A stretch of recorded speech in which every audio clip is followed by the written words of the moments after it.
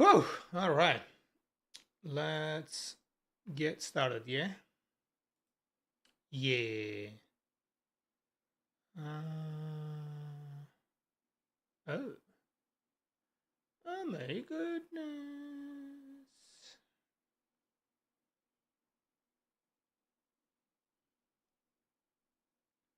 What is this? Dumbass music, bro.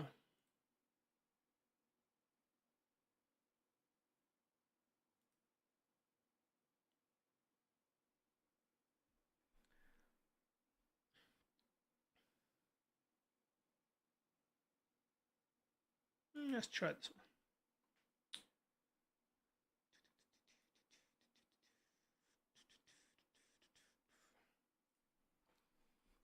Go Web Frameworks. I'm kind of curious what's out there for Go Web Frameworks. 5 top Go frameworks. Let's go Web Framework. Fiber, Gin, and Chi. Gin is like 276. Dang. The standard library. But there's no framework.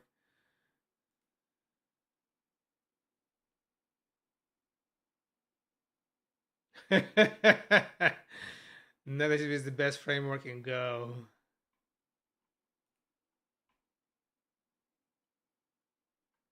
Is this zoomed in? Oh yeah, I'm like, what the fuck? Actually, give it to me bigger. Yeah, I like it.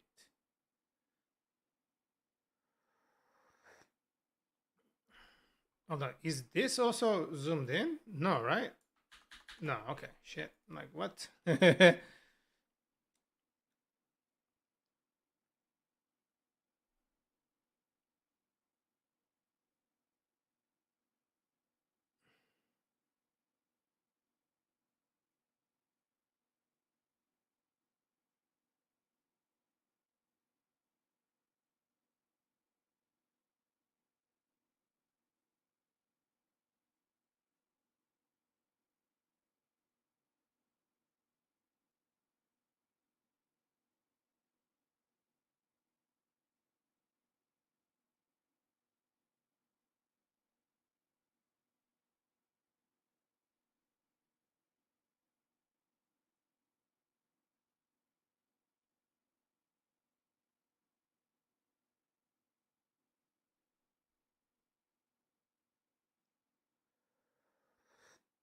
So there's a few frameworks out there, but doesn't look like the web frameworking is a big thing in Go, that much of a thing. Mm,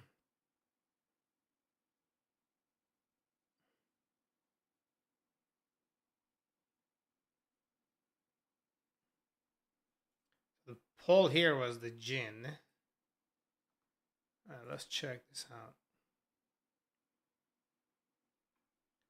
And the first comment here, that's like what, the most compatible. Oh, this chi.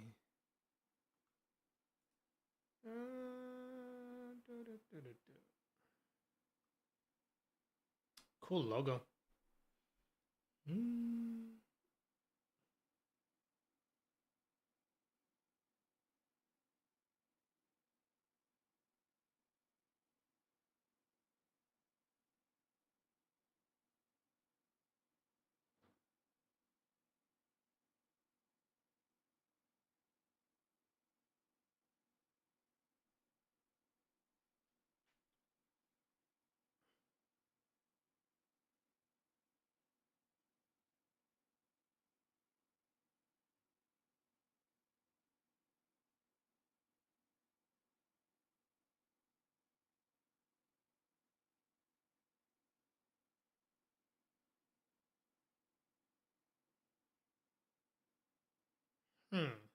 New router. Okay, so it just works on top of a router and a middleware. Okay.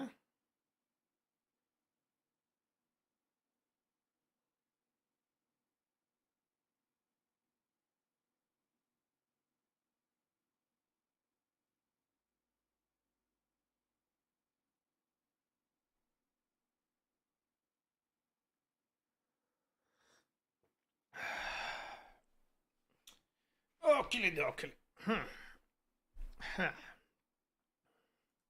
look at Jin instead. Oh my goodness. Zero allocation router, fast middleware support, crash-free, JSON validation, routes grouping, error management, rendering built-in, extendable.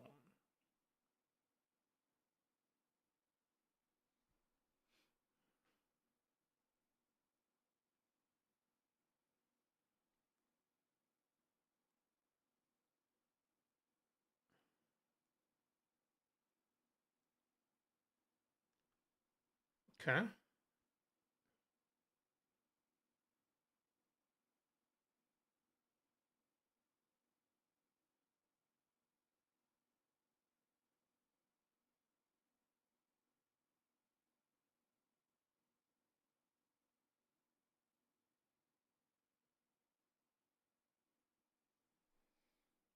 Honestly, like this is what I'm thinking. After I complete my tutorials on Go, I'm just gonna create a web framework around it just to like dive deeper into Go itself. Not necessarily because I want to create and maintain in the whole open source web framework in Go when there are like already pretty stable alternatives, but just so I can learn things better.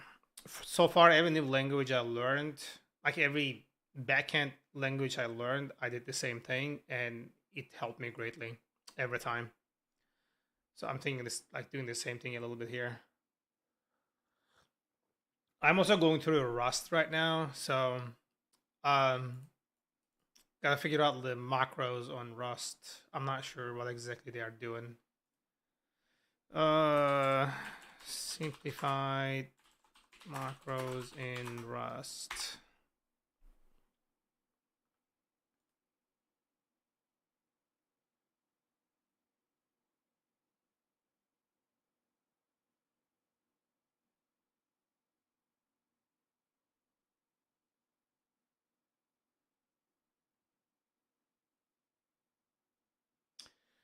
What are Rust macros? Has excellent support for macros, may enable you to write code that writes other code, which is known as metaprogramming.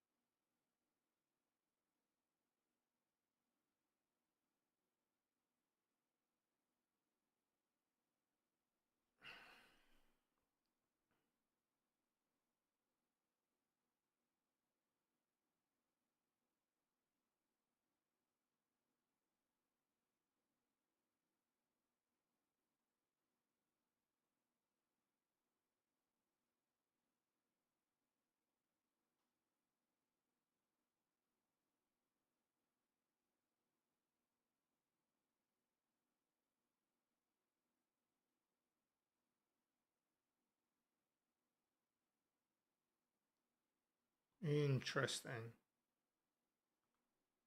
There's so much more I'm supposed to be learning here. I think I'm like too early to be reading about this thing to get it done properly.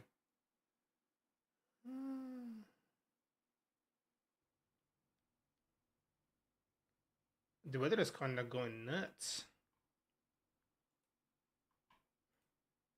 Oh, I forgot to test the sound. Hold on. Let's test the sound. Sound must be tested.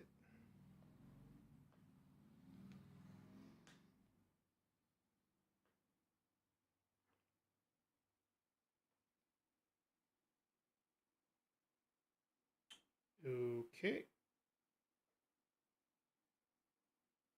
Yeah, I think it's good. We're fine. The music is also good. Sweet.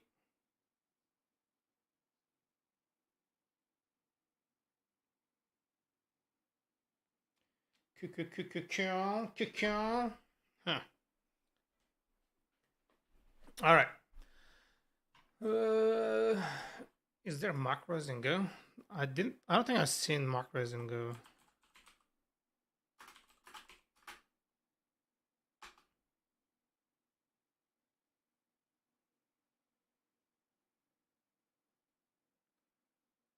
Doesn't look like it is a thing. I don't remember seeing it being a thing. Anywho, I think. Oh shit! I forgot to check one more thing out of curiosity. Go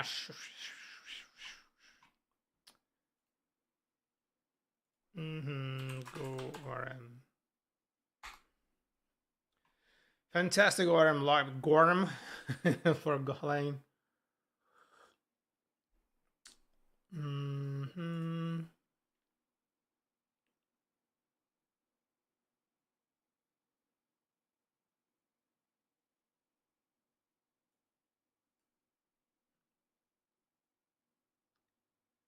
Okay, that's pretty cool.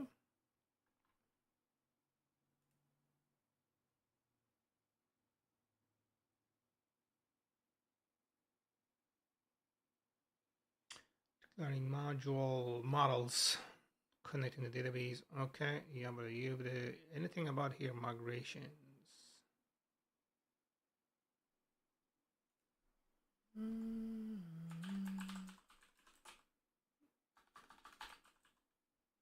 Okay, there's a thing here.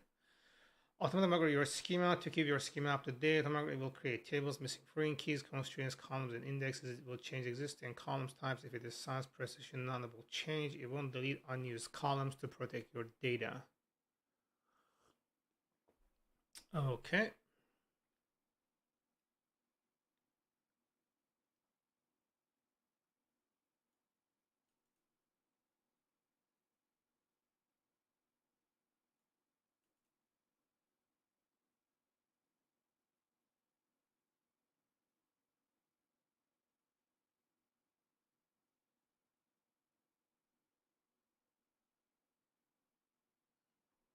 Looks straightforward enough.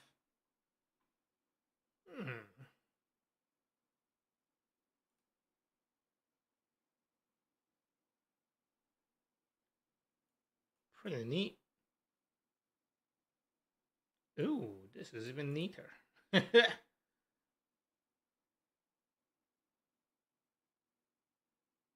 Oh boy. All right. Yeah, I think just gonna get started slowly over here. We're gonna say testing. Let's go over here. This is one.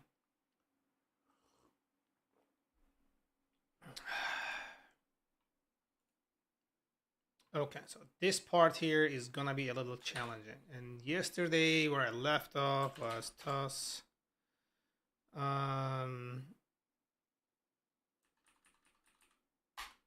Protocols, and then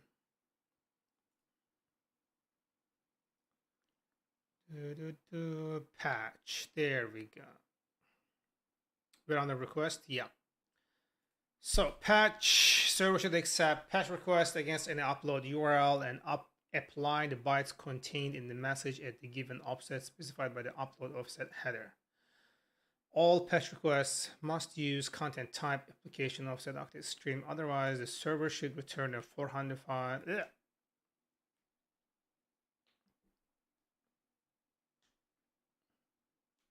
All patch requests must use content type application offset the stream. Otherwise, the server should return a 415 unsupported media type status. We are not doing that. So let's do that. So patch, we're gonna just do here.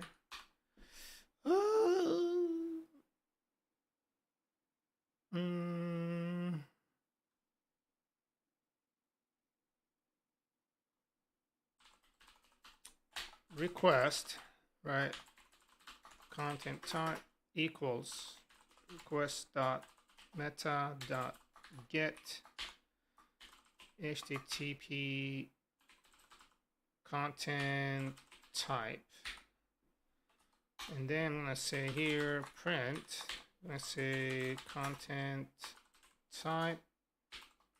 Okay, I'm gonna do request content type, and then if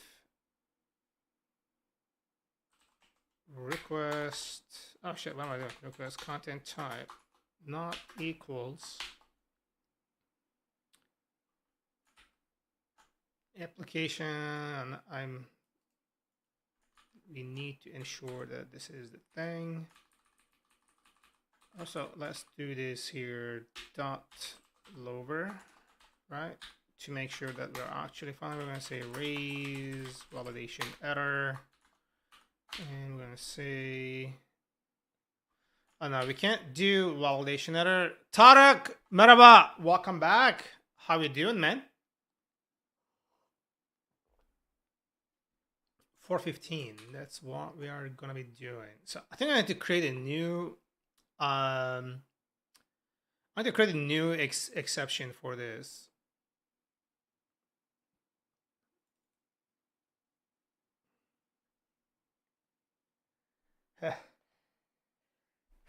Excuse me. Woo!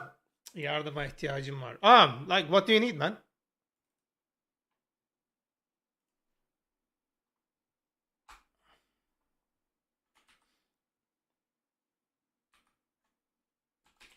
Class unsupported media type error. I'm gonna do base exp and then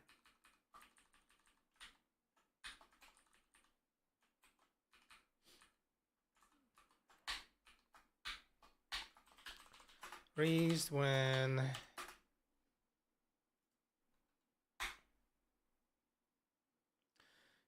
thank you. Django'da multi-tenant var mı?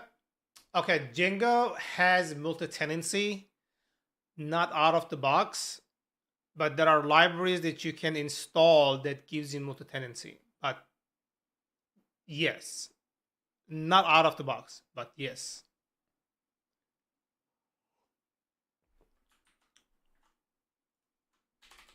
Django, Postgres, multi-tenant.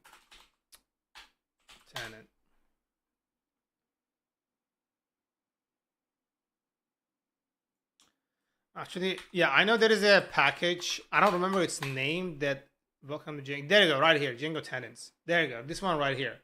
See, this here is what you need.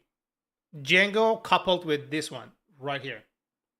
Look, I'm gonna share you the link so you can actually check it out. Turkcey, I don't know how to explain it in Turkish. Like it's just like I don't know how to really respond, but this is what you need if you want to do tenancy, like multi-tenancy. That's how it works. I used this before. I know it works.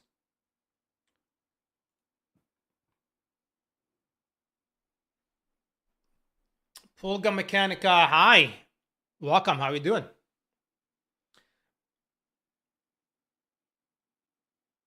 Yeah, you like with this one, you can create several tenants, several schemas that belongs to each tenant, and then you can dynamically check it out. You can dynamically like choose which tenant you want to use. Let it be URL, like subdomain or something else, like either way, it'll come around. I'm doing good. About yourself? Okay. So back to what we are doing here. We're gonna do unsupported tab raised when incoming request content type is not supported or does not match needed format. Feeling lonely? I have some fun projects that keep me entertained. I'm sorry to hear about that, man. Have you heard about local first? In what sense? Yeah, I'm glad you are keeping yourself entertained. We're gonna say media type not supported for 12. It said, right? It's a technology for web dev. Yeah, like you develop first and do your things local first, and then you send it to staging, QA, whatever, and then eventually to production. I'm doing local first right now. What kind of web dev do you do? No, sorry, some projects. What kind of projects do you do?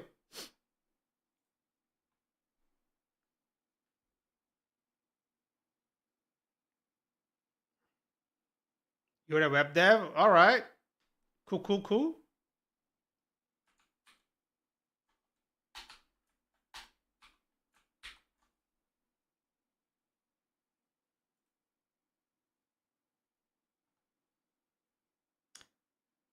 I do Django, Ruby on Rails, Nest.js, etc. You do a lot. Been walking. Okay, yeah. Let me know if it works for you, Tarek.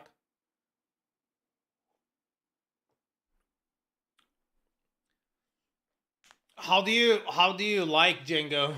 I haven't used Nest.js, so I'm not sure, but I'm doing Next.js. That's this is my app, and this is all Next.js. Like everything you see here is Next.js. You like web dev a lot? Nice.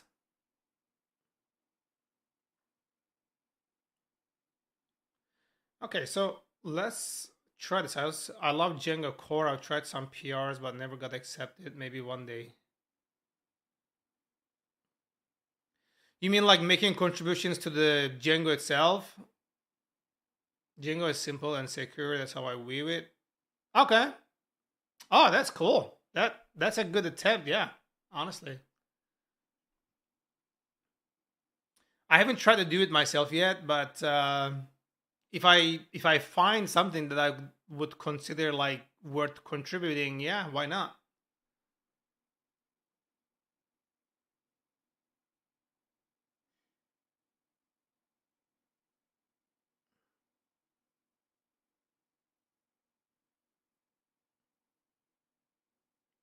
So Django now for a project, nice. That's cool. I'm currently learning Go, so I'm thinking like doing a little deep dive into it, which is using my university API. Sweet. Yeah, Django is like very easy to get started, but also it is pretty easy to scale too compared to like some of the alternatives out there. To generate automatic CVs for students in a few clicks. That actually sounds like a very helpful tool.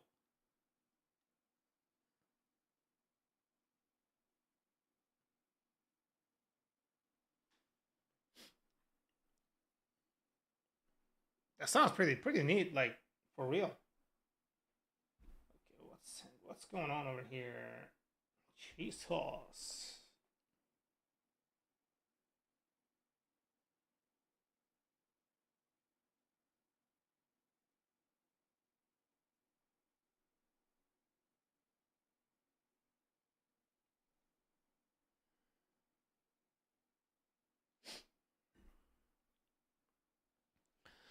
Yeah, I have a Discord. If you type exclamation Discord, it should come up.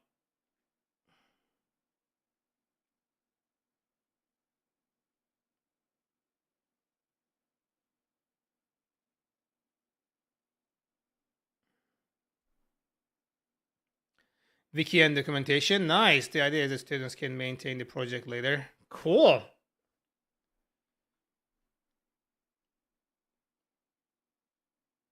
What was I doing? Oh yeah, 415. Let's do a test request to this, and then I made a typo here. Protocol. Okay, we're gonna say content type header does not match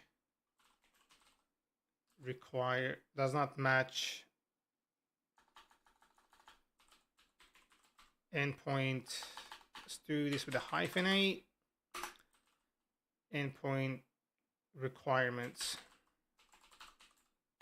So let's make it a singular thing. What are the no only one it in? Oh yeah, thank you for telling me about my failing pepate. right. I'm glad you agree. All right, so let's go and raise this in right here. So this is gonna be this. We're gonna do this. We're gonna do this. So the message we're gonna say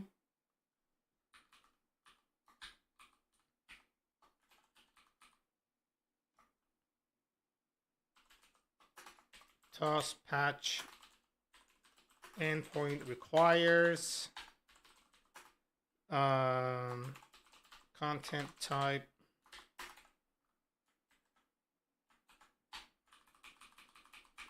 basically this. This is straightforward, right? I think. Constantine! Yo, welcome back. How are you doing, man? All right, let's do RESTFox and then see if it would help us kind of like get this thing going. I can manipulate the thing here a lot easier and in a more visual way. Excuse me. First, let's get a new access token. Cool. And then we're going to do toss here. We're going to do patch. Let's just do, actually, I'm going to duplicate this here. We're going to say duplicate, and I'm going to do patch. Okay, we're going to do create. We're going to turn this into patch. It's the same thing.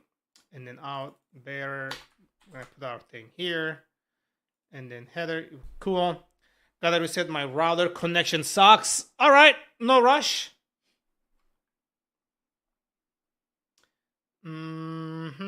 So we are gonna be doing here content type. I'm gonna do, for example, application JSON. I'm not sure if this is really gonna like go. Something went wrong. Let's see what went wrong. We're gonna just do this exit. We don't necessarily need it anymore. So we're gonna say docker compose, give me the logs for API.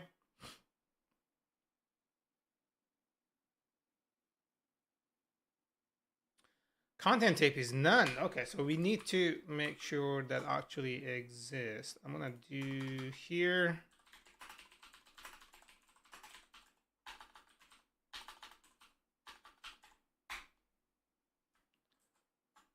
What the hell just happened? From pprint import p format. PyCharm is like tripping these days. I don't know what's going on with it. Print, we're gonna say headers, and then we're gonna say p format request meta. Okay.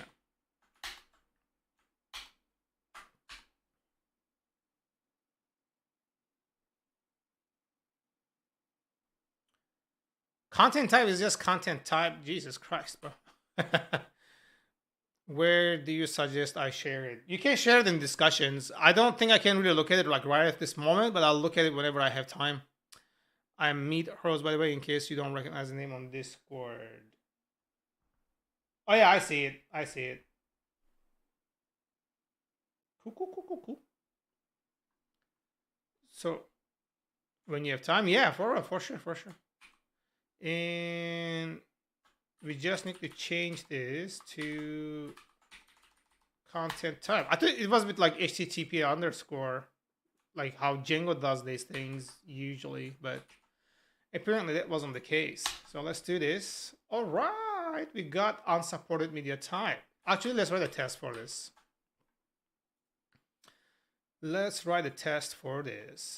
Where was I?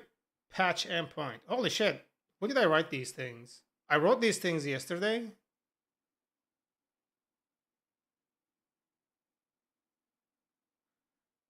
Oh, I put the wrong name. What the heck? Why are you learning Go? I heard it is fast. It is fast as far as I know. Faster for certain things, and it has better support for concurrency.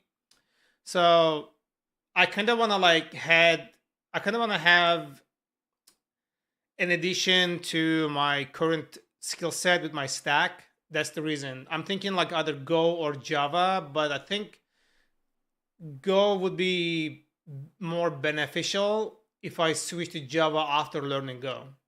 So that way it would increase my chances of, being more desirable in the market. Kinda. Also, I'm also going to be, when I publish this project, I'm going to be creating SDKs for this project. So the SDKs I would create here using this endpoint, I'm gonna need it in different languages. So it would help with my project as well.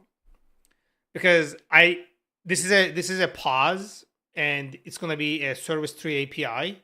And to use it, I'm gonna be providing integration, server development kits for integrations. And then I need a new language for that.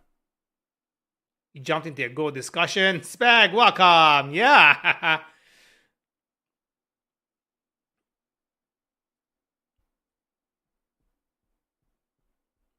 Yeah, I'm gonna be doing more tutorials on Go, and I'm gonna be doing more. I'm gonna start a like a personal project on something that is entirely in Go, and then see how it works, per se. And like moving from there, I don't know, I'll be jumping onto Rust maybe.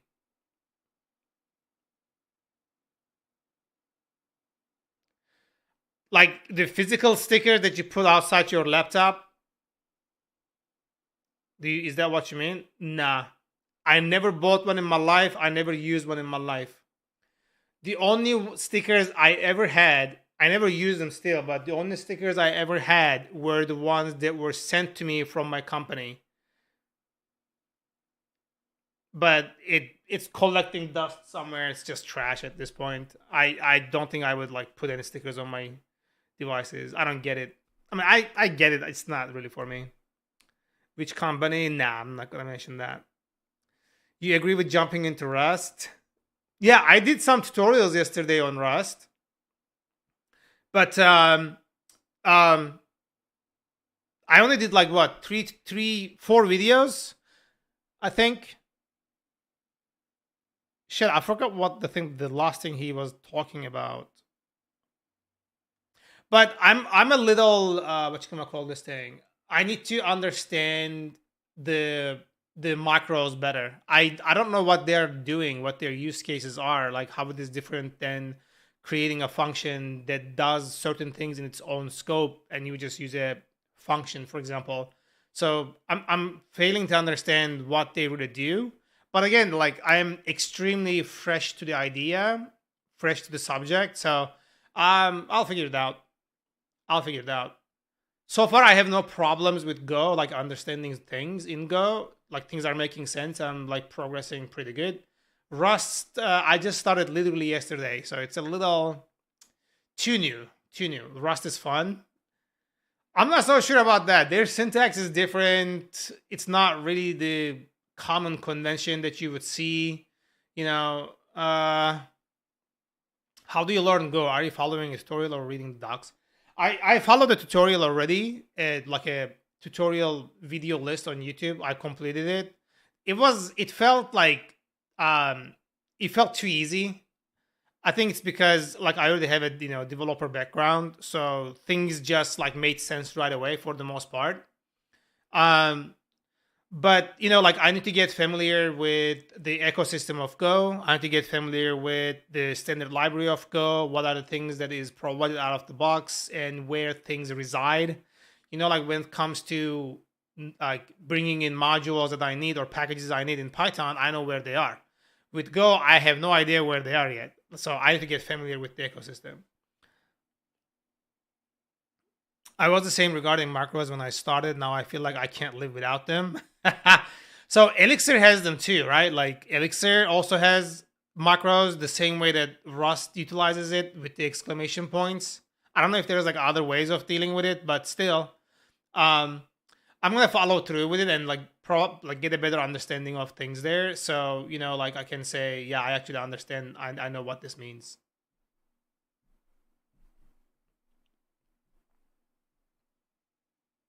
I need to know what are the use cases for it, what makes them applicable, what makes them needed, like what's the reasoning behind having macros.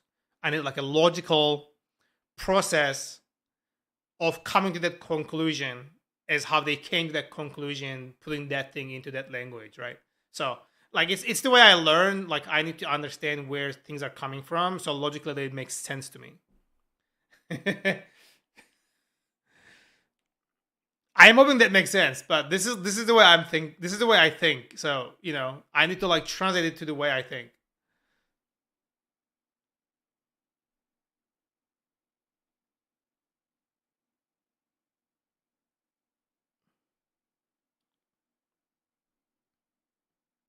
And the second thing is like the Rust syntax.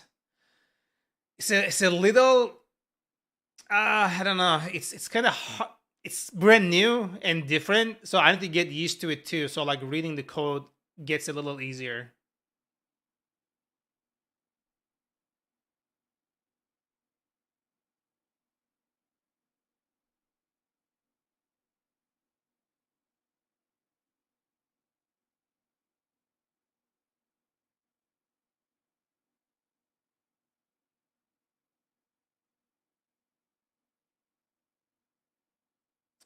Imagine just being able to write, drive, serialize, and boom, your type is suddenly able to be converted to and from every single data format under the sun, JSON, YAML, TOML, etc. That's the power of macros. That actually sounds fucking awesome. It kind of sounds like a factory implementation. I might be wrong. Like a factory design pattern. So like you just feed something in there, and then it just like takes care of the things for you depending on the type of the data under the hood that provides unified uh, methods under it as part of it. I'm guessing, but I like it. See, like examples like this kind of gives me perspective. So yeah, I think another thing is I haven't gotten hands-on with it just yet. The only thing macro I've used so far is the print ln exclamation point, right? Print line. So I think when I like get hands-on with like more use cases of it, it'll make more sense to me. That's the way I learn. It's just the way I learn.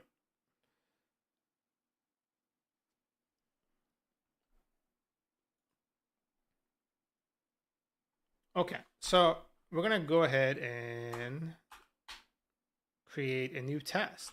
Dev test patch endpoint. Cool. Okay. Test features of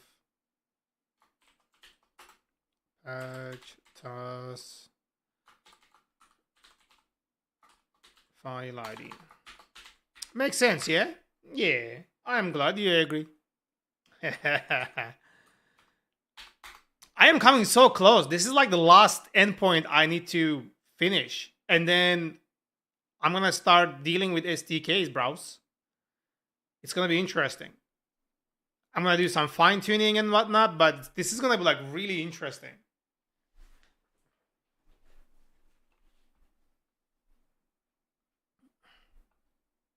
Okay, so let's do. We don't need that. We're going to say here first require authentication. Require authentication. So we're going to say, I should write above here. I'm going to do URL equals reverse, and then we're going to do API upload. Okay, we're gonna say detail, and then quargs equals dictionary with a file ID equals file ID. File ID equals file ID. I really need a new keyboard, bro. I can't deal with this keyboard. Okay, we're gonna say I need to do the same thing here, basically, so it actually works. Okay, cool.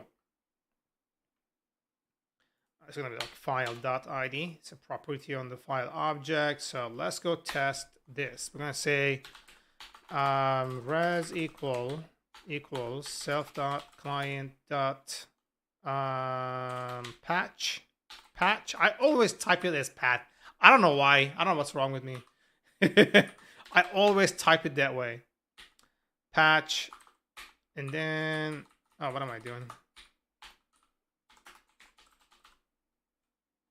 content type.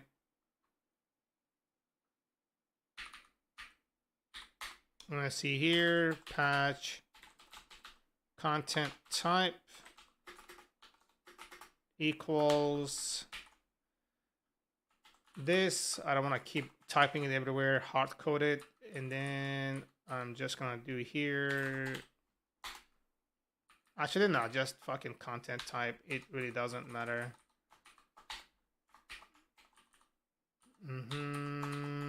Cool. So we're gonna do here print. I'm gonna say res.json. I wonder if the response has to be JSON. Okay, we gotta check this. When did you start programming? It's been like 13 years or so now. I don't know, maybe more.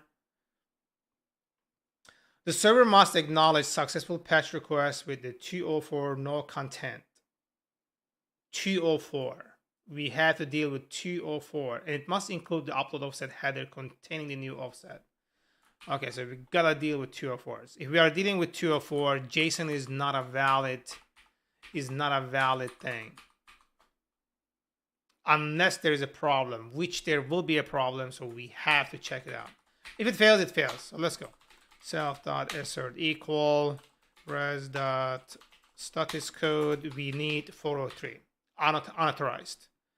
And then I'm gonna do here self.assert equal 1 equals 2, just so I can see the print. And then we're gonna go here, docker exec test patch endpoint. Yeah, it's already selected, so we're good. Send it. It actually passed. Nice. Authorization header must be present. Yo, cool. Beautiful, eh? And now here, the next thing is we're gonna log in our user, right? We're gonna say here this time content type must be this guy over here. I'm gonna put this here as a string, so if I ever change the parameter, we can still reference this properly, right? So we're gonna go ahead and say res equals, oh, we're gonna have to log in the user first. Yeah, we're gonna do login user. Actually, this is not really a login. I'm gonna say authenticate user. Authenticate client. Okay. Self.client.api login, and then we're gonna say self.access token. That's straightforward. I have a question. When using an API, do you always trust the endpoint, as in not protect your fetch from getting something wrong? Sometimes I feel like I'm being paranoid. Why wouldn't it return what the API docs say? But I also want to be super safe. In your experience, is this worth it? So, excuse me. The thing with an API endpoint is, like, why would someone go through the effort and like spend money on maintaining that code, putting up a server, right? Setting up a database, like developing that code, and then just to say, and then charge you money, right? And require authentication and all that. And then it would give you malicious data or do something bad. Like there isn't really a win there for the endpoint doing it. Like as if it misbehaves, right? Like what's the win for the other side? I mean, someone can mess up at all times, but again, on your other hand, like as a consumer of the client or consumer of the API, right? Like you know what you're expecting. You might, if you are like really, looking to be careful about what comes in into your data, you could implement some validations and then, utilize that validation methods that you have.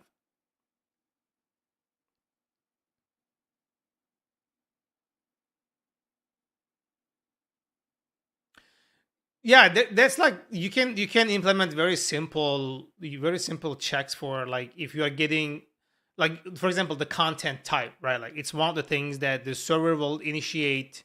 Server will provide what kind of content is getting returned. And when you are dealing with Nginx, for example, usually it's not application JSON, right? So you can check, and you can also do like status codes, because when Nginx fails, it will tell you, oh, this is 500 something, 502, 500, whatever it is that you are dealing with. For example, when my application goes down, I get a 502 between the restarts. Like, you actually seen it, like, on the stream just like a couple of minutes ago. It was there visible because I hit it when it was still restarting, the hot reload happening. So there was no server running at that very moment. Nginx didn't have access to, so it gave me like 502. Yeah, so you can do those things, but usually, like, you only, like, when you are hitting an API endpoint, you only process the body or the JSON response or your expected form of response if your status code is in a 200 something range, right? If it is 400, something was wrong on your end, and server did some kind of validation and told you, yeah, you got to provide something, you got to do something, whatever it is. And you got a 500, that means the API you are hitting is having some issues with something on their end. So no need for you to do anything further. And you get 200, then you can say, okay, I'm expecting application JSON. Check if that content is actually, like, formatted as application JSON. If not, then you can say, yeah, I'm not dealing with this, and you can do, like, debugging further down the road. But, like, it's never been a thing that popped into my head where I had to worry about, oh, this promised to give me application JSON, but I'm getting, like, text HTML. Like, what the hell? It's possible it can happen, but because I'm parsing the incoming response body as JSON, my serializer would fail, my formatter would fail, right? So there is something that I would have to look into. That's like another reason you would have a monitoring tool installed into your server, like Datadog or Sentry, whatever. So, like, it can catch errors, and then it can say, like, okay, this is what happened. So you can, like, include the traceback that says, okay, this is the error, this is the tree of the error, this is what happened. So you can look into it and whatnot. But usually nobody will go intentionally, like, for the effort where you are paying for an endpoint and they're promising a product or something from an endpoint. They'll usually stick to it. Like, I never experienced what you are describing. Abdullah, welcome. How you doing? Yeah, you can do validation. Like, for example, like, if you're doing Go or Rust or whatever, the incoming request, you have to create some kind of type to handle that incoming request, right? So when you are doing that, for example, it will most likely fail if it is missing a key that it's expecting, or if it gave you a different type than you were expecting, your compiler will throw an error.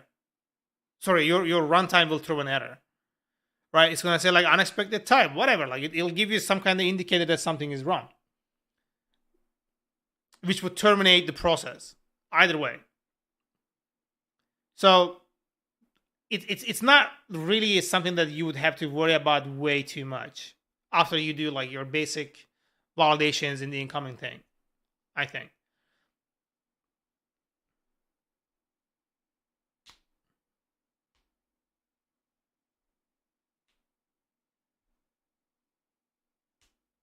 It's not consistent. Yeah, it's a problem on their end, which makes their endpoints not really reliable, right? Because, like, how can you parse a data that you don't know, like, what format it's gonna come in and what keys and what things that it's gonna contain, and how can you check for the data that you're expecting, whether or not, like, if it's gonna be there or not? They might capitalize the key, lowercase the key, snake case the key, camel case the key. It has to be consistent. Otherwise, like, it becomes unusable.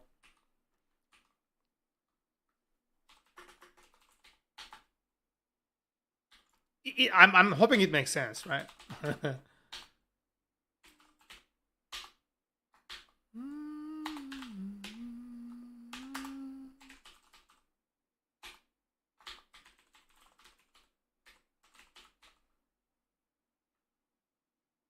Yeah. Yeah, because I dealt with inconsistent API endpoints myself. Like they would timeout, for example. It takes more than 60 seconds to just fetch like an access token, which is insane, right? Or like you would see PHP errors from like some kind of WordPress plugin that they did not really like take care of properly. That's like another thing. And then you're expecting like a JSON, and then the JSON is not valid, right? Because I think they like just trying to send string out as JSON and it's not really like formatted properly. So your endpoint can't read it. And then other ones are it's valid JSON, but the particular key that is mentioned in the documentation is not present. So either the API is out of date or the documentation is out of date, or it's some kind of conditional that's not mentioned. Like you will face those things. But these days, that's like a less of a problem. Like I haven't really seen it that much. It used to be more of a thing back in the day, but right now it's more. I feel like it's more streamlined. Okay,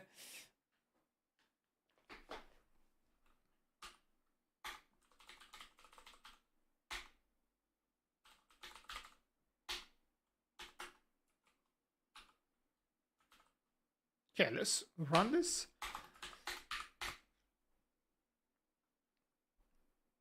They should pass. Non-time object has no attribute lower. This makes no motherfucking sense, yeah.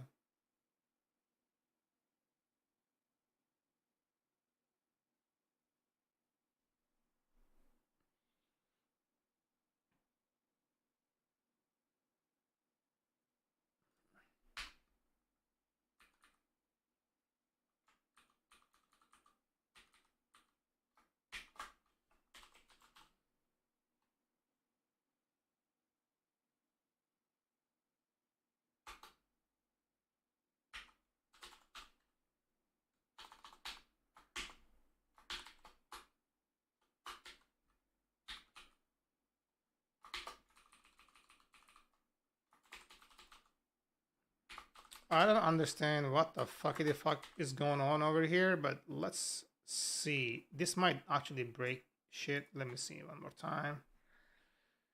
It took me to all the way to the thing. So hold on, guys. I'm gonna have to follow through here. Base client, patch, content type, application, octet stream. Okay, it's already the way it is. Content type is being passed. We overwritten it, and then when we go over here,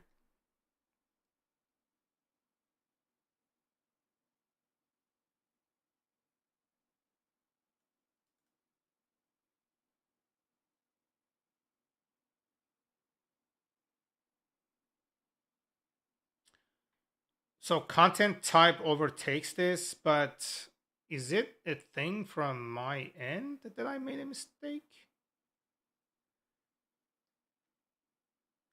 No, I'm passing it along. So when I overwrite this thing, it gets passed along. What the fuck? I'm kind of feeling cold. Outside got cold really quick. Damn. All right. Huh. I wonder if I made a mistake over here.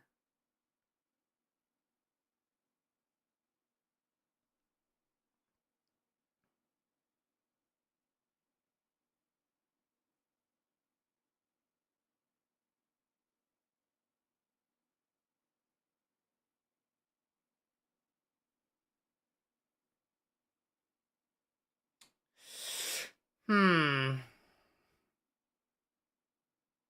Hmm.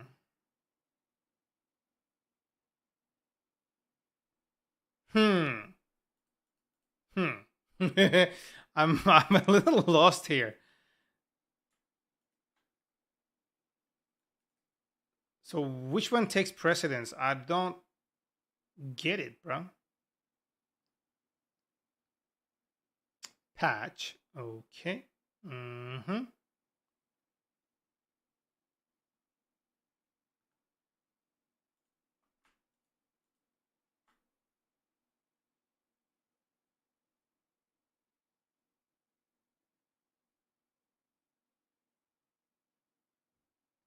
I'm passing it exactly how it is supposed to be passed. Not overriding anything when I'm sending it over here. Why are you closing my fucking thing? I hate when fucking PyCharm does this, bro. PyCharm closes tab when opening object. Fucking hate this, bro.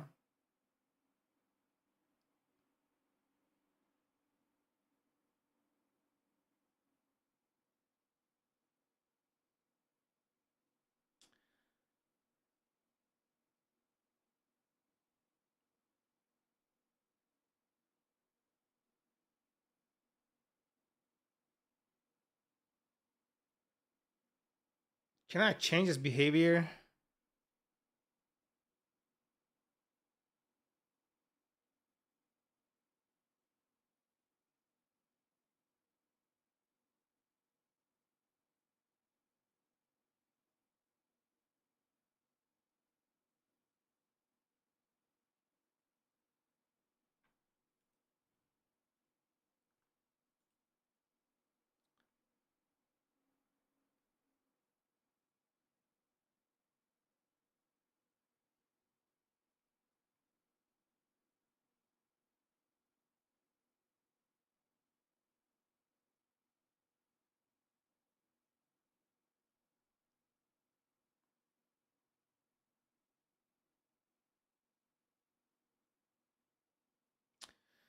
Closing policy. Tab limit. Specify the maximum number of other tabs to be displayed. When tabs exceed the limit, in this kind of close unchanged, close unused. Okay, let's go see what the fucking thing here in those settings there are, because I really don't like general editor tabs. Editor general tabs. Let's go. Editor general. Editor tabs. Okay. Okay.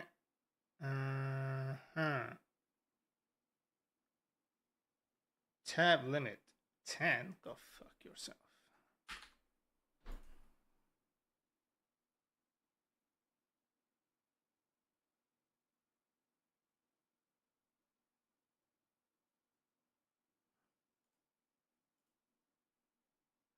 Okay, so if I click this, it's still over.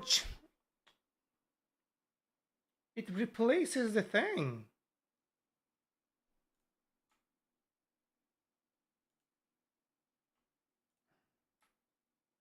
I said no, motherfucker. What are you doing?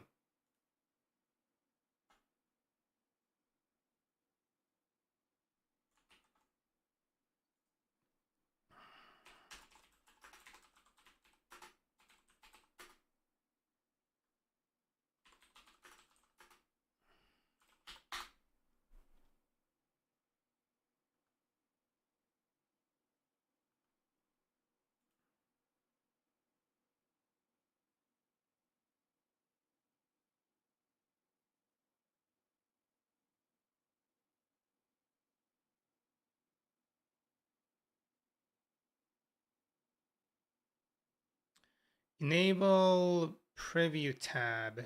What the fuck does it even mean?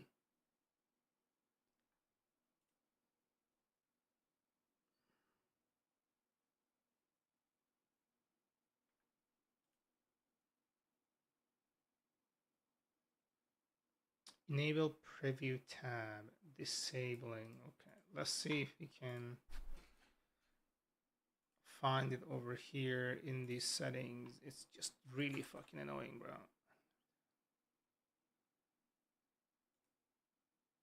Okay, no. Fuck you. Okay, this is my base. It still does the same shit. 1, 2, 3, 4, 5, 6, 7, 8, 9. I don't even have 10 files. It still closes my thing.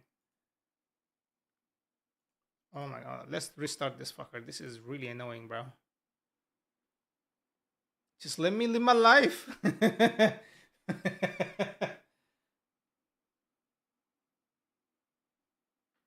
Hold on. I'm supposed to check a message. 1 second.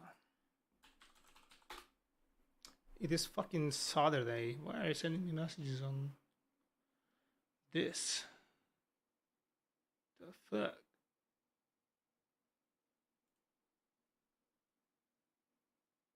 What?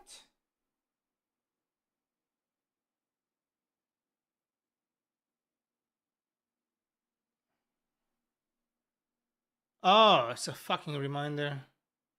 No, fuck off.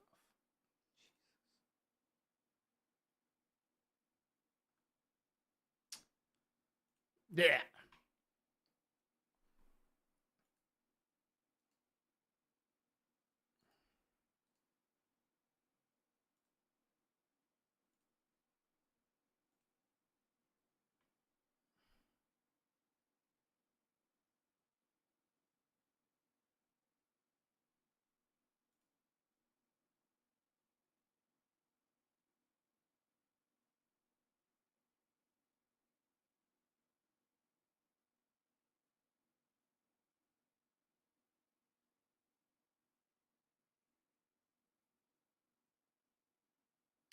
Octamer! Did you see the new Valorant knife? No, I haven't looked at the game at all. I, I've been working nonstop.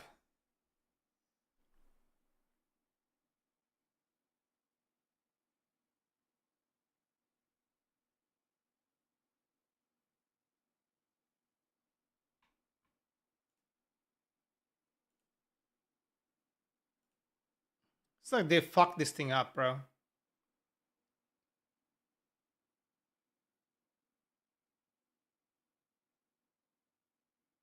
It's all Sun Wukong stuff. You get a bow staff. I don't know what that is.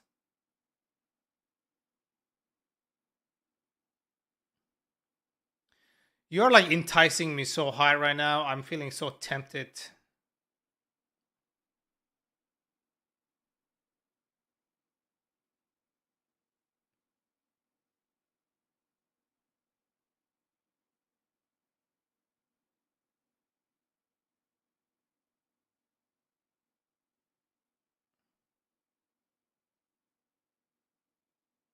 Of course, they fuck shit up. It's Python. It's not Python. We're talking about the editor, the IDE itself. Not. It just keeps closing the fucking thing instead. I wanted to open like on a new fucking tab.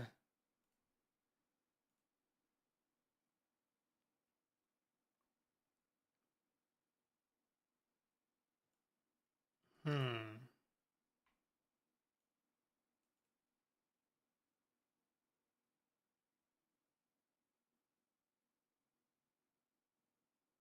It's not. I'm not able to overwrite this for some reason.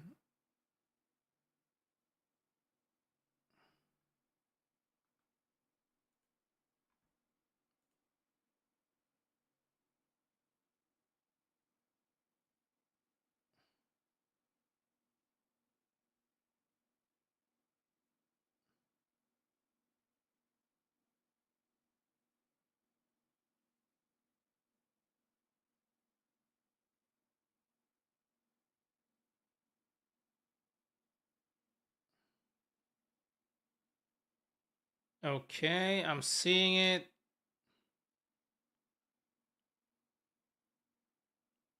Okay, that's a cool knife, not gonna lie. But I think the rest of the thing is kind of dumb. Yeah.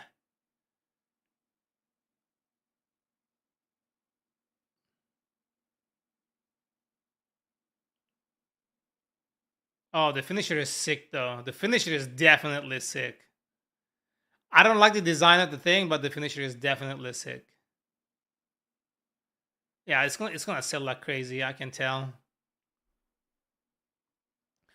You you use Vim or Emacs? I use Vim too, but not like for full-fledged programming. I need an IDE. Eric say Runyan. Hey man, why are you not filming programming videos? You need to do that for subscribers. Because I'm not working towards getting subscribers. I'm more like trying to build my project and just let people join in. I got Champions, Vandal, and Phantom, so I'm only farming knives. Dude, the knife. Usually, the price of the knife is like more than anything else. Google Docs, man, you motherfuckers.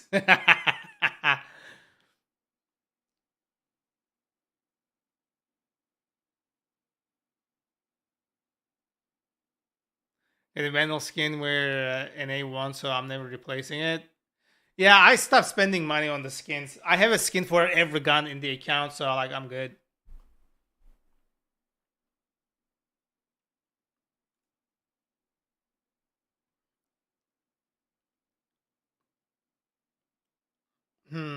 So providing this just it just doesn't give a fuck, and I don't understand why.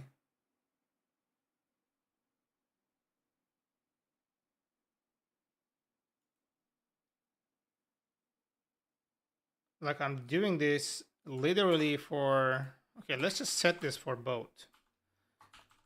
Content type equals okay. Not sure if this is gonna make a change here, but let's see. Notepad plus plus. Notepad plus plus is the best, bro.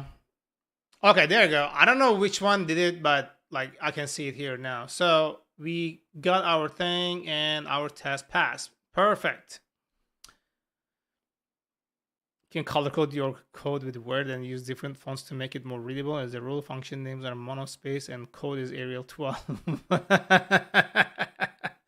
You guys are trolling, but like some people actually like takes this kind of thing seriously and then they end up using fucking Word. Because I seen people use Word, it just gave me so much fucking cringe. That's kind of weird. Ugh. I'm gonna refill my tea. So I haven't slept so good, so like my body is feeling weird. I'm gonna get some tea. Give me a moment here.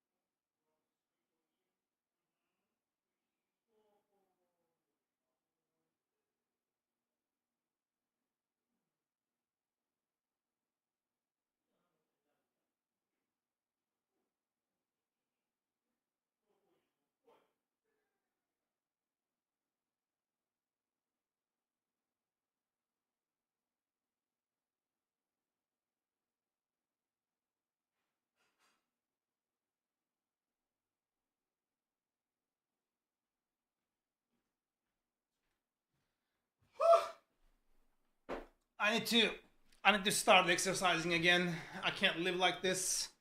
I'm not doing myself any favors. I prefer Notepad. Notepad equals Notepad. God damn it. None of that plus plus shit. The mathematician, they're gonna think you're an alien or something. You actually ended up writing that whole entire thing. I wonder if the server was running on and your client firewall had the server port open for forwarding and receiving knowing your IP. I could send a request, no? Huh? What?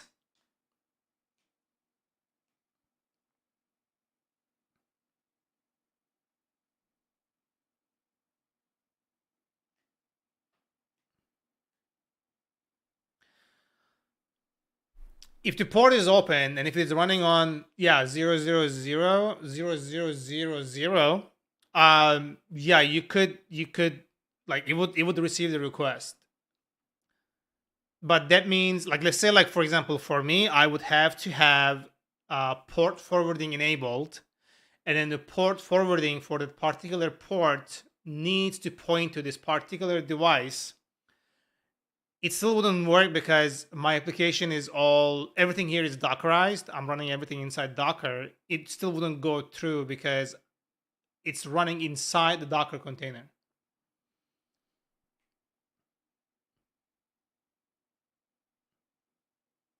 If that makes sense. But it doesn't matter if it is running on 00 or not. So long as like the machine here will be listening to that port and the port is open, it would still go through.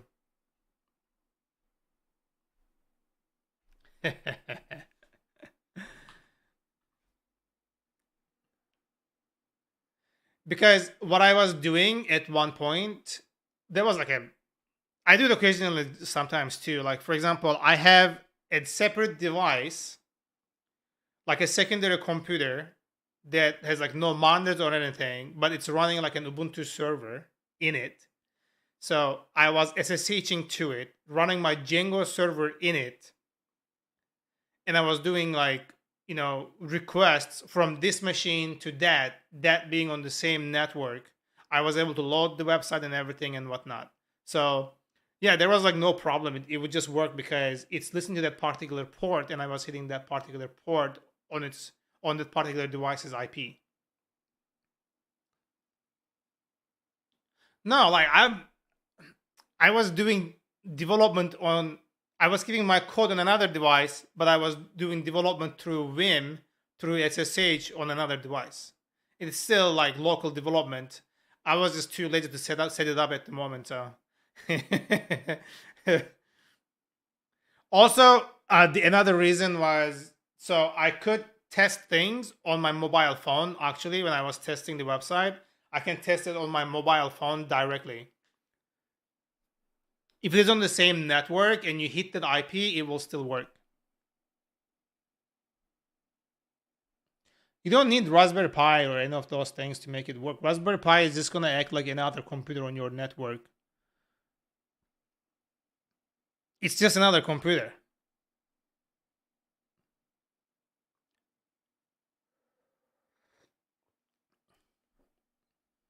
Like I'm able to load my project on my phone, even though like there's no port forwarding or anything, because they're on the same network. It has access to it.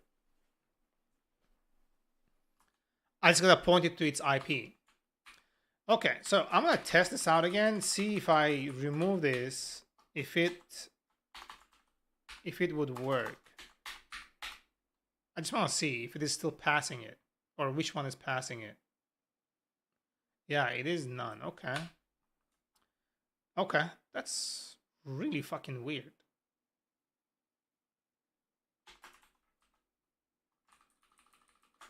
Really weird. Regardless, it passes our test and it does a thing, so cool. So that's like the thing that we have done. What a fucking joke. PyCharm is becoming like more and more annoying recently. I don't know what the fuck to do here. Hold on. Can you export the key map from this one to VS Code?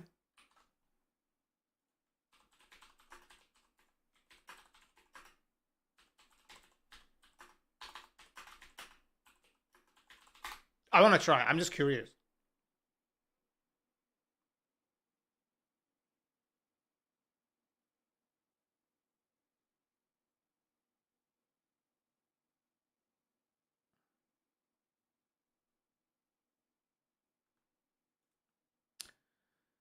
I wonder why isn't decentralized applications the standard? I would be so much cheaper and more secure. What do you think? What do you mean decentralized? Like you need to give me some context there.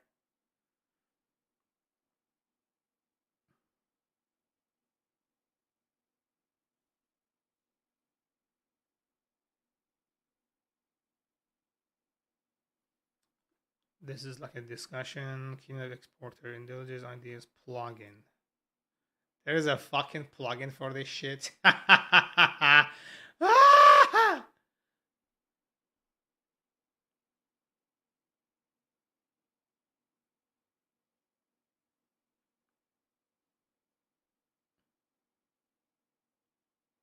I'm not sure. I'm not sure. I'm gonna try this though. Key map exporter. Let's see. I'm kind of curious if it would work like the same. So I'm gonna go settings. Yeah, PyCharm is pissing me off today.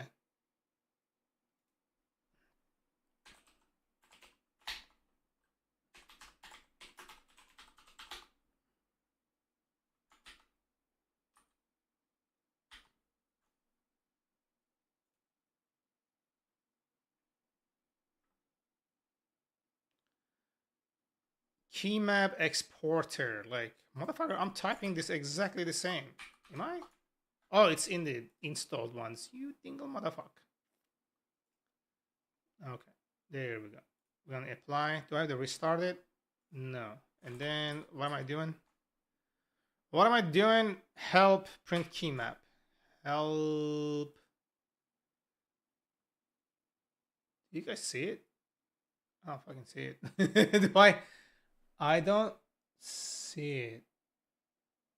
P. There is no. There is no. Oh, it's lost. Okay. Okay. Key map. Windows. No. Key map. Gnome. Okay. Home. Musti. Okay.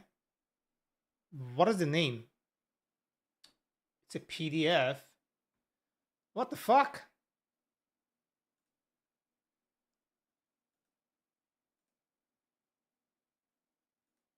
This doesn't make any sense.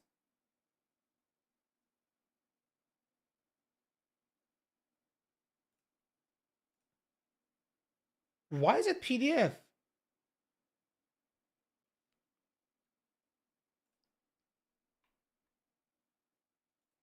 Did I read it wrong?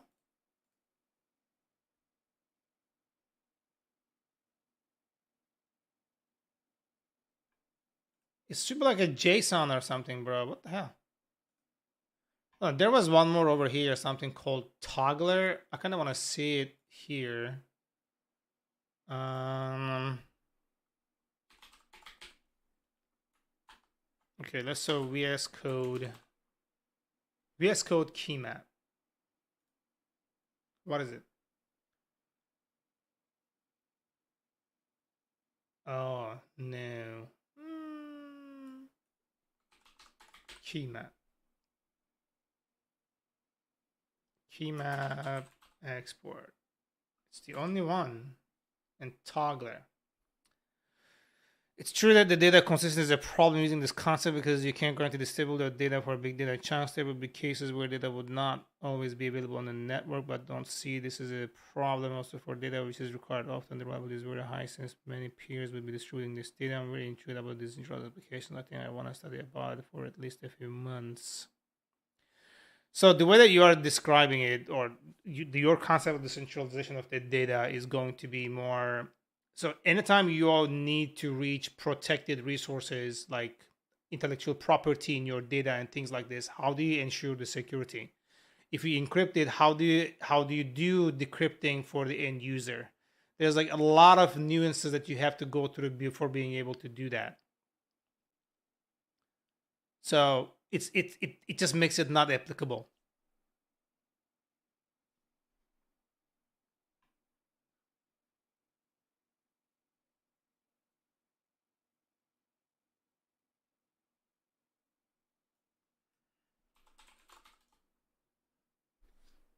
Mm.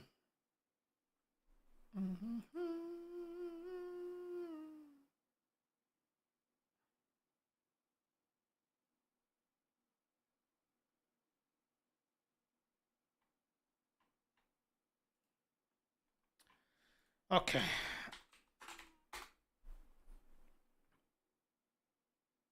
Okay, this is the Rust thingy that I was doing yesterday. Let's see. I'm gonna say here code this. Let's see.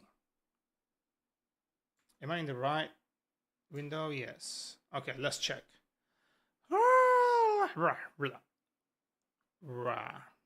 Shit. Can I change the themes? How do I go about the themes? I don't know how the theme goes. I don't have many knowledge to refute your argument. It's okay. I mean, it's good that you have that curiosity, which will, like if you follow through on it, you will get to learn things, like there's a lot of things I don't know, and there are a lot of things you don't know, and like you figure it out as you go. Darklow Web Storm Edition. That looks pretty close. How do I open it back up again? I really hate the fucking this UI thing here. Control K, Control T. What the fuck?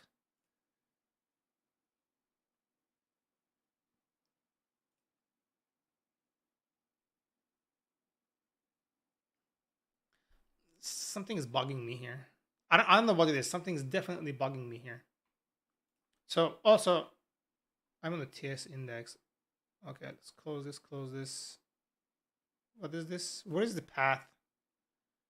How do you see the path user sign in index?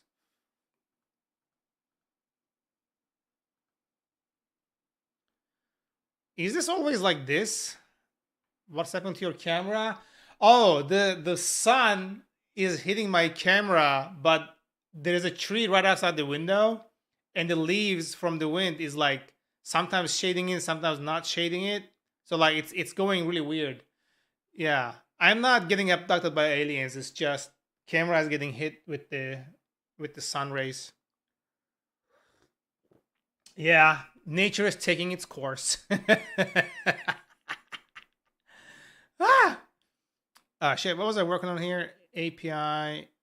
Okay, I'm gonna close this and then upload and then views. That's one. And then test views. This is two. Why are you replacing the fucking tab?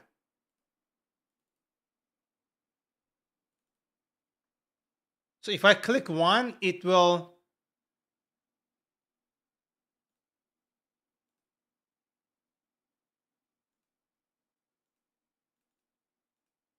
Oh, double clicking does its thing. What the fuck? That's a different. I never realized. I wonder if it is the same for PyCharm. So I'm here at the client, but I can't do it from here though.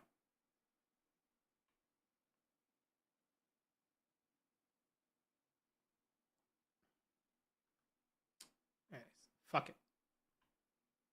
I'm gonna try to use this today. See how it works. Oh.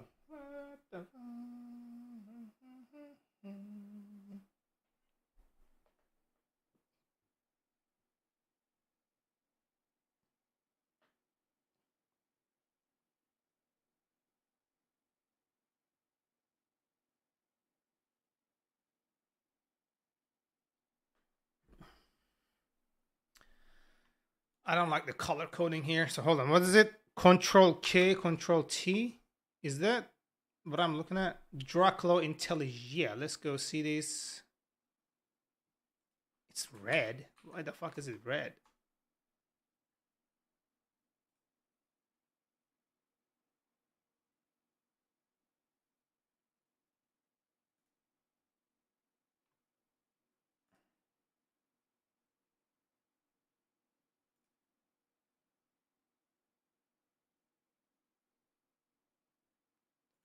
What line is it really looking into? Mock file, mock file. No, it's yellow and not some yellowish thingy. I want that color. What the fuck is not? What is this color, bro? Control K, Control T. Hold on. Nah. Okay, this is more accurate. Okay. So, can I back to study, go stream? Ah, thanks, man. Thanks. Yeah, enjoy your study. Thanks for stopping by. Appreciate it. Okie dokie. Okie dokie. Okie dokie. Dokie okie. Huh. Okay, settings. No, preferences. Profiles. No. Settings. Font. How do you... Okay, font. Okay, font is actually correct, which is cool. Cool. I don't know what's bothering me though. Something is like off. Does it have Python linter? Hold on. VS Code Python linter. Linting Python. PyLint. Flake 8. I don't know how to set this up. Reject. Okay, extension. Control P. Is that what I do? Control P and then what? I just copied what you said. Oh, you ass. Okay, it's installing.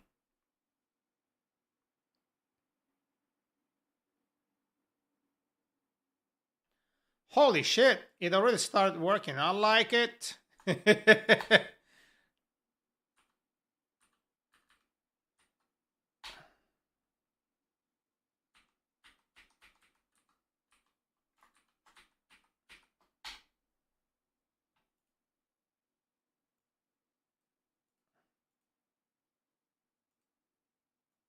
What is it talking about?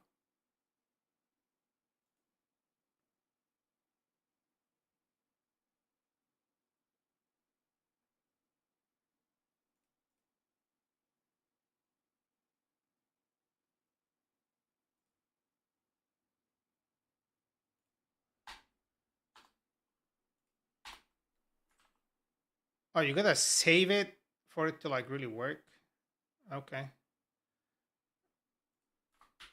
No. How do you do code collapse? Collapse. Folding. There is shrink. Alt shift left arrow. What the fuck? Okay, settings.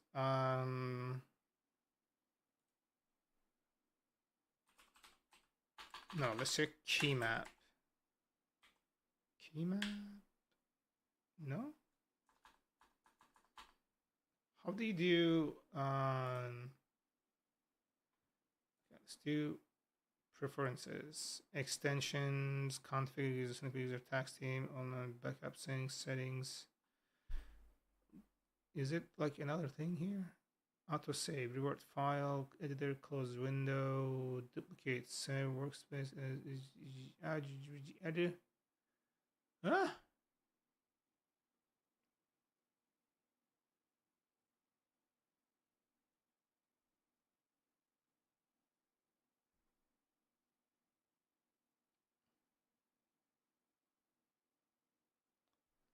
is it?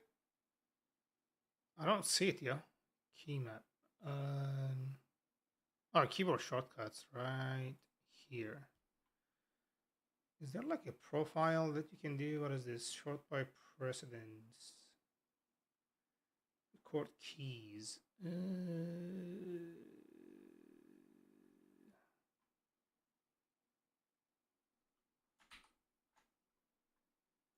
Hold on. VS Code IntelliJ key map.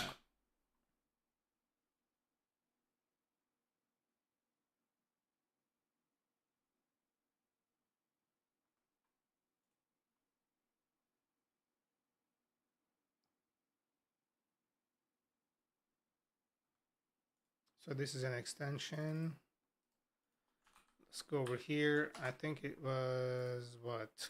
Control P, do this, and then you do this, and it's installing it. It did install it. So, okay, what else am I supposed to do here?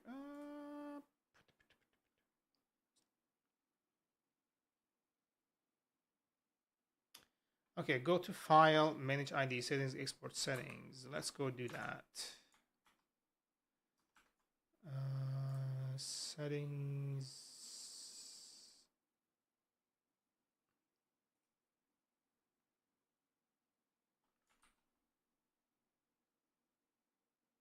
Manage ID settings. I was looking at the wrong place. Oh, right there. And I'm gonna say export. I think I'm not gonna export everything because I just want.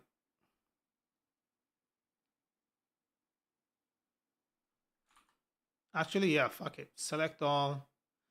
And then I'm gonna say config JetBrains, config JetBrains PyCharm settings zip. Close. We don't need that. Okay. And then you say launch code, Control Shift P.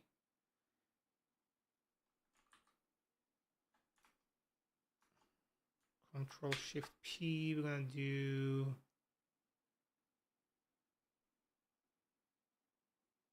What am I choosing? Fuck, I forgot. Import IntelliJ keyword. Import IntelliJ key binding, what are the key bindings? XML. Profiles, import. Okay, let's see. Import from XML, import key maps from IntelliJ settings. Linux to Linux. Directory.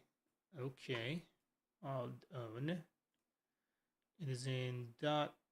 I can't see the fucking things here though. Show hidden files. There we go. It's gonna be in dot config. And then was it IntelliJ or PyCharm? It was JetBrains. There we go. PyCharm 22.2. Coco.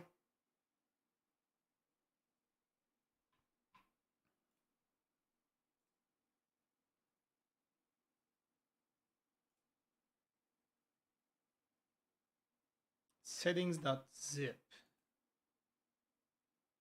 Huh.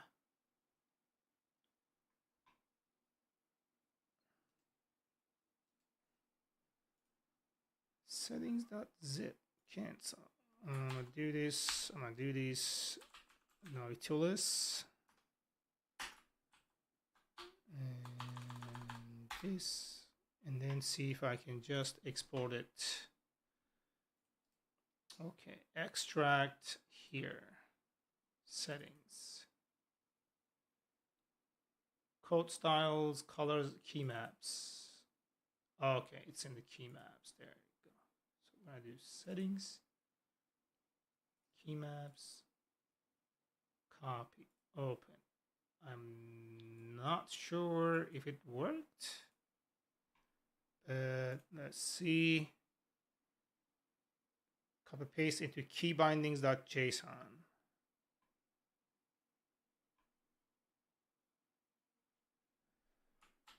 Keybindings.json.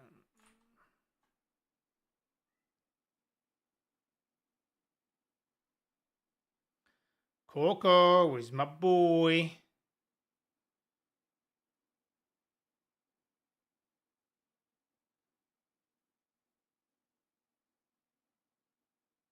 Where the heck is it though? Keybindings.json.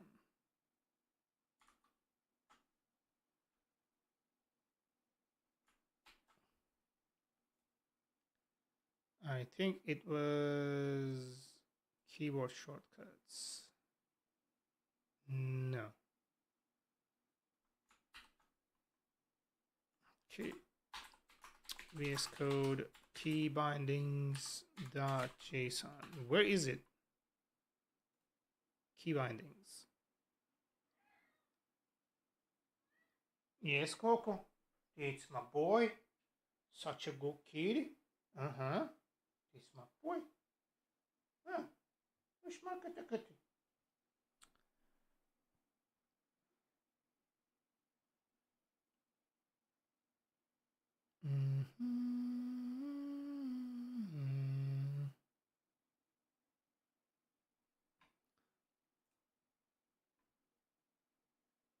Can I like just open the file? What is this? Record keys. Sort.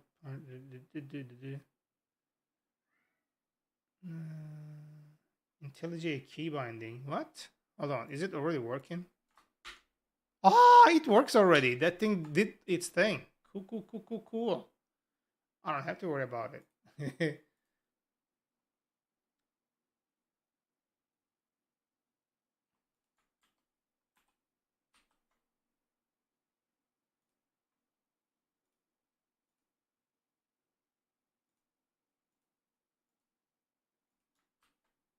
I don't know what's going on. Something broke. Okay, I'm gonna run it again. Hold on. Okay, so this is good. This is good.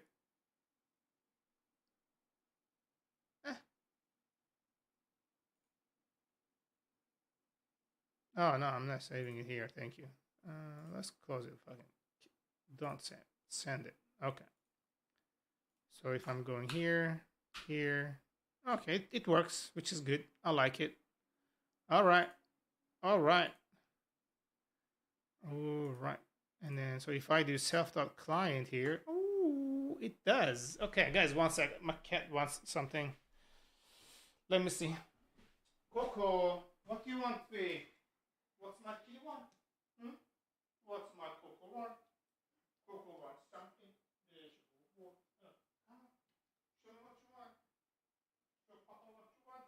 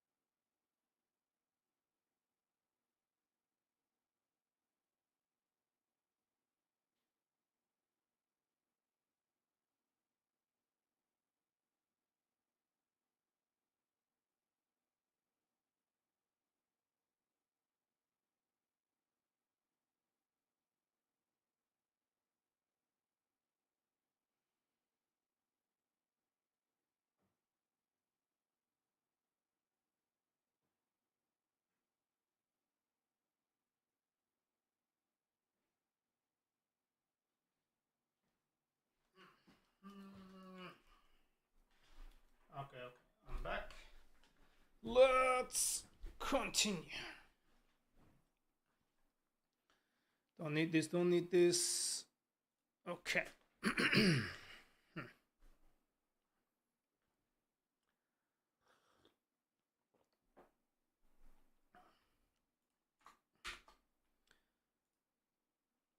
This is the one we are working on. It says local variable and whatnot used. Yeah, I know. Mm-hmm.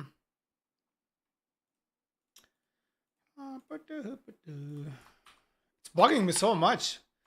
Like, god damn, chill out. It won't chill out.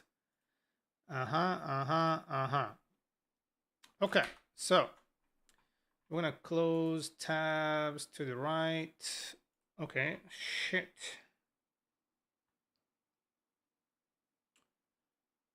Patch. Yabba, content type. Okay, perfect. Content length, upload offset.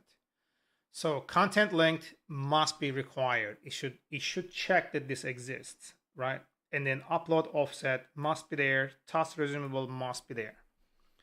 So let's go and verify that. Excuse me. I'm gonna do this again, and then task uploader view over here. We're gonna come down and then find patch right here. So,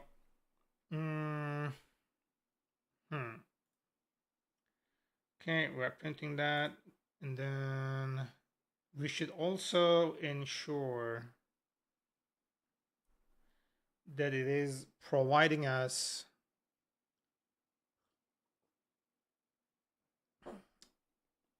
a task resumable header.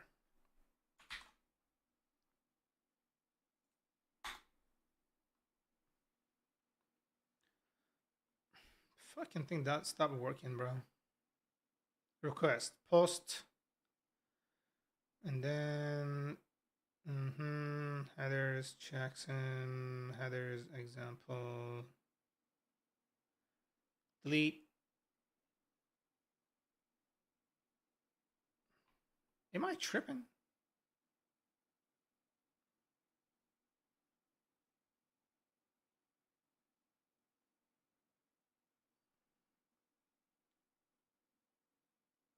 Okay, right here. It was right here. Damn.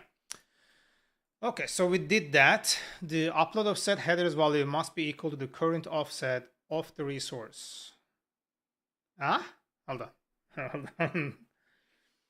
The upload offset headers value must be equal to the current offset of the resource.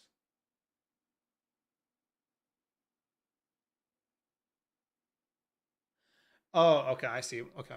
So whatever we have, whatever the upload offset that this is doing, it needs to match what we have on record on the server side.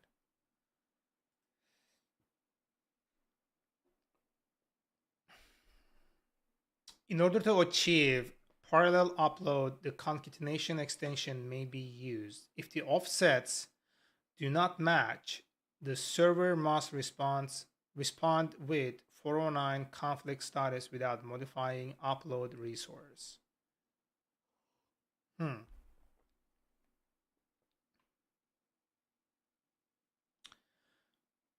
Yeah, I'm not supporting that right now, so I don't think this is going to be a thing. But if I'm sending a single one, I need to ensure that this header must be there.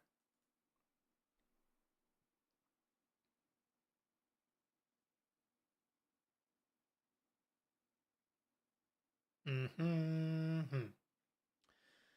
client should send all the remaining bytes of an upload in a single patch request, but may also use multiple small requests successively for scenarios where this is desirable. But one example for this situation is when the checksum extension is used. The client should send all the remaining bytes of an upload in a single patch request, but may also use multiple small successively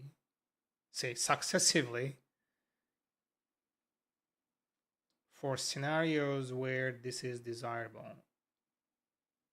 One example for this situation is when the checksum extension is used. I don't know what this really means. Checksum. I mean, I know what checksum is. I just don't understand the use of it, how it changes the implementation of the patch. Client and the server may implement and use this extension to verify data integrity of each past request. If supported, the server must add checksum to the task extension header. Client may include the upload checksum header in patch request. Once the entire request has been received, the server must verify the uploaded chunk against the provided checksum using the specified algorithm. Depending on the result, the server may respond with one of the following status code. Bad request if the checksum algorithm is not supported by the server.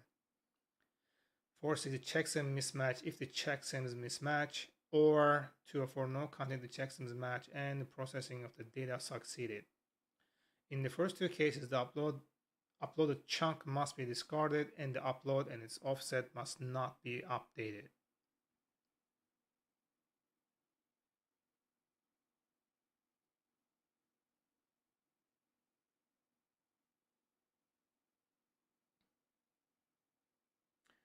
Header must be included in the response to an options request.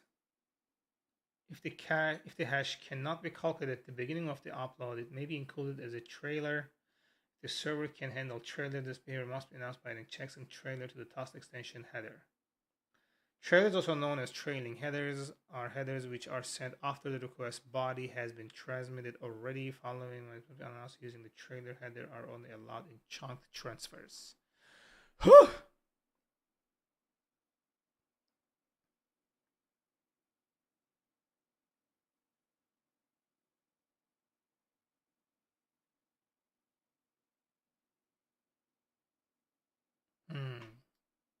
algorithm used, and the checksum value. Oh, kill it, oh, kill it. Not bad. My camera looks like I'm getting abducted, bro. Let me see if I can rectify this situation with this. Oh no.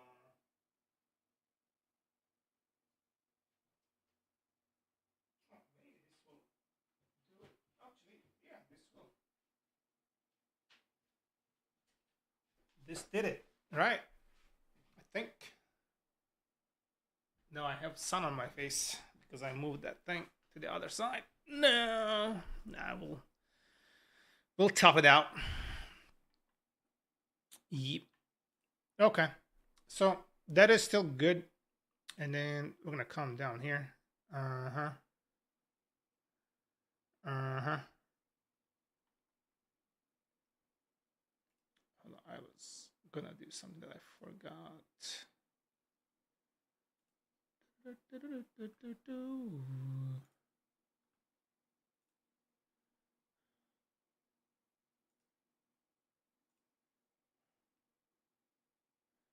Okay.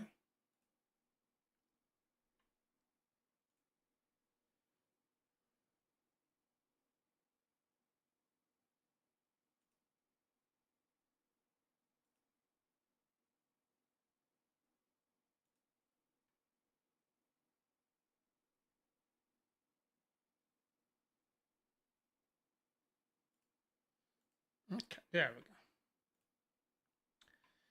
We're good. Let's go. Okay. So this is done. We are gonna have to require this upload offset header. So let's go over here. The headers here had a typo. Okay, and then we are doing that. Okay, and then ensure file object exists. So before we are validating the headers here, we need to do validate headers. We're gonna have to do self dot validate request headers. We're just gonna do this and then go over here. So opening this thing here, we're gonna first require task node. This is always a thing. If not headers, upload task upload length header. It is not a thing that is required here.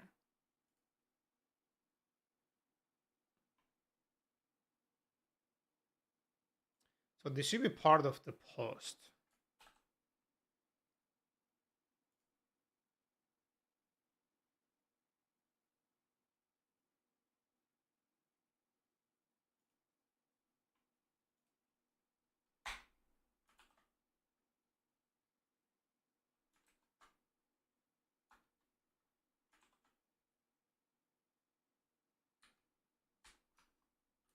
You don't fucking auto format it already? This is weird.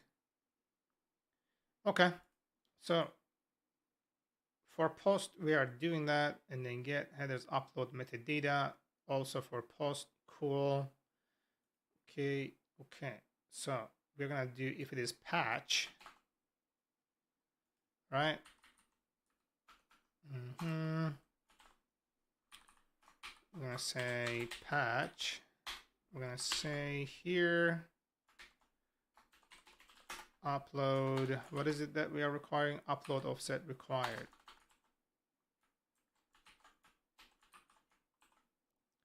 Set required. Okay, so we're gonna say if hold on, where is the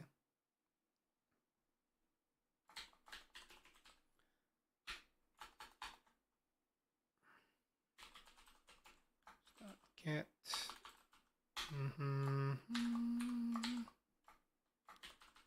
HTTP upload offset, right? We're gonna say if not, we're gonna say raise task header required, and then we're gonna say here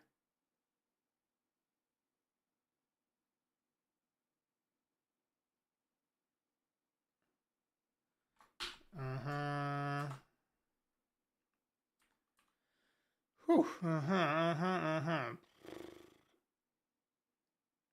So we're gonna do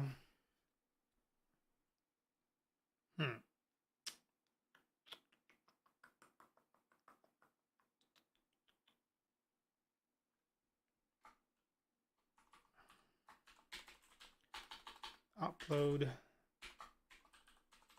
offset header must be provided. Okay, cool. So this is good. Now let's go write a test for this. Right, we're gonna say here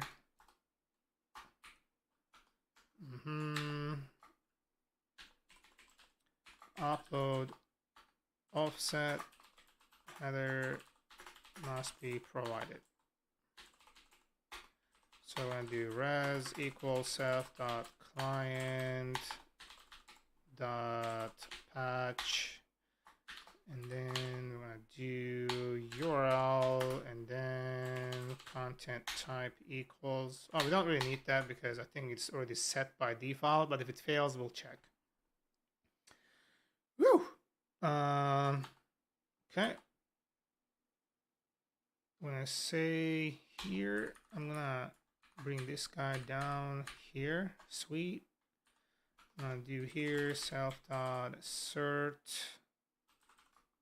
equal res.status code is going to be 400, and then res.json, I'm gonna do error code. I don't remember exactly what is the thing it raises here, but okay. Task header required. Let's check this. Missing required header. Okay.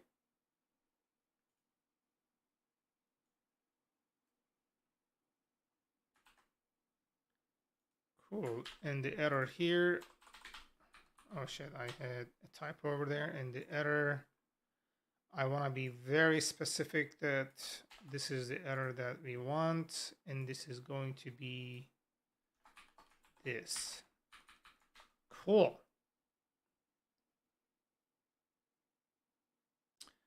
Let's run it.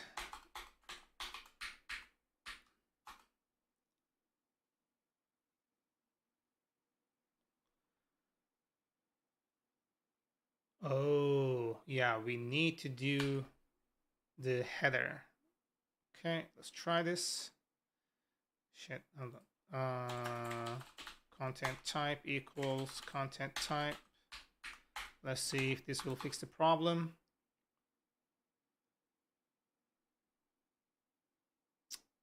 It wants both of it. It's really fucking weird.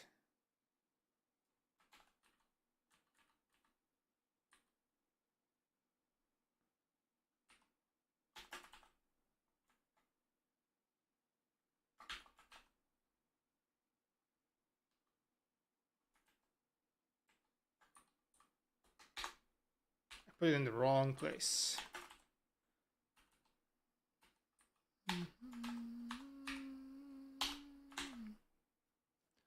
Let's see. We should get. Is it just hanging? What's going on? The heck?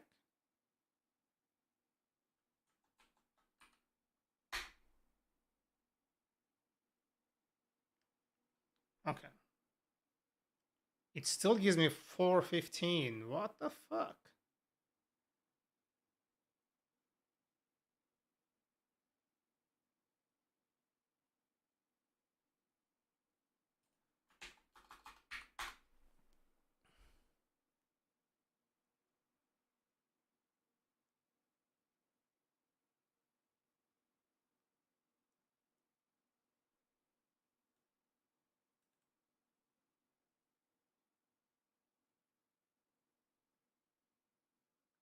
Oh, because the order changed. That's why. Gosh darn it. Okay, hold on. I'm doing it in the wrong place. That's why. So, looking at this validation here that we are doing right here, Yeah, I need to move this up there.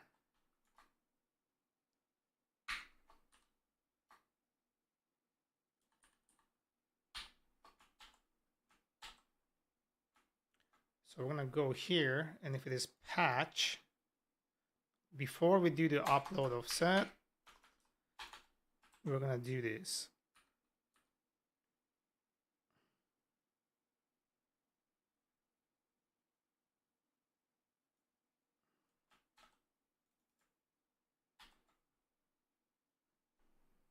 We don't need this anymore.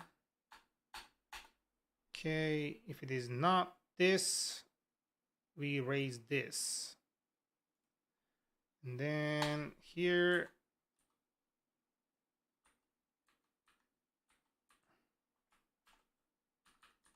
yeah, I know, bro. I know. Just like you gotta relax.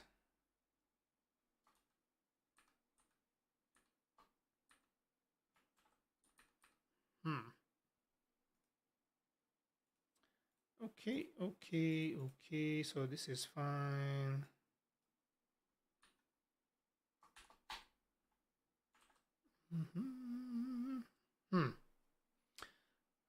Blah blah blah blah blah.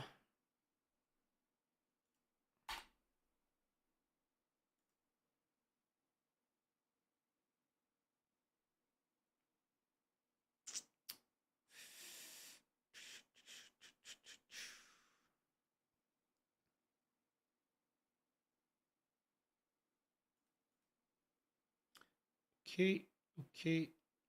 I think we're good. So let's go check this. It is centralized, so we should be good.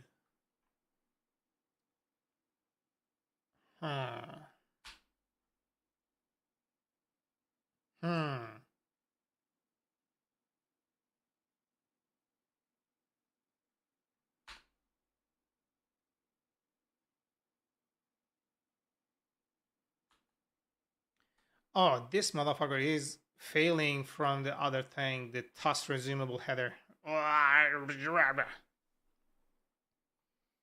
Yeah, this should be self dot headers, base headers, and then merge it. Okay, there we go.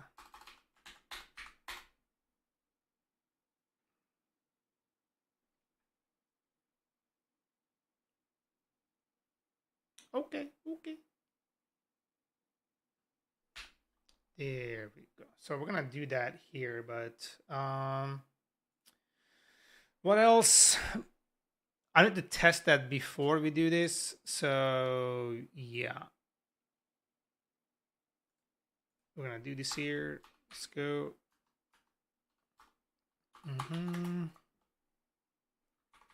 We're gonna do task resumable. Header is required. Okay, I'm just gonna go here. And then before we do anything, are you really this fucking dense of a fucking editor, you fuckhead? Oh my god, bro.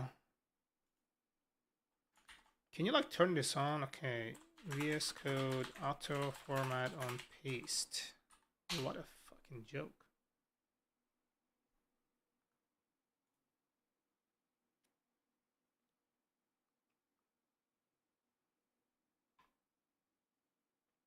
Property settings, format on paste. What a fucking joke.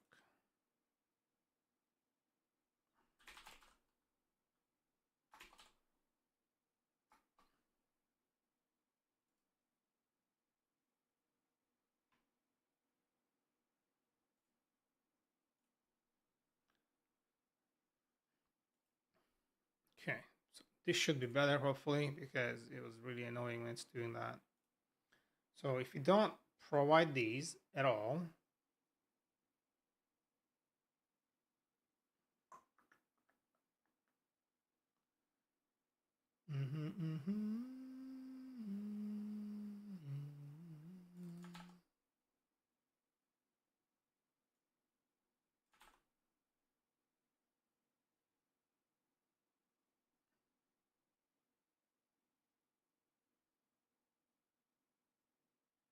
black? No. Thanks. I don't like the fucking commas in the end.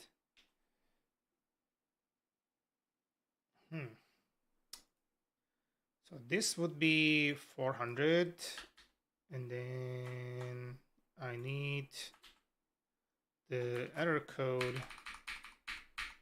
right here, and then also the error over here. So the TOS header missing thingy is coming from, I don't remember the error here, but required TOS header missing. Okay, let's go see that. Okay. The other one should be the same. Cool. Dude, fuck off.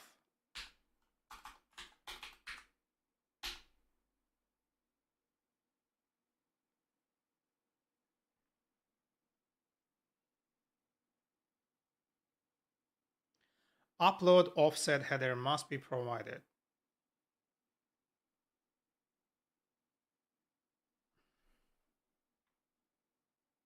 It's not checking the task resumable before it checks the other thing. Breadcrumb! Yo, welcome. I'm good. How about yourself?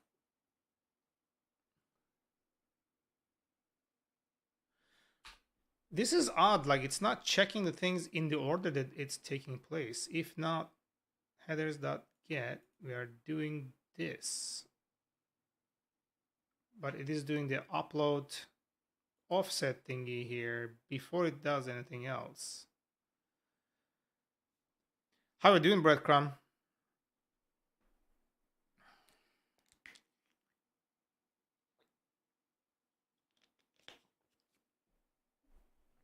Not too bad. Got that bug I was dealing with last week cleared up before my day off. Started doing some Python code. Hell yeah. Congrats. What was the bug? And how did you fix it?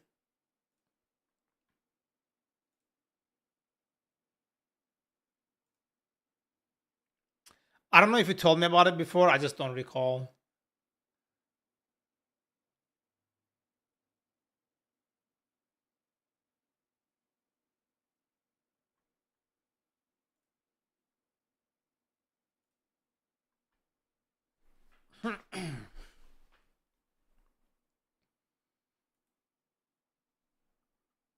Okay, I'm gonna just say here, I'm gonna do is task resumable, right? And then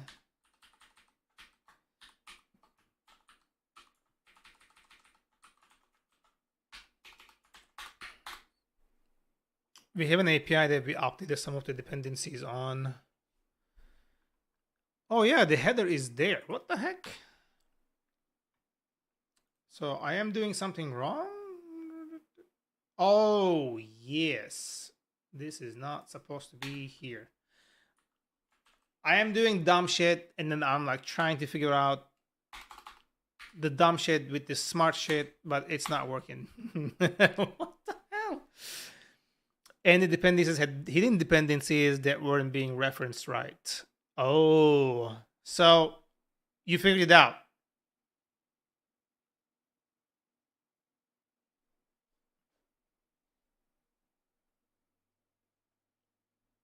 Okay, so this is good. That is good. Now we gotta just come down here. Headers equals self dot base headers merged with this. Cool. When I run this, it should go. Since it wasn't his Microsoft server, it was really weird space I didn't know much about, so it took me forever to figure out. Ah, gotcha. I would hope that Python usually gives like somewhat decent error messages, especially when it's like trying to use something that it can't find.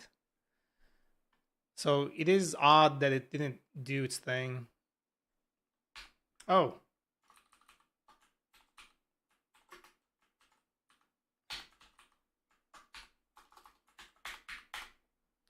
Being a bit new to Python, I've been using VS Code. I keep getting issues with spaces and tabs not being consistent. Yeah, VS Code is giving me so much of a thing that like I remember why I didn't like it now.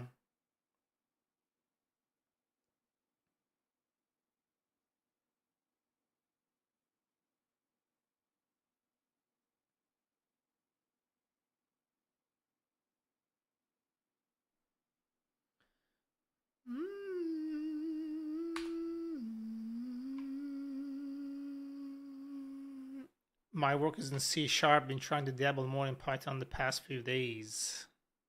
How do you like Python so far? And not having to deal with types.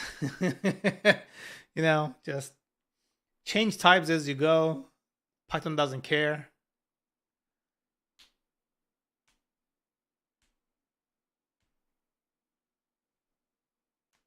Oh shit, yeah, I am doing it wrong. So content type is gonna be content type. My bad, my bad, my bad.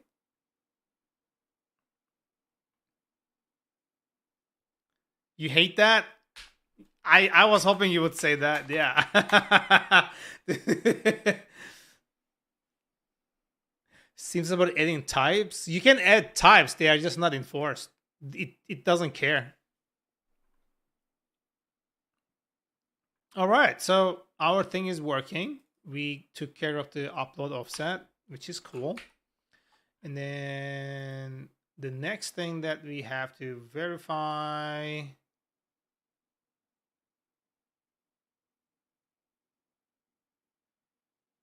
I think this is it.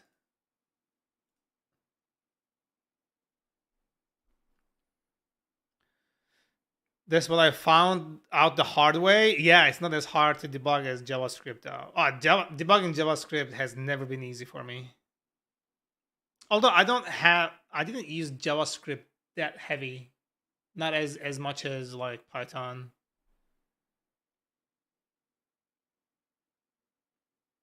But I started learning Go and also Rust. I'm gonna slow down on the Rust, but I'm gonna continue on Go. So I think I'm enjoying Go. I'm gonna switch to Rust or Java afterwards. We'll see which one. I'll definitely have to do Java because it is something I have to use for to create an SDK for my endpoints. But also, like I think it would be a very marketable skill. What spaces go better for? You can do anything with it pretty much.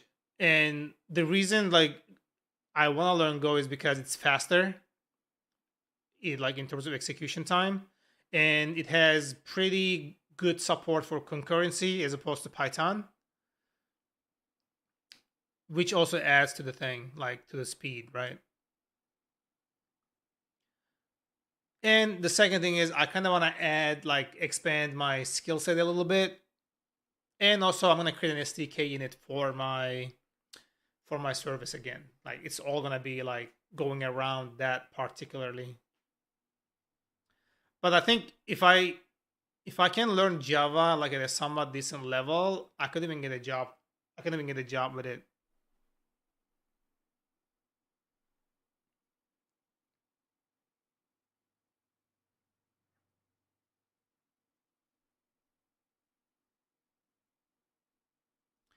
But you can do a lot with Go. I think it's even like I'm not in California, I'm in Canada.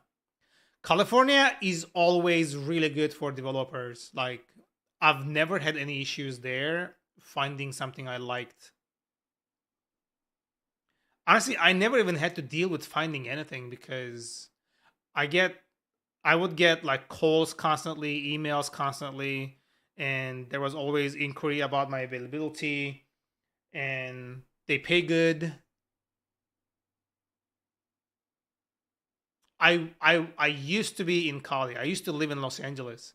I lived there for a little over 11 years, and I moved to Canada. Yeah, that's my case right now. So we were talking about that particular restaurant that was right across my apartment or something, and then I would get their lemonade, and I was talking about the best lemonade I had. Yeah, we were talking about food, and somehow ended up over there.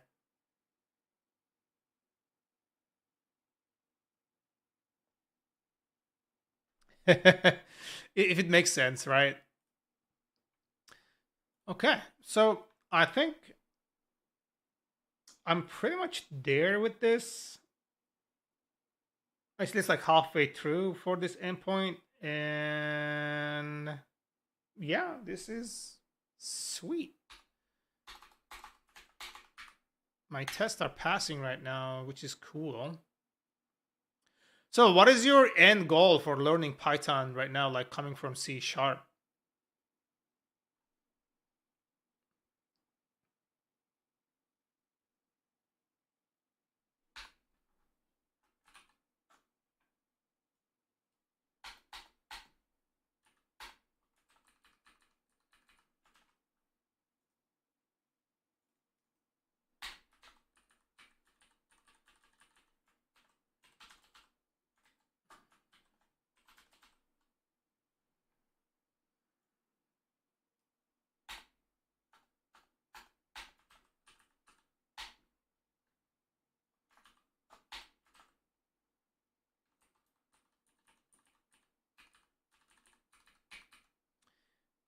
I'm having a hard time reading in this fucking thing, bro. Hold on. Is it Control P, Control T?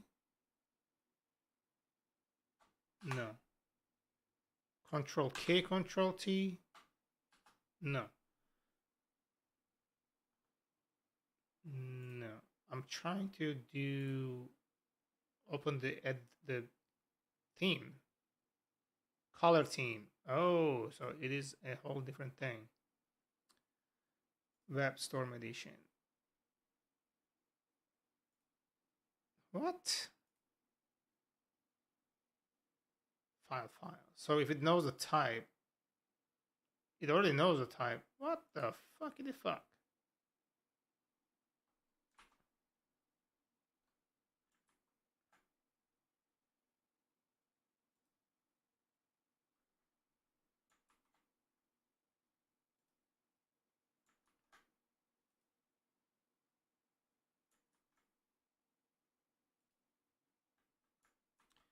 This is fucking horrible. Nope. Nope. It's like there's like some kind of weird hue that I can't get past.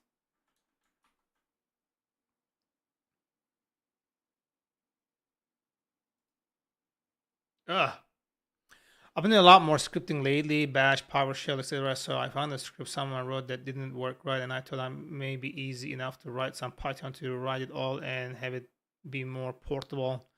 C# runs anywhere too, so I suppose, but I just wanted something lightweight I could play with, and your work the other day inspired me to poke around there a bit more. All right, all right.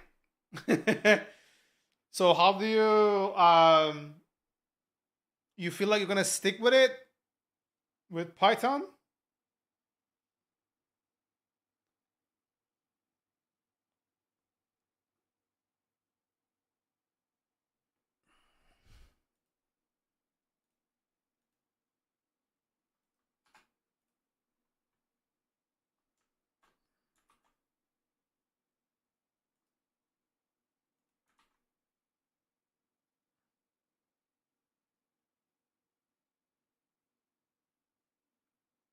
Hmm.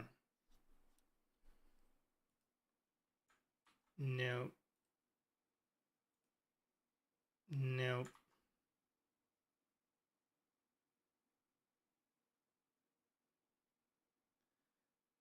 This is Monakai. Jesus, no. Oh my god. No. No. I can't look at this anymore, bro. I can't look at this. It's oh my god, thank you for, for this type of stuff. I think it works well. Yeah, I'm back to PyCharm.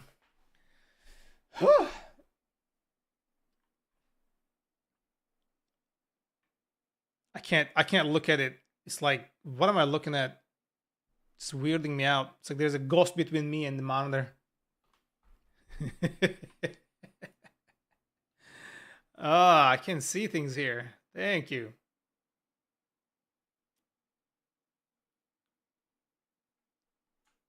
You like PyCharm better? Yeah, I do. I like a lot. That visual things like bother me to the extent that I can't stand the other ones. Like it's very. It took me a while to get used to that one. Shit, what was I gonna do? I was gonna check something.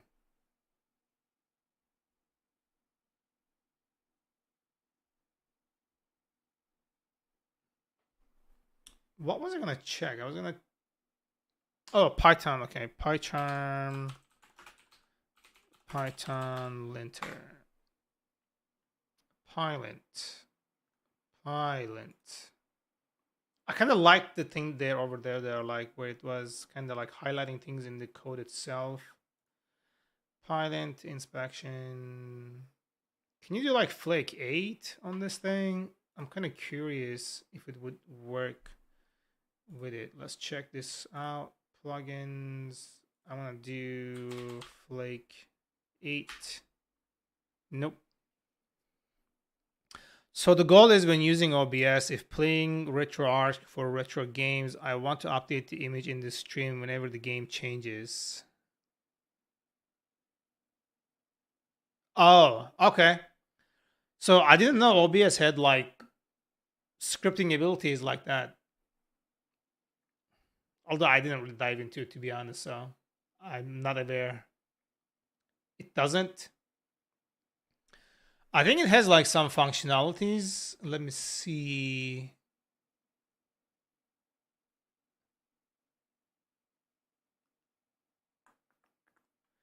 Yeah, because everything is running right now. Like things are some of the things are just grayed out. Advanced recording, stream delay, general, hotkeys, nope, nope, nope, nope. I'm not sure where it is.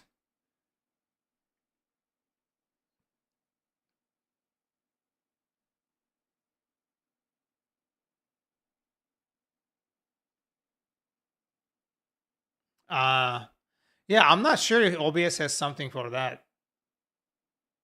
And I read that file directory and to parse data about the game. Gotcha, gotcha, gotcha. Yeah, I'm not sure if it has that. So, but if you figured it out, I'm curious like how you went about it.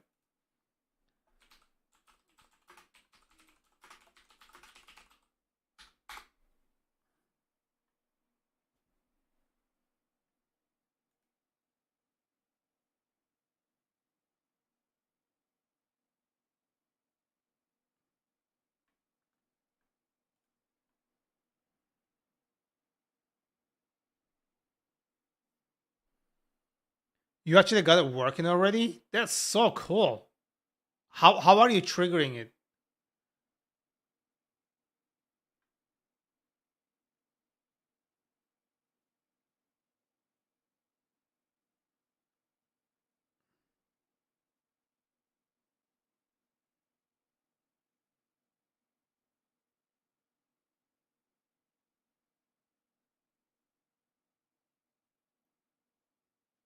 OBS seems to just see the content of the file changed and the image updates automatically.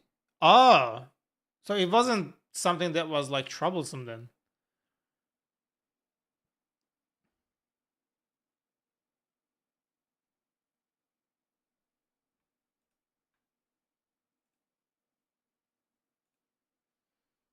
Let's go see Pylint. Other inspections.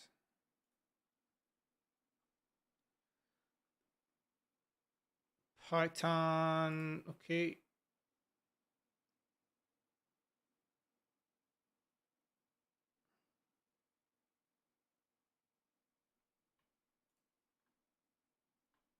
Okay, let's go install it as a plugin. I don't know if that's gonna change anything, but Pylint. Okay, let's install. I'm just gonna like try it out. Apply. Okay. So how do you see it? Server side analysis vulnerable dependency project errors file. Not the biggest problem has been, no, the biggest problem has been trying to interpret the right game name and if the SNES or Genesis, etc., find the right art. Ah.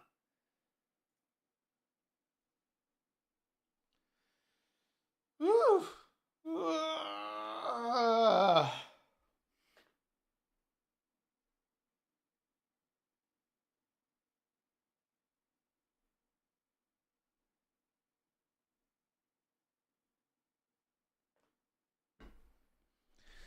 But you'll figure it out. It seems like you already got the biggest part out of the way. Okay. What else am I doing here? Offset integer. So we are already validating it before it reaches here. Content length. Content length. Oh shit, we need this one too. Yeah. Good thing I read the rest of the code to verify that something is missing, right? Okay, so we're gonna come down here and then we're gonna see, okay, content length, and there must be present. There, we're gonna do this, okay, content length. Oh my god, that was the biggest, most awful typo I've done. What am I doing with my life? Okay.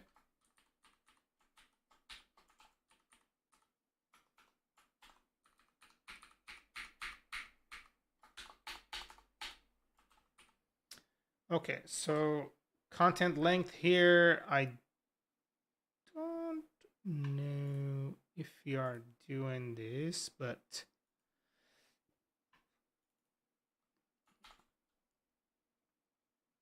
content length.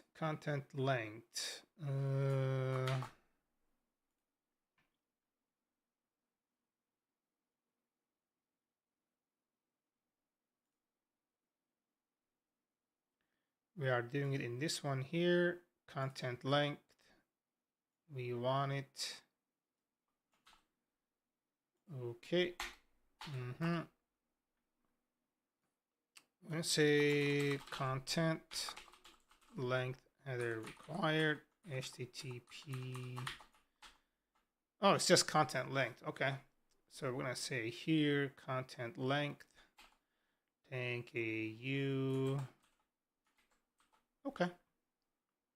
So we provide the upload offset, which is testing it.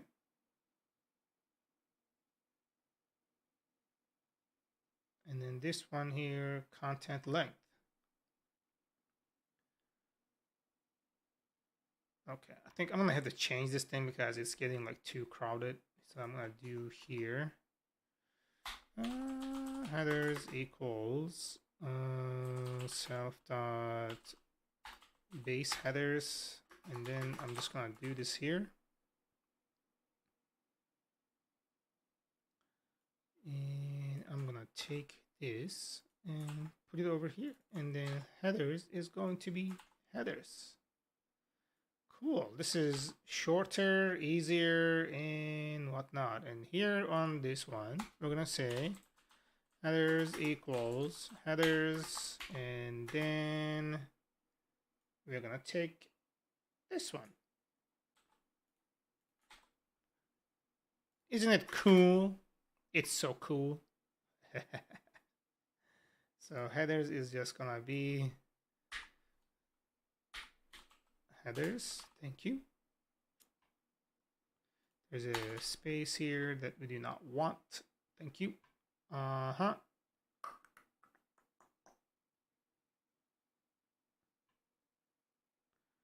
Okay, we're just gonna take this.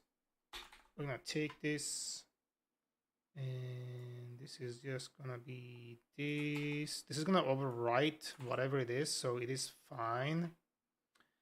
And then headers is just gonna be headers. Cool. And we're gonna do the same thing again right over here. And then we're gonna say, what is it? We are providing upload offset. So we're just gonna provide this. Let's say like 50, doesn't matter, right? Right. And now it should complain about upload offset being missing. So let's go check this out. When I check this out,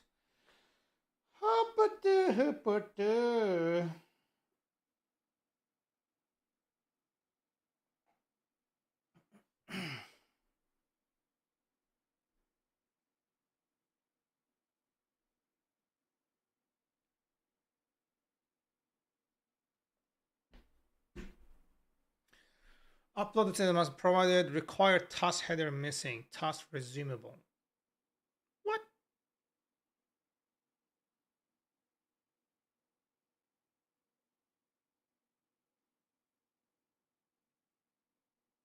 Oh, I forgot to change the errors.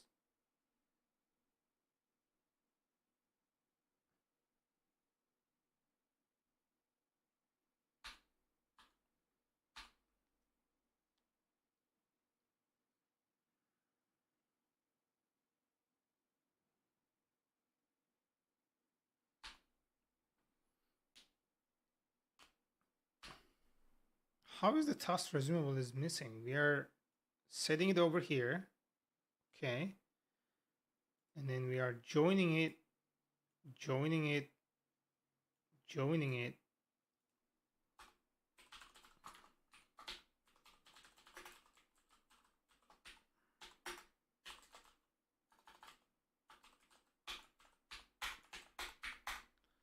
I don't know what's going on.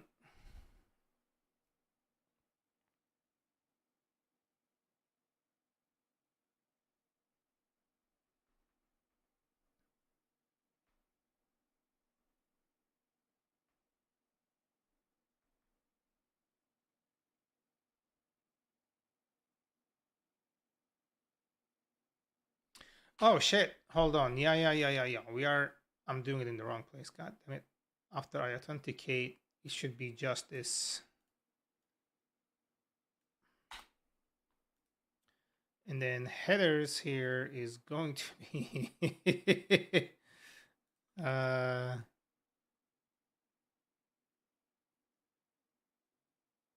yeah, this is gonna be self dot base headers. There we go.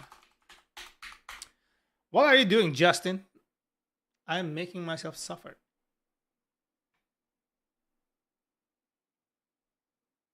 Upload offset header must be provided. Content length header must be provided. What the fuck am I doing here? Oh yeah, I forgot to change it again. I think this is it. Cool. Let's go. There we go. Okay, we don't need this anymore. I'm gonna hold on to this for now because I'm definitely gonna be writing more tests over here. Okay. All right, going back to patch. Okay, we are reading this here. Sweet. We're getting the offset.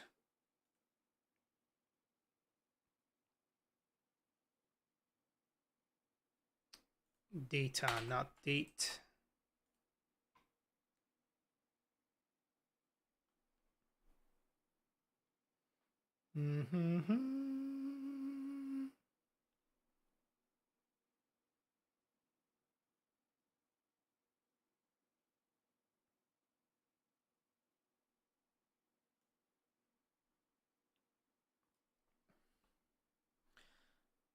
We're gonna do select related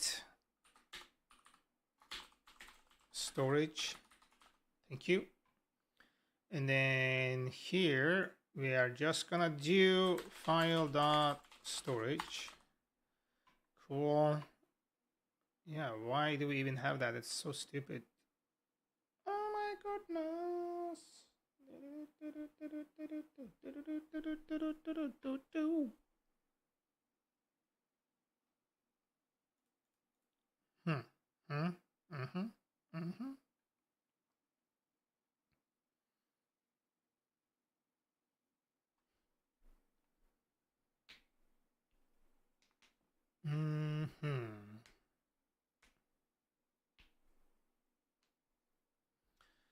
Okay, request access token user, cool, file is the file type, MIME type is the type that we are getting. Yeah, I think the type here, this is irrelevant. Like, we don't necessarily need that. Because if we're getting the file MIME type from the file during the creation, this is kind of redundant. Duplicated information, we don't need that. So let's go over here and actually remove the type. Yeah.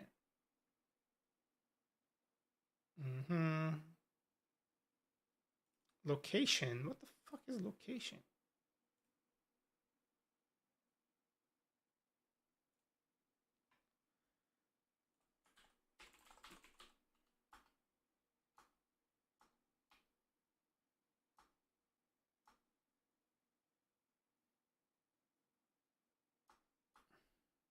Yeah, we're not using it anywhere whatsoever. So I think that's also gonna be gone. Yeah, I should have put some. This is redundant. Okay, so we're good here, and okay, yeah, but we have user, file, checksum, name, size, this, and then this here. Checksums aren't that long, so why do we have it? We're just gonna say default is none. Blank is gonna be false. Null is true, so default is none. Cool. Yeah, I'm gonna change this fucker here because this is kind of problematic and I don't like it.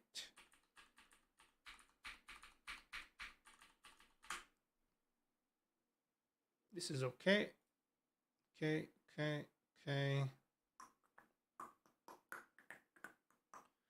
This is more like it. So let's go and do make migrations. Make migrations. Thank you. Thank you. Make migrate. Thank you. Thank you. All right. So I'm going to run make test, the entire test case here to see if we broke anything with this, just in case. I don't think we have, but you know, it doesn't hurt to be sure. Doesn't hurt to be certain.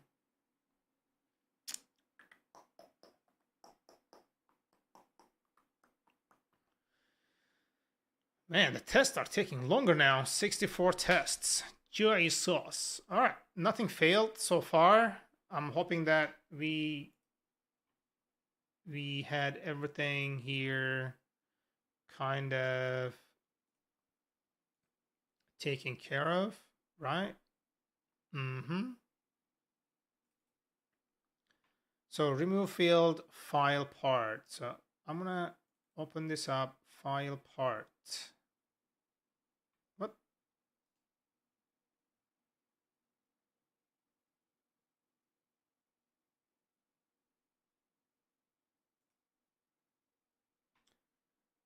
You remove field location. Oh, okay. So this here is gone. Thank you. Remove field type. Thank you. Alter field checksum. Default none, null equals true. That is all we have to do. Checksum, default, and we are doing this, and then blank is false. So it's default, it's already false. So we are okay.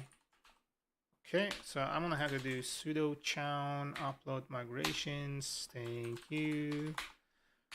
So I can just delete this file. Okay, so if I do make migrations again, should be like no change detected. Thank you. If I do make migrate, no migrations to apply. Thank you. So one thing I need to do is remove that particular migration that ran, but now it's redundant. I need to get rid of it. It needs to go.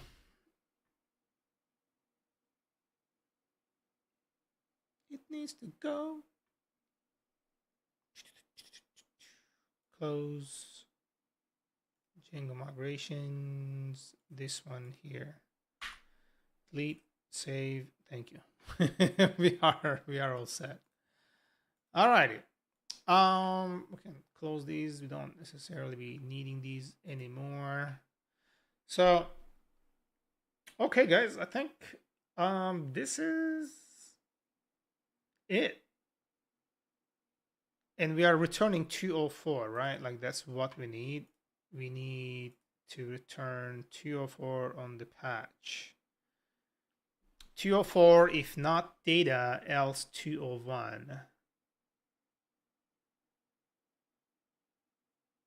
What? We are not. What? I'm setting it like literally is last part. Still none. This is redundant. Yeah, I'm gonna have to change this thing a little bit. Guys, I'm gonna use the restroom, check on my cat, and I'll be back. So give me a moment.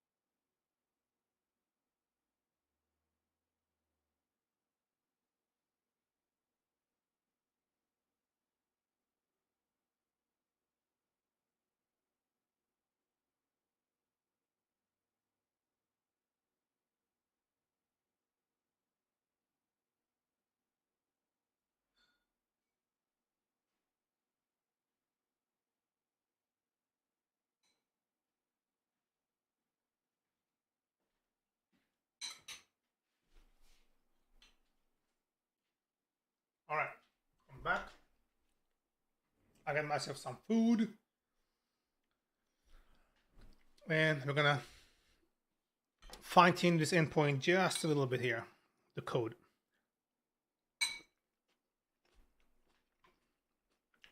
Hmm.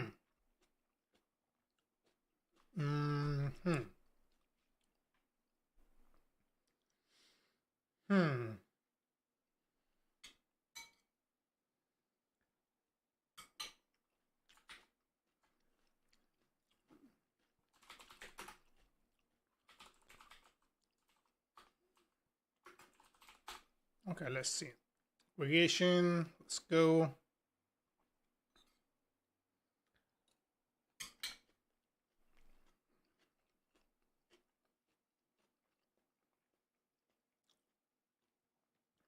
Okay.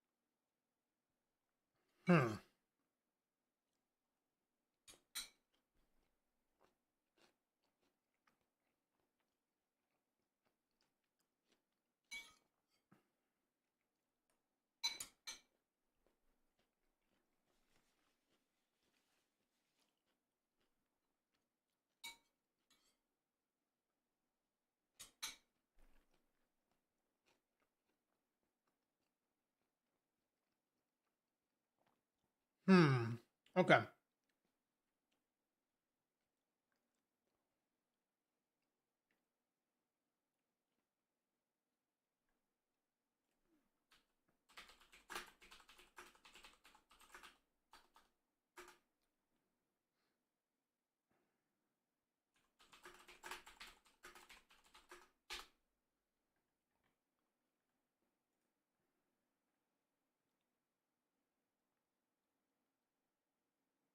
No, I need to do it in a single query, not like that, bro.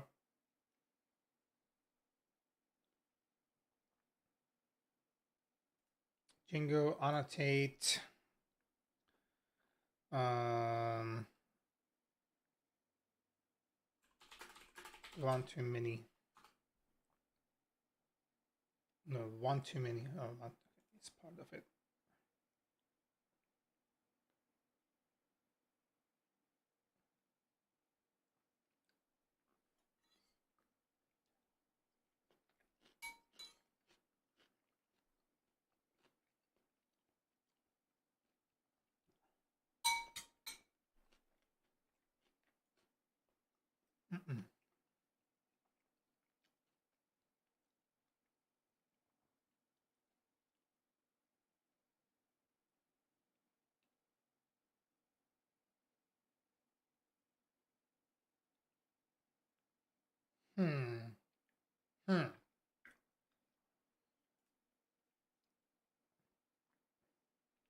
Okay, let me see if I can just do this on the terminal.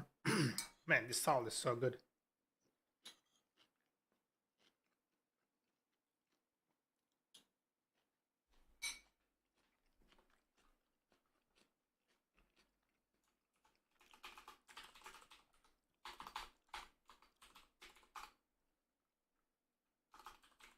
From file, that's pretty much it.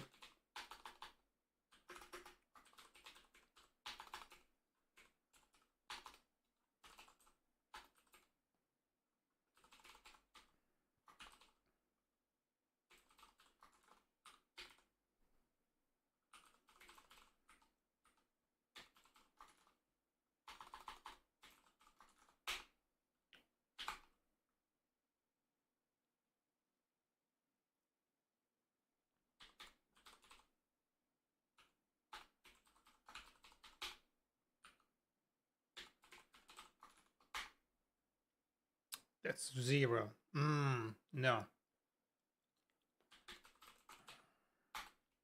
Pending. Oh shit.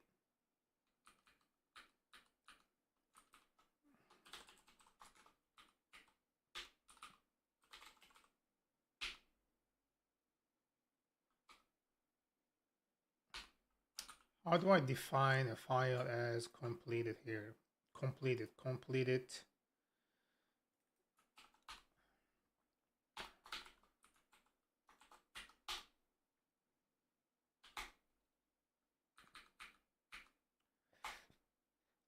34. There you go. So I'm gonna be getting the 34 number with a single query.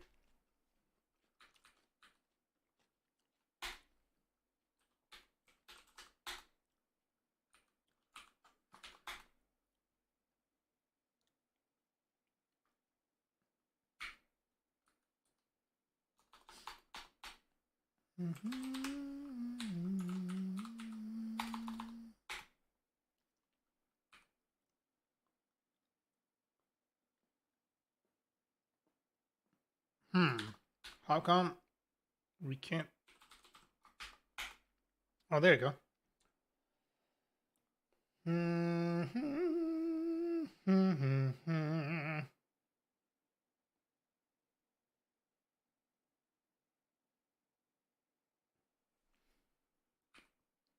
All right, let's do this.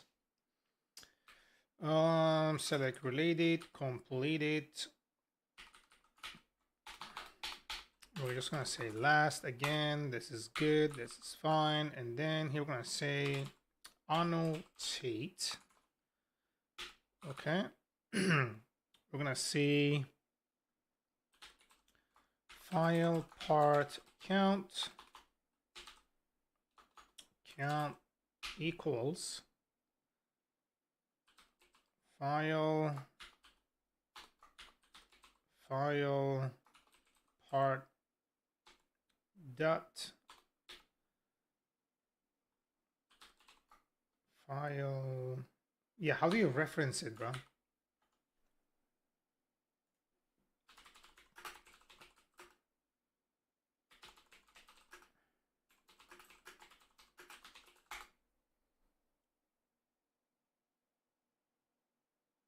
Yeah, I'm there, but okay, hold on.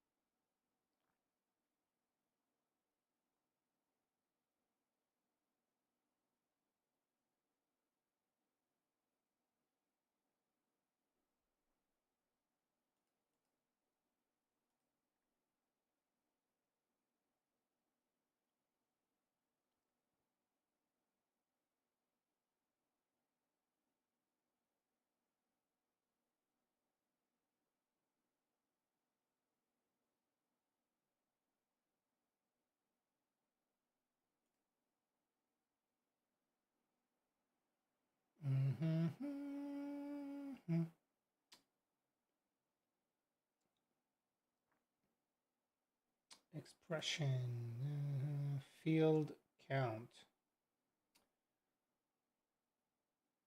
Can I say it like as a underscore set, file part underscore set, and then it would know?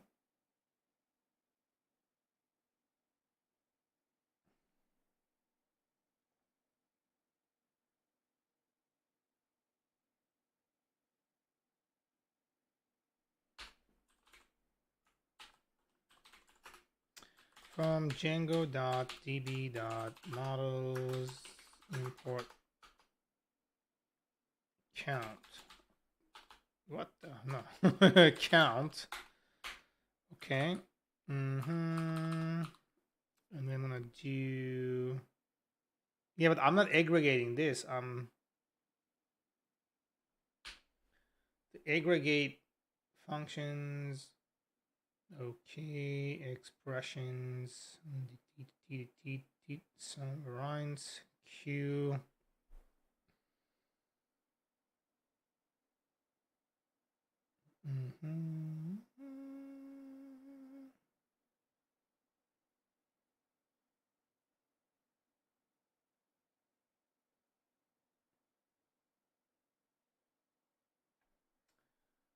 Okay, I'm a little lost in this documentation here, but I know I've done it before. I just don't remember what I've done. Book rating. Rating being rating. Where is the rating coming from?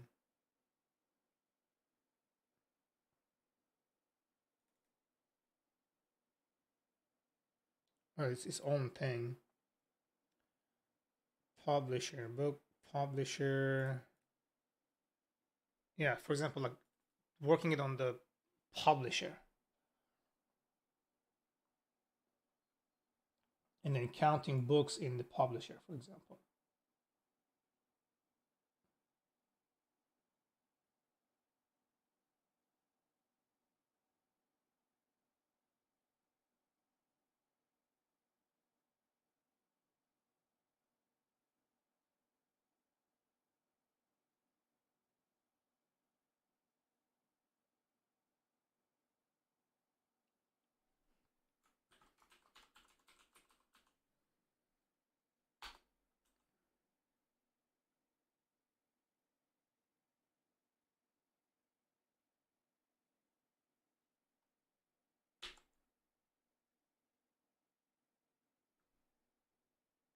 Number of books, count book.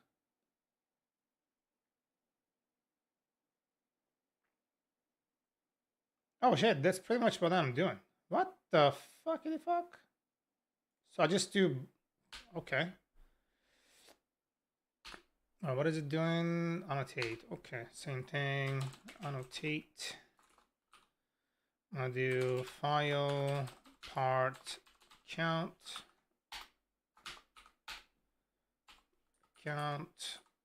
equals count file part. I don't know if it's gonna work like this, and then dot last annotate. Of course, I'm gonna make a typo, you know. File part. Okay, no underscore. It removes the underscore. Motherfucker. It worked at one try. Hold on. Okay. F dot file part count 34. Woo! I like it.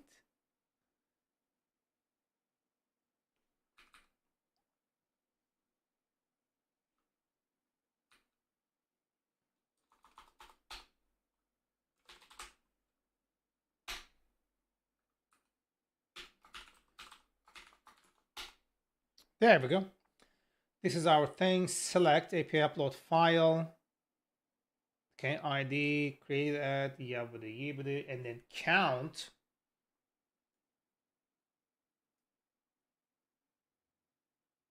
API upload file part dot ID.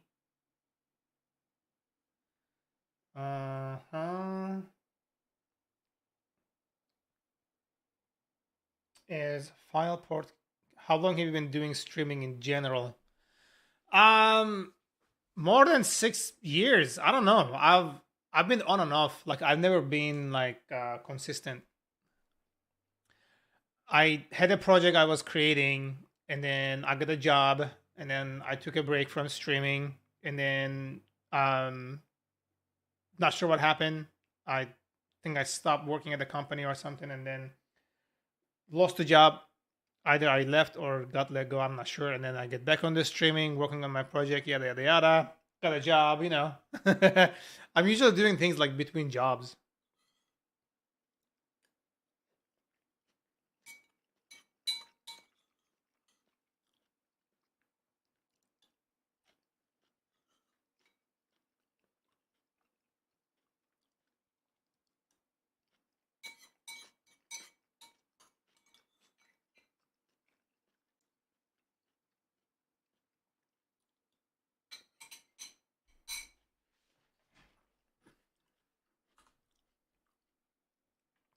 So the count here,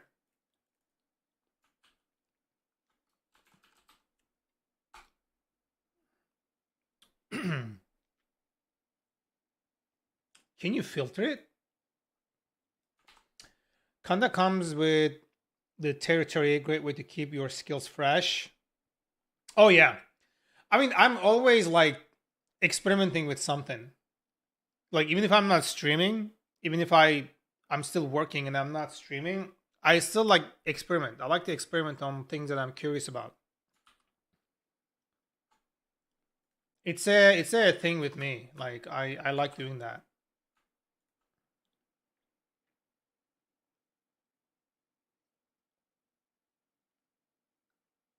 Filter.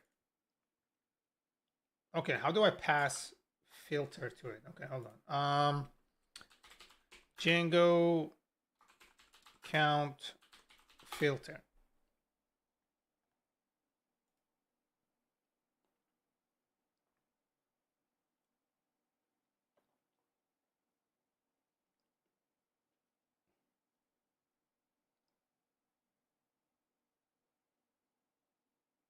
Okay, so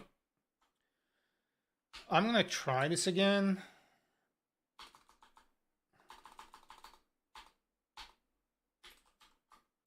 It should fail if there's something wrong with it. And then we're gonna do here.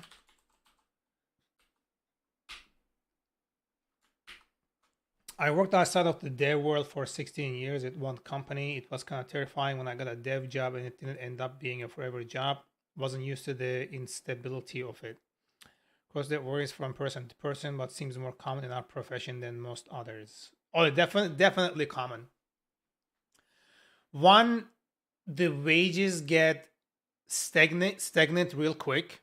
So most of the engineers, they are gonna be like headhunted, which was, for me, that was the most common reason. And then second, if when the wages again get stagnant and when the engineer feels like they're getting underpaid, they're gonna start looking for better opportunities that pays better. So they're gonna move on. That's another one. And then third, in the engineering environment, startups are a really common thing. So, and they don't always last.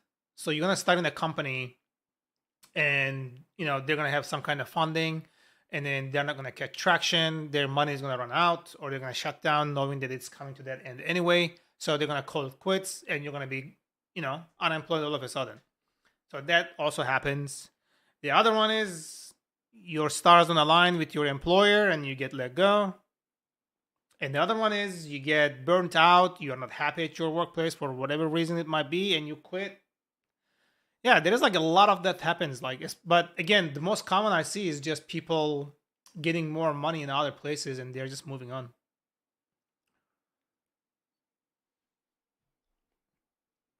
which happens a lot in engineering. So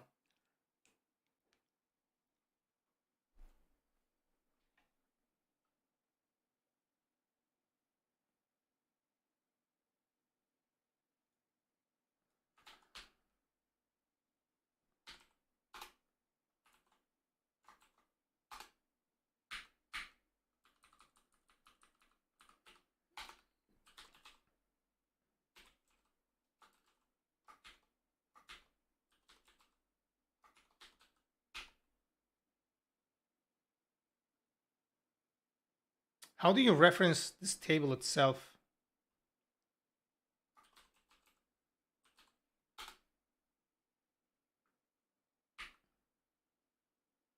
Oh shit, this is gonna be Q. What am I doing?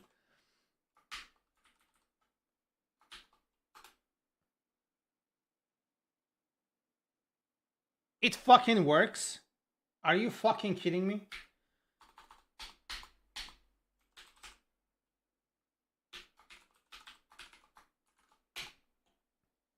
Okay, where's the where?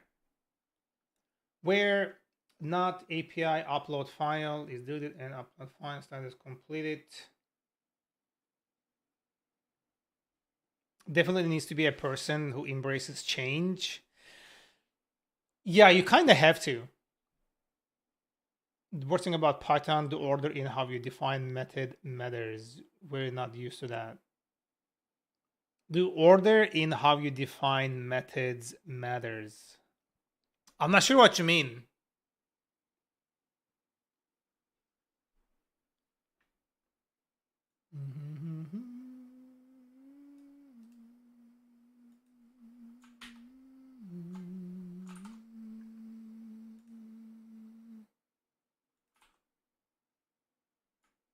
Can you format this?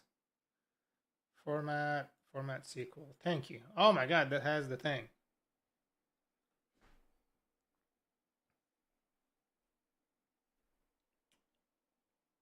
Oh, it's doing a fucking join. And it's choosing it from there. Okay. And then the inner join to the storage, because we are doing select related. Okay, so this will work perfectly fine. I don't really need the thing, but I want to see if I am to not provide the filter.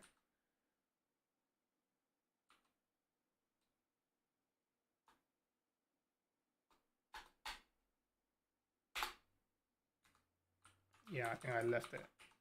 Parentheses there. There you go.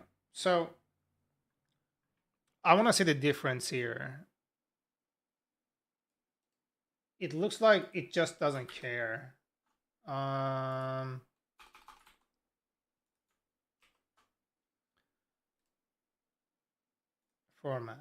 Thank you. So this is the second one. Yeah, it is still doing a left outer joins identical. Okay.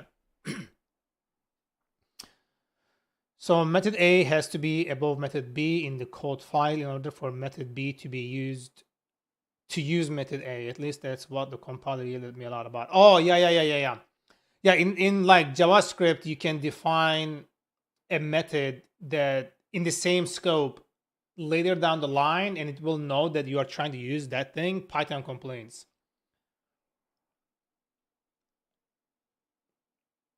Python complains, yeah.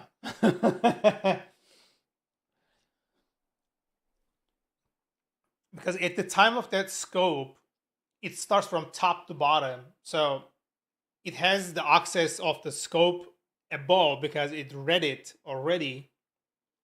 So it needs to know the rest.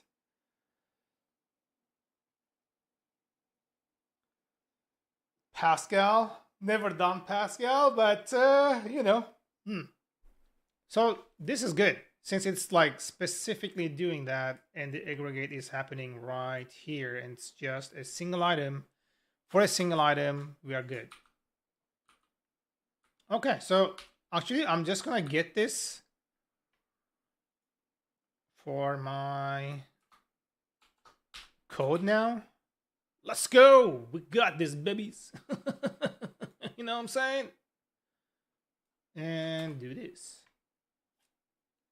So I'm gonna say select related and then filter and then annotate and then cool. So we're gonna take this and then we're gonna Django models. Are we importing anything from Django models? Django conf HTTP URLs. I think it's gonna go right here. Thank you. Yeah. So all this data, I'm gonna fetch it with a single query instead of doing like 2 queries. Because I was doing this here was fetching storage one more time because it wasn't fetching it first. Yeah, let's go actually like verify that. So file dot objects dot last, right?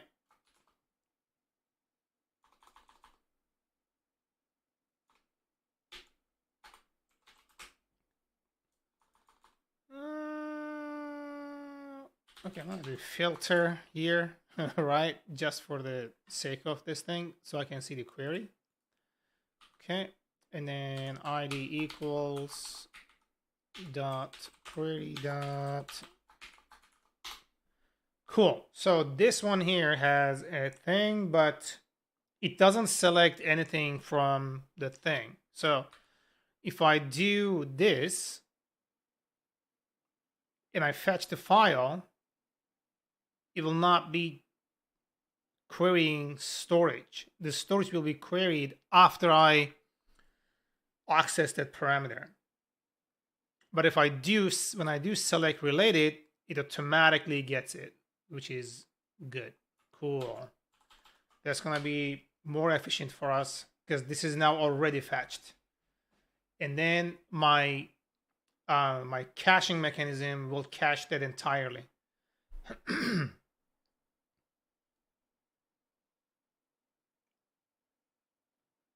Oh shit, I wonder if that's gonna break the fucking thing. We can test it out.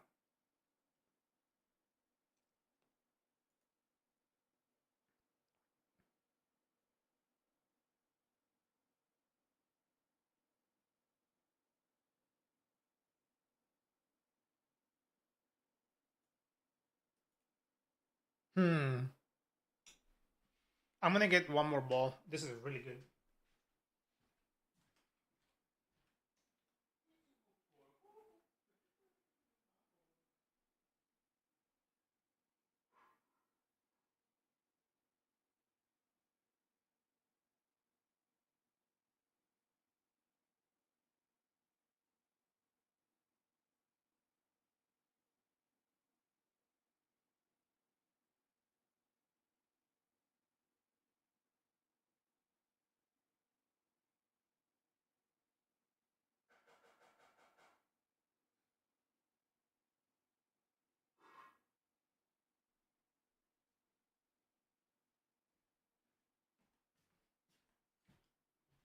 Okay, we're back.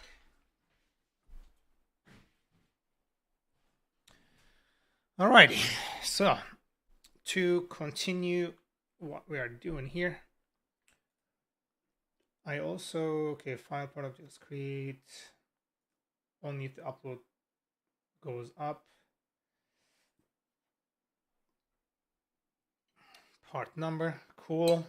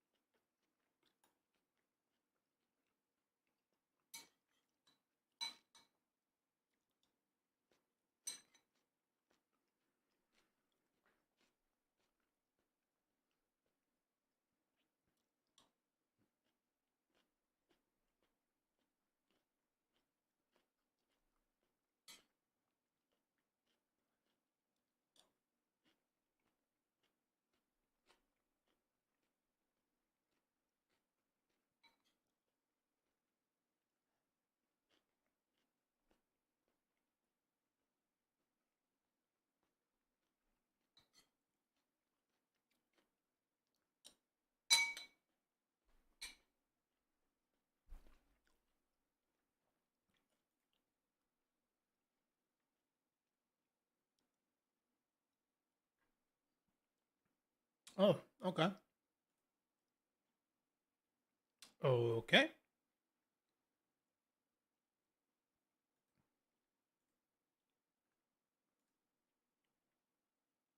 Oh, dang.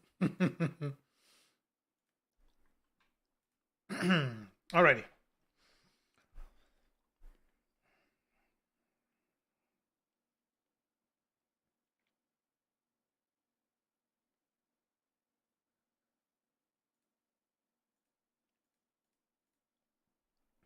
This is so ready. This is so ready.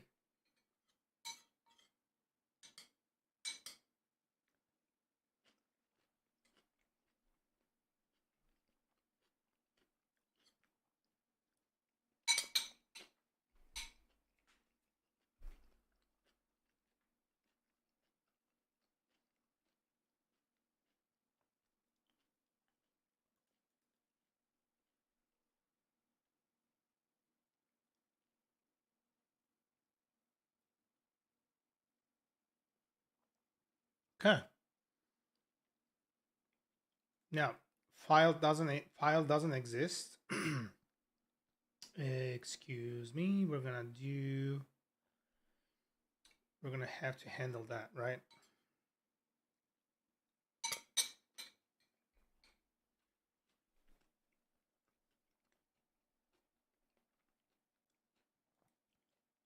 This here is gone. Cool. And excuse me, this one here. It says something about like 404, so I want to check it out. 404.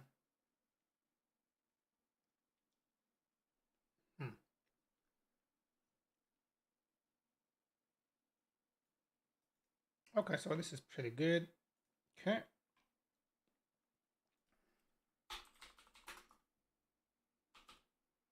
Entry does not exist.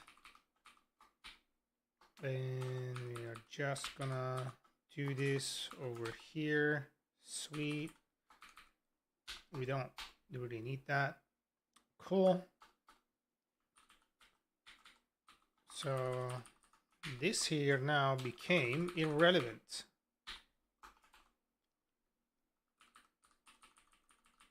Okay.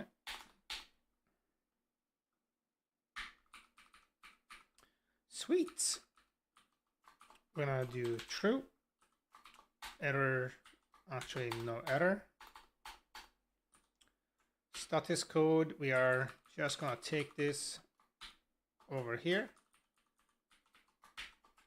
Okay, gone.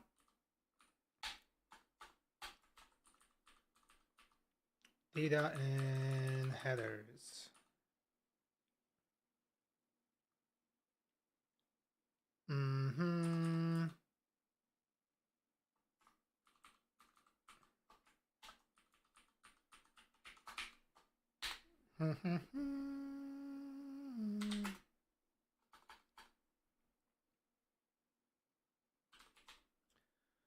We're gonna say none if not is last part, else file dot serialize. Cool. And the rest is, that's it. And if the client complete part raises an error, we will, we will see it right there. Okay.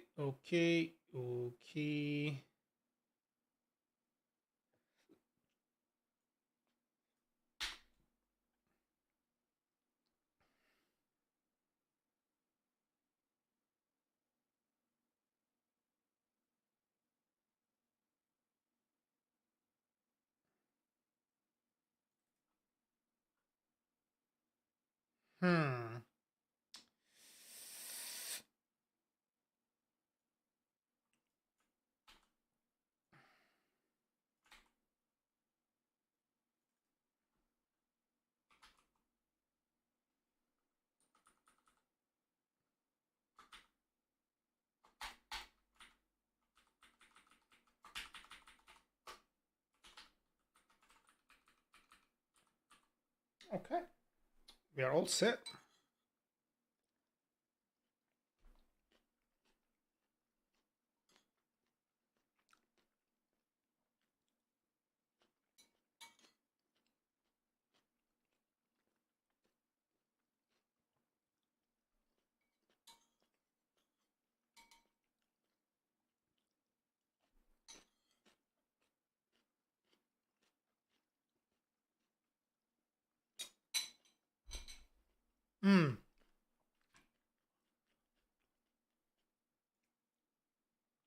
We should also filter this.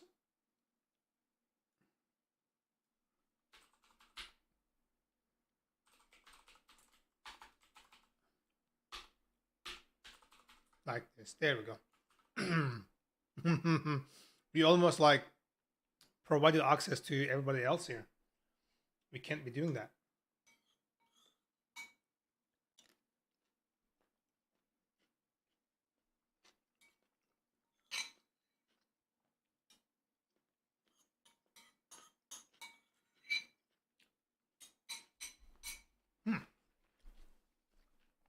Okay.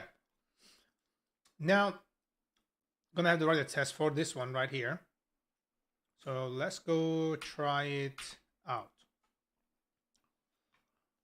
Patch file, when I do this, it says that. And if I do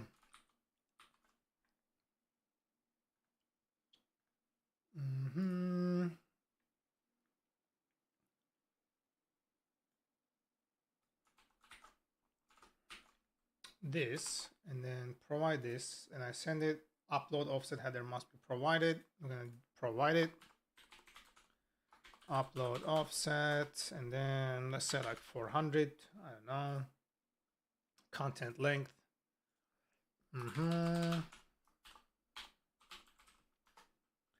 Let's say like 40.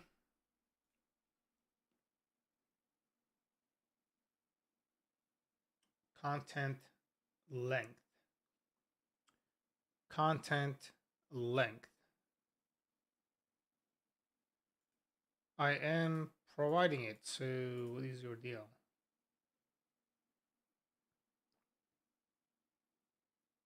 Did I copy paste something and then not fixed it properly?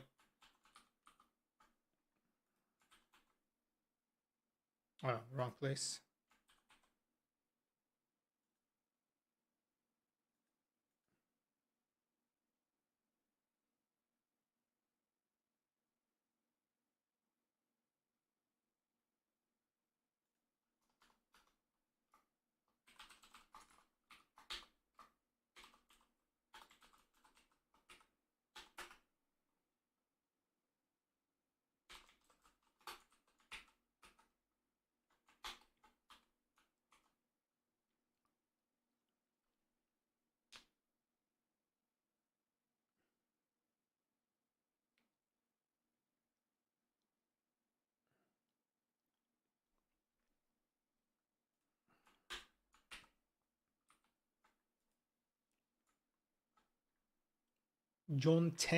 Content length. It is right here. I don't understand. What the hell am I doing here, man? It makes no sense.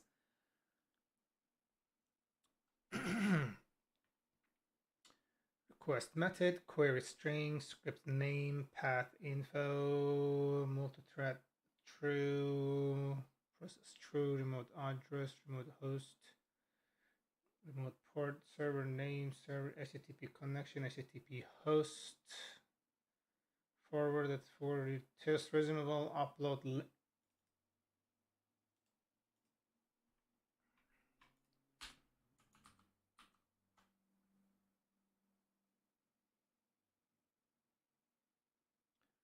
This makes no fucking sense.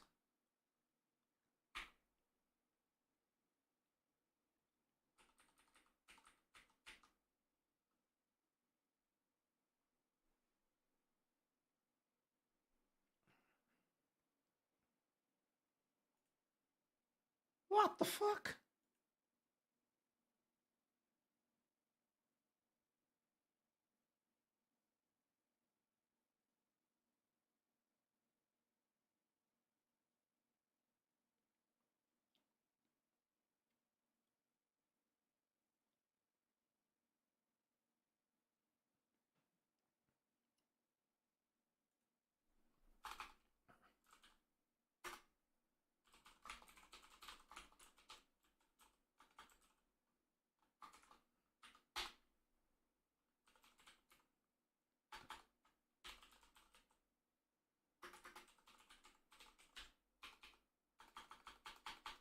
Okay, let me do a request.meta and then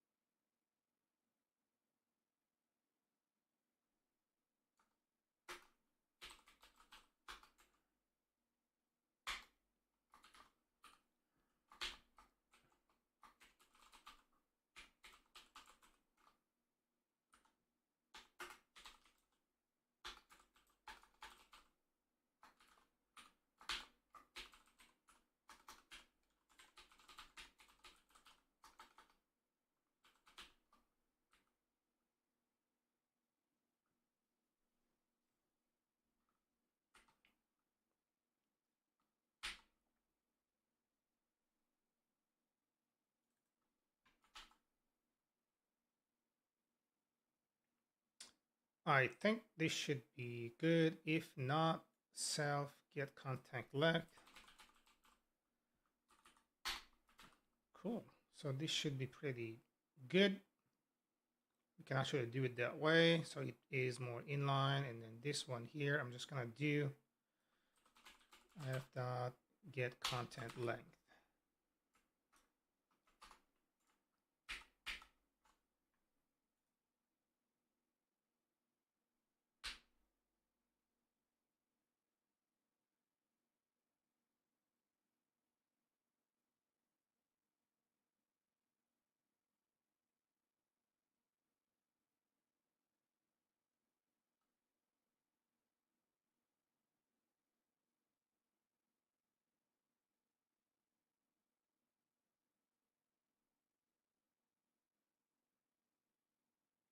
This makes no fucking sense. Dude, are you kidding me, bro?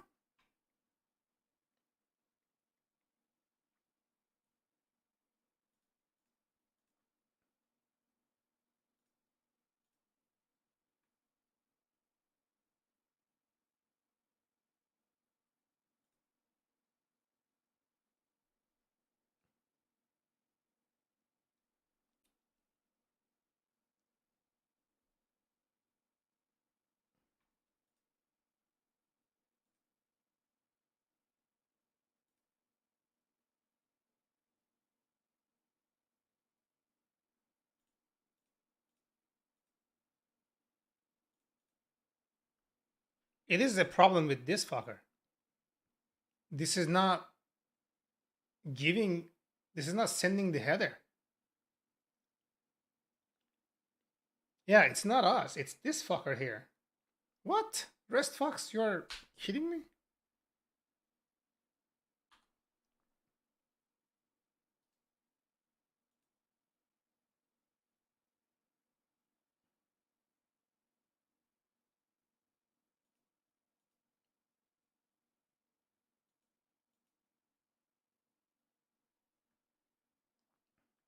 Can I export this somehow? Because I kind of want to... Okay, export RESTFox. Okay, fucking cancel it for now. That's not really what I'm looking to do. Okay, I want to try Postman, see if it gives me the same fucking problem here. If it launches, it's so fucking white, Jesus. Okay. Hold on, I'm just gonna copy paste these things. 1 second.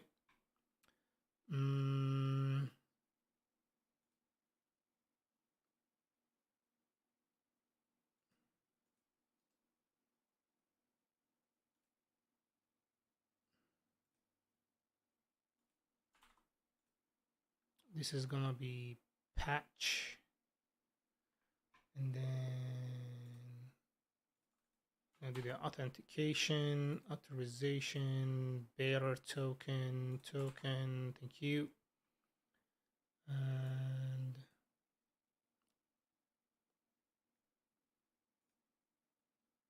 okay, task resumable. Let's go to the fucking headers.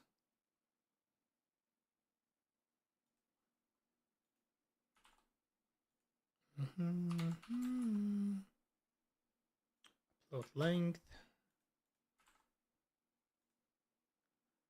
Let's go like 888, doesn't matter. Content type, content type, content type. Content type. Application, octet stream, okay. And then upload offset.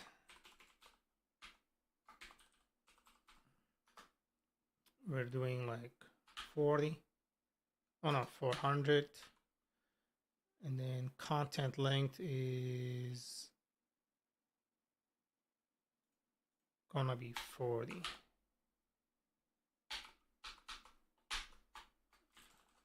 It won't let me fucking automatically add it. No, I want to manually add it, you fuckhead.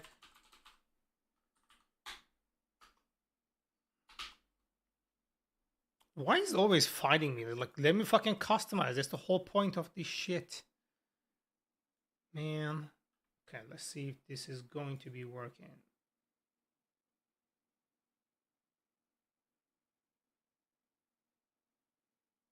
What's taking so long?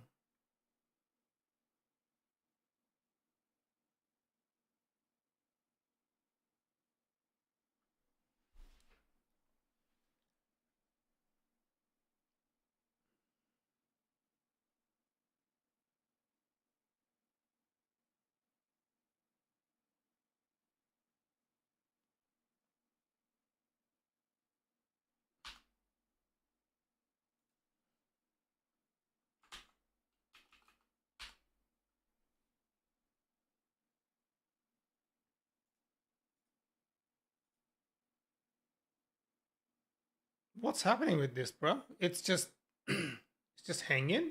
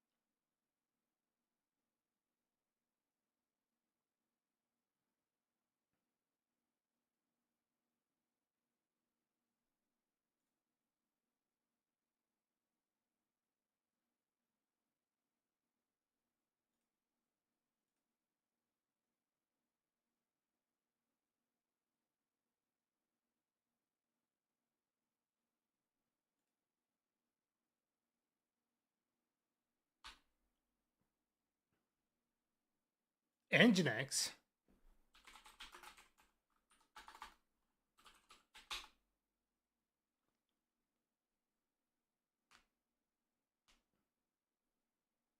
I don't understand what.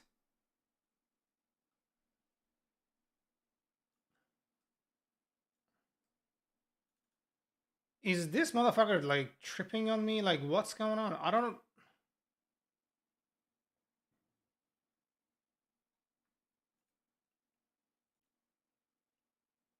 Okay.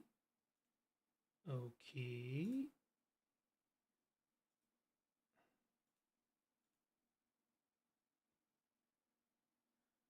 This makes no sense whatsoever.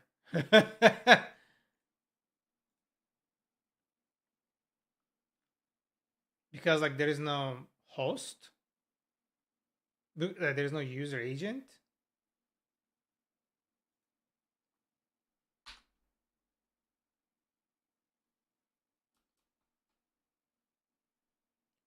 Okay, it finally received. Oh, that's from our front end. Bro, are you kidding me?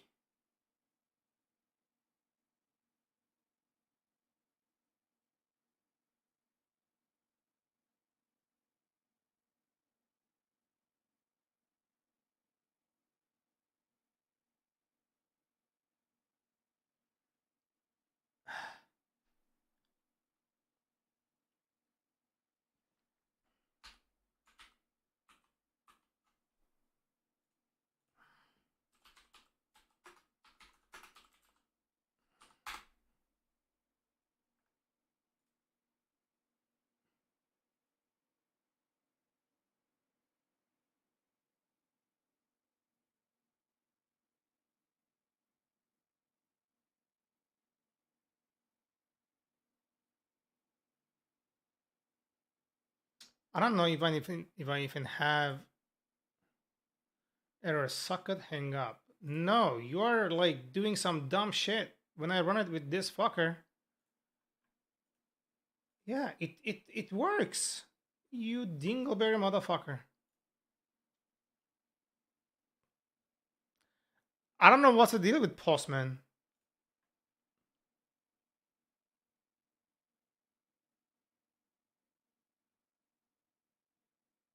Nothing is wrong with the endpoint because it actually hit it in the previous ones.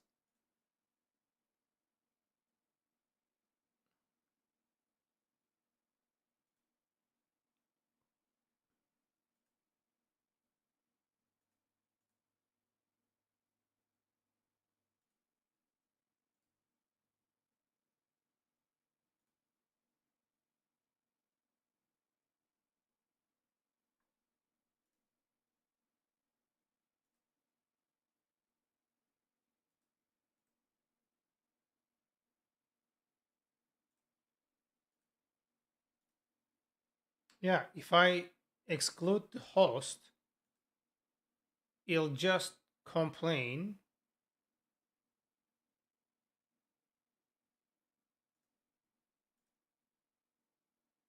We'll do the same thing if the user agent is missing. What is going on?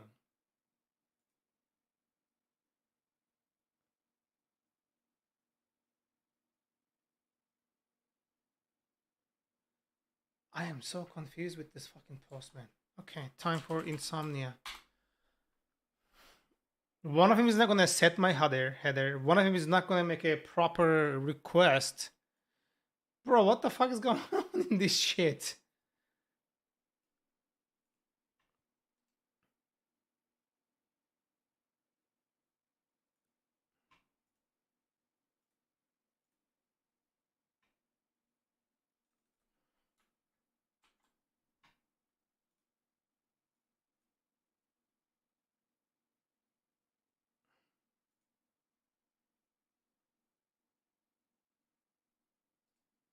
Okay, let's do folder. We're gonna call it upload. And then we're gonna do a patch request to this, send it. Okay, it says authorization. We're gonna do better token, and then shit. Let me just give me a new one here. Okay, and then I'm gonna come over here, enable token. There you go. Cool. Task resumable. There you go. Now we can go to headers. Start over with everything, bro. What the fuck?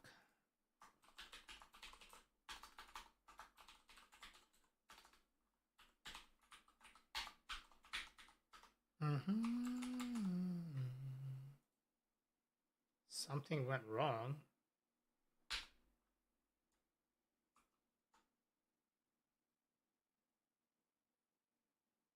Content type. God damn. Okay, I think I'm doing it the wrong way. That's an unnecessary error that we are dealing with over here. So I'm just gonna do content type. Okay, so it actually gives me a proper error message. Yeah, no need to like fail it there, right? Because the user won't be able to have a thing to fix it if that's the case. Okay, so we're gonna say content type application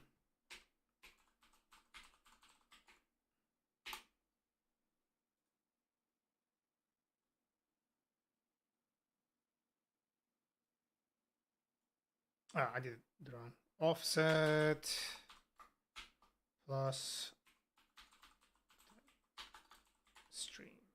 Okay.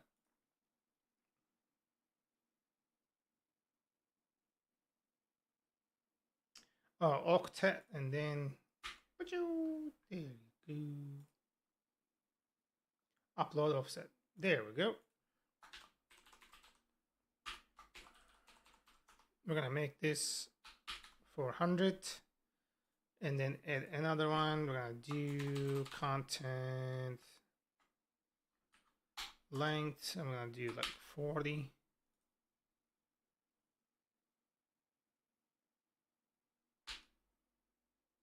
What the fuck is going on here?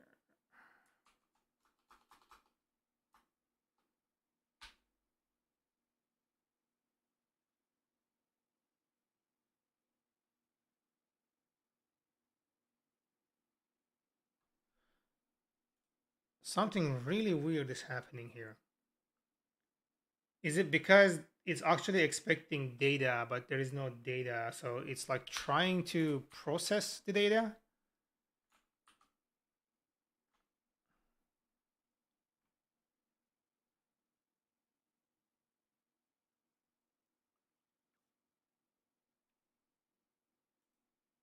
File.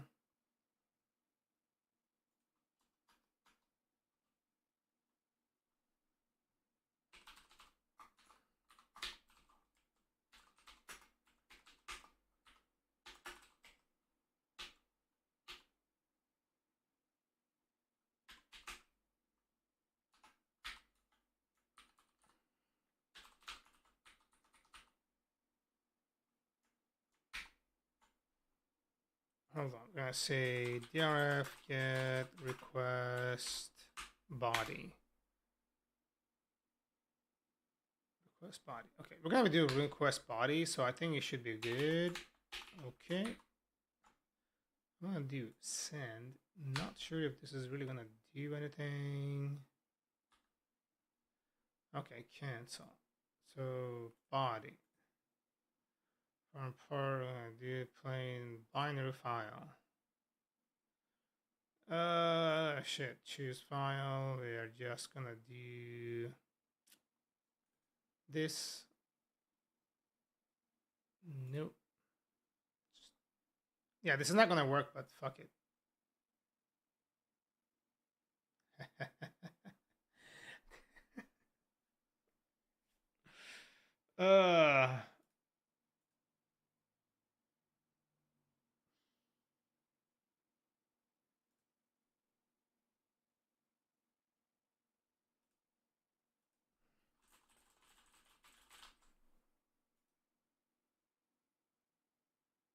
So it has a thing to do with body, and Nginx doesn't like it.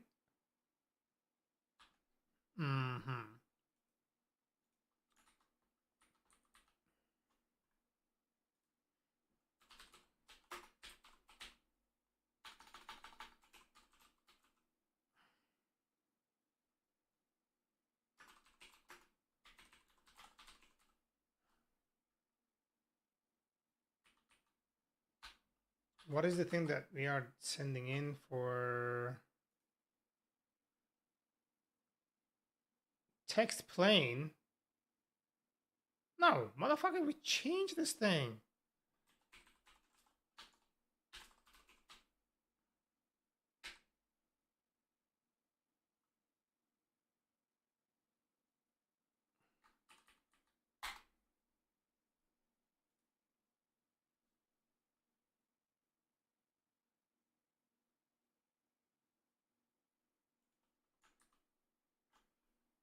Is this, does this happen here? Shit, I need to get the token value here, copy index and update this. I feel like it's because of the, it's because like it's empty, right?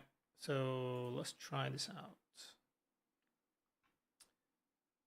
Downloads, samples. Oh, I gotta clear this out first so it doesn't. Okay, user manual. There we go. Okay, so clear network, clear this.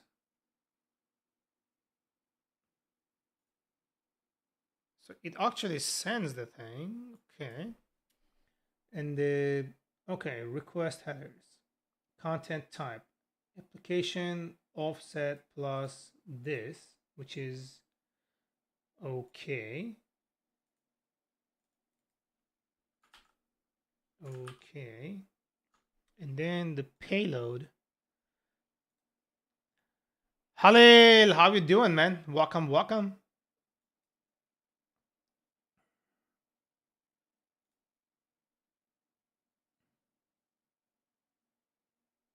How you doing?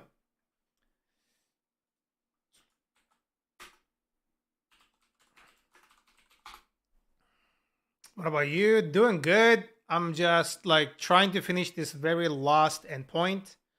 So trying to get this thing like finalized today. Although it's I'm stuck on this thing here primarily. Not sure what's going on. How was your project? Is it done?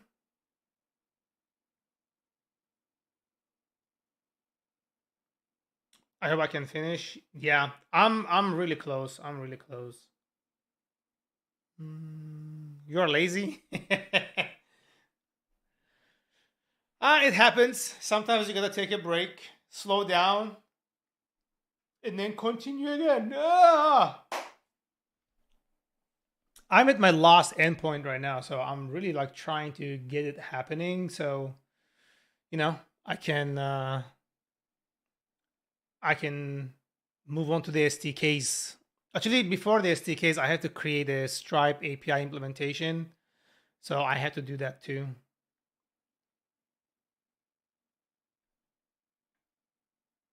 Hold on, let's see. Postman stream payload. Let's say create company about software. I will. I will.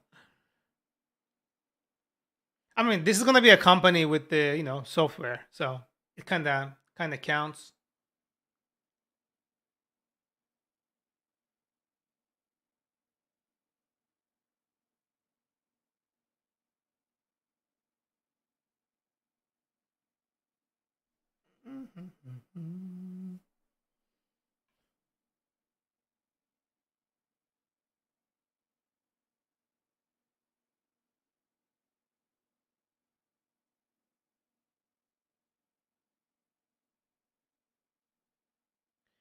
What's the problem? Can you show me? So it's hard to show.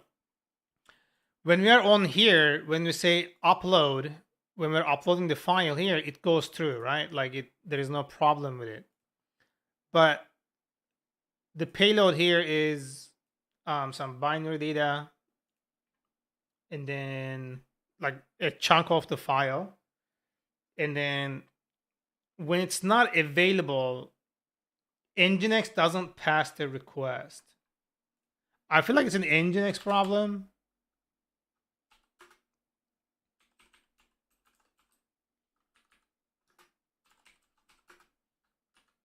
Empty value.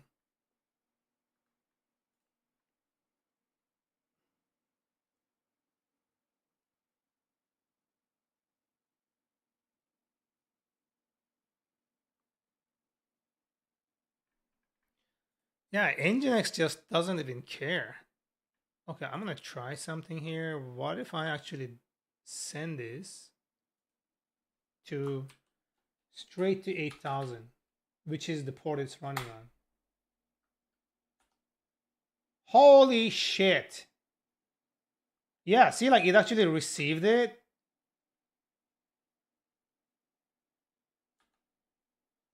Yeah, it received it, but it doesn't know what the fuck is going on.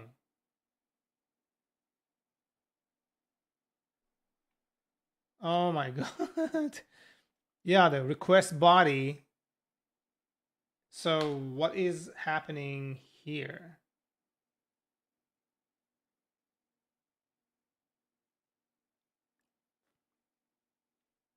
Why isn't it completing?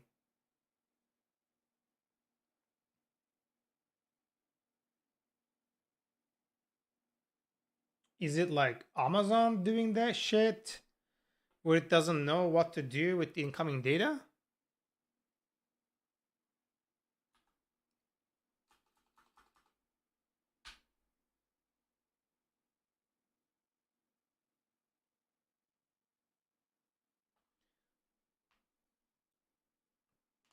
No, that's the part of the file being uploaded. It needs to go through. Could not get a response.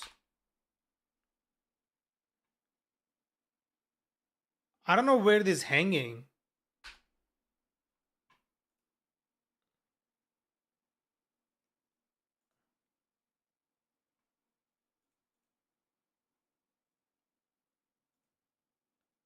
Yeah, we are getting the chunk from the body as we are supposed to, and then we are just supposed to get the part number from this thing here. Return part number, return part count. Okay.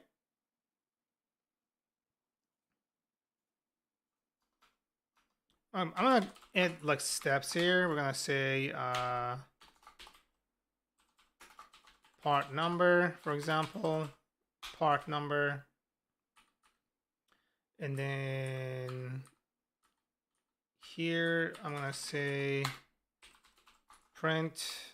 I'm gonna do acquired client, right? And then I'm gonna pass client, and then I'm gonna do. I think it's upload part. The Amazon is failing, So I'm gonna say print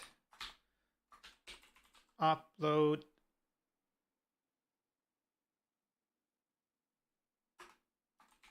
complete. We're gonna say, yeah, that's it.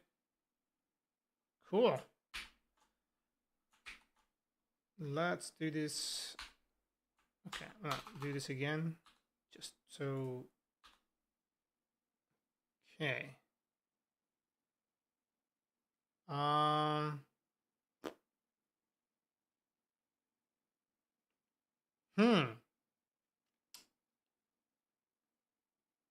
This is nuts.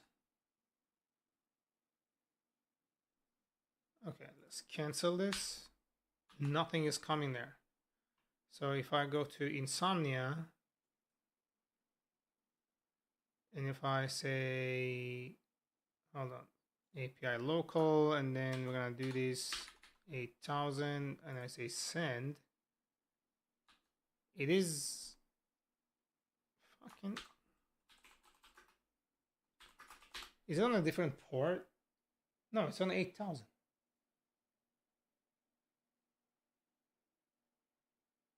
to 8000, so it is correct. It should hit it. Oh my goodness. So if this is missing, for example, it just tells me something went wrong.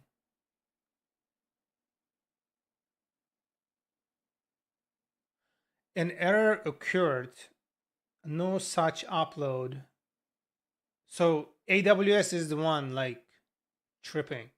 Acquired client, and it, yeah, it does its thing right here. I think that's the problem there. No such upload. And the request body is just like some bytes. Okay.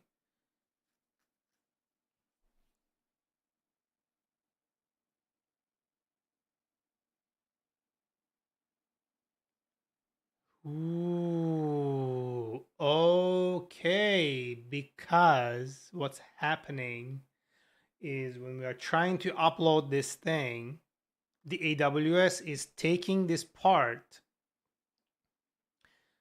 and is trying to reference the part that we are sending in to a multi-part upload that was created prior. So that's why it's happening.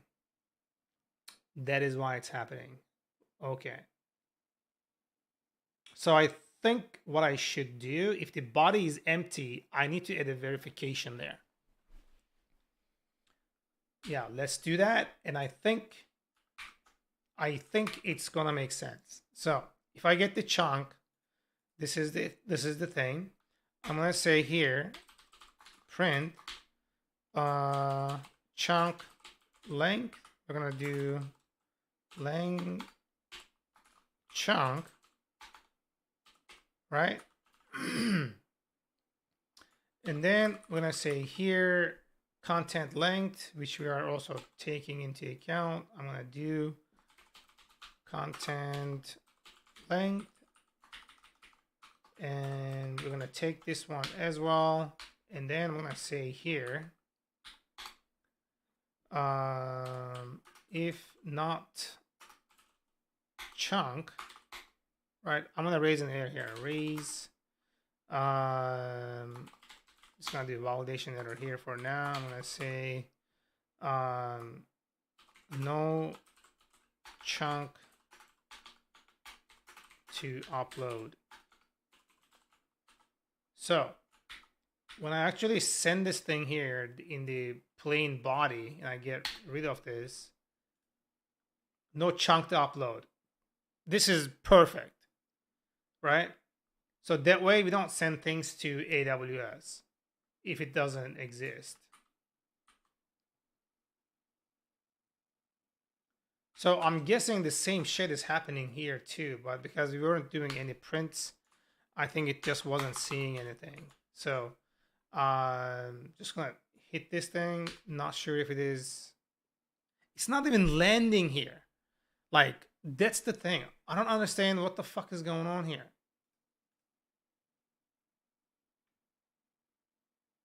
Hmm.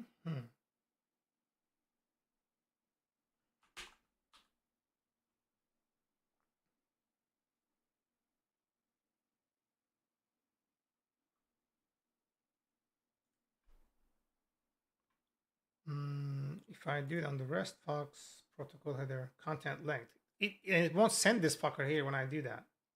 Oh, of course it expires. Bro.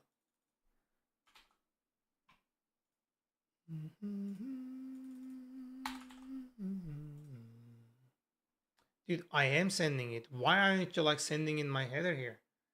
Content length.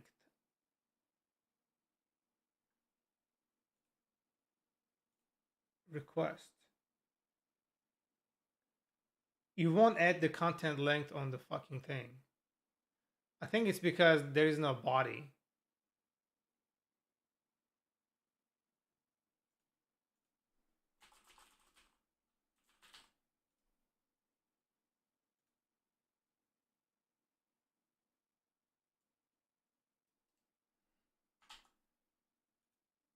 Yeah, it changes it. You fuckhead, just sent my shit. Something went wrong. Okay, let's see what it is that went wrong. No such upload. There you go. So it's a thing with the header, and it's a thing with like the HTTP client fighting against that. It has not a problem with us. And this here is perfect. Like it's actually telling us like something is wrong. Cool.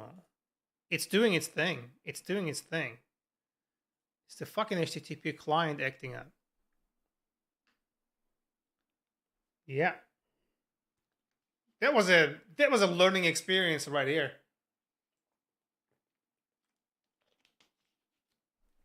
Bruh.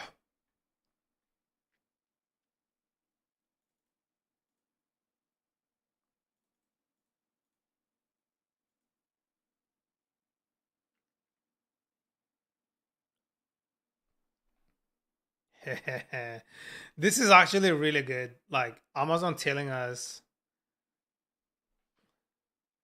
but how can I tell the front end user that this is something, right? Um, hmm.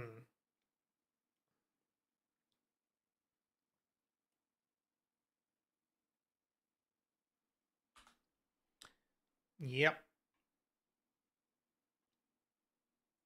Now here, the motherfucker actually added content length.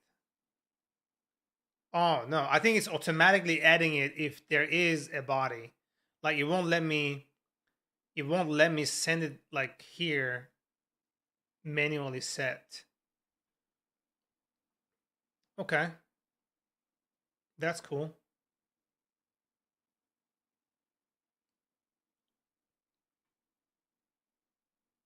That's cool. Kind of feeling tired here. 6 o'clock, but I want to continue. I must continue and finish this today. Then I can start my SDKs tomorrow, especially in Python. There's a little fucking fly. Are you streaming today, Halil?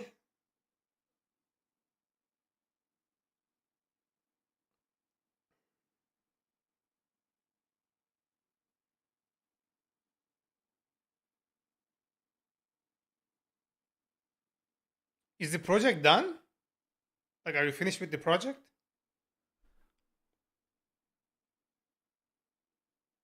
You'll chill today? All right. Yeah, man. Sometimes you just gotta relax, you know?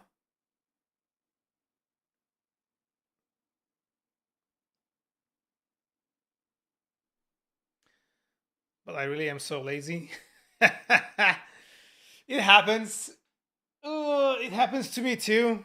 Like I'm kind of forcing myself today. I gotta get a haircut too. Like my hair is kind of going crazy here. When I start to work, I work so much.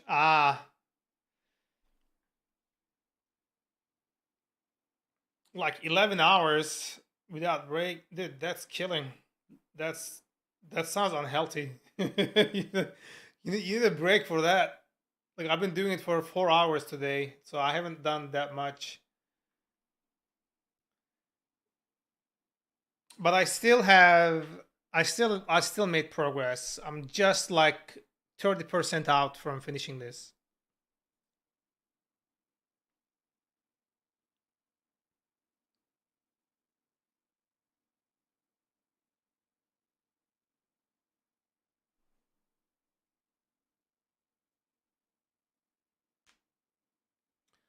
Oh, what do you need? What do you need help with? Well, I need more caffeine.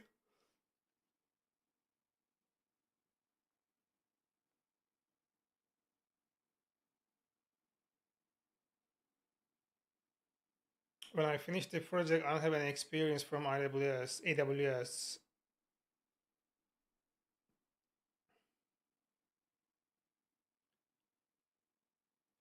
But what AWS service are you gonna be using?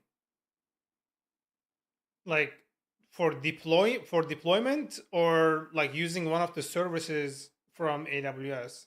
They have like so many things they're offering for deploy. Yeah, let's look into it together because honestly, I don't know it right now either. I never worked as a DevOps person, so I'm not really familiar with the details.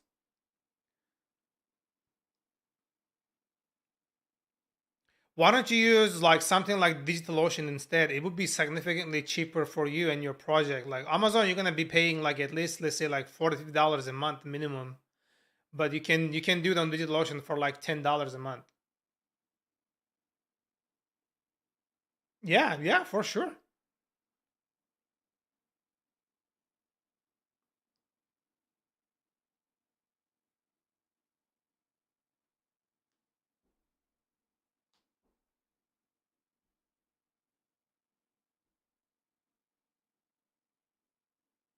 It will be better for you.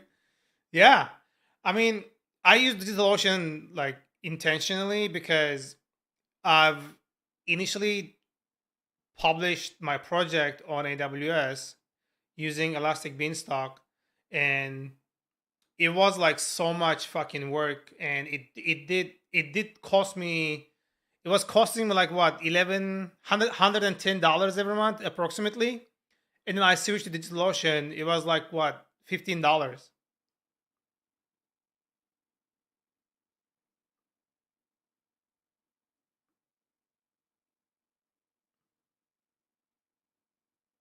Amazon charges like up the ass. They have a more complete ecosystem there, and but for your project, honestly, you don't need it. I think the only restriction there would be if DigitalOcean has servers around Turkey, AWS EC2 locations, regions and zones. Okay, let's see availability zones.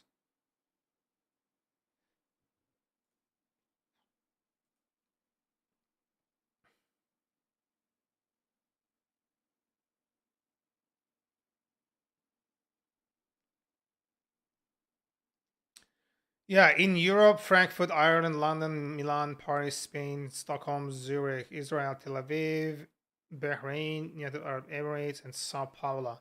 So they don't have Turkey here, which I kind of guessed, but DigitalOcean is pretty much the same. Oh, fuck it, send it. And then, okay, let's just say DigitalOcean regions. There you go, region availability matrix. Yeah, they have it London, Frankfurt. So like these, one of these would work for you. Like right, like Germany, really close. London, really close. Latency would be like just about the same. I don't think like it would really provide any like noticeable difference in latency. So you'll be pretty much the same thing. And then this is what I was using. I was using Frankfurt. I'm not even sure if I'm saying it right for the droplets. Same price. Yeah, you can do Frankfurt, and then it's the same thing. They have it in Frankfurt too, I think.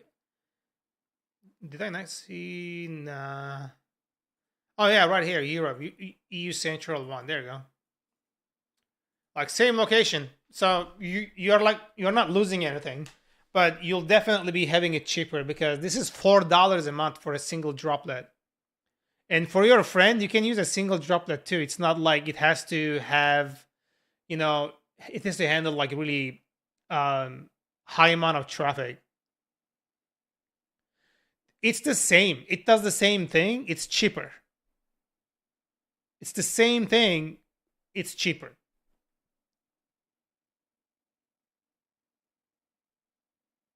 I use this one. I use this one for my project. And when I release my project, it's probably going to be on this one too.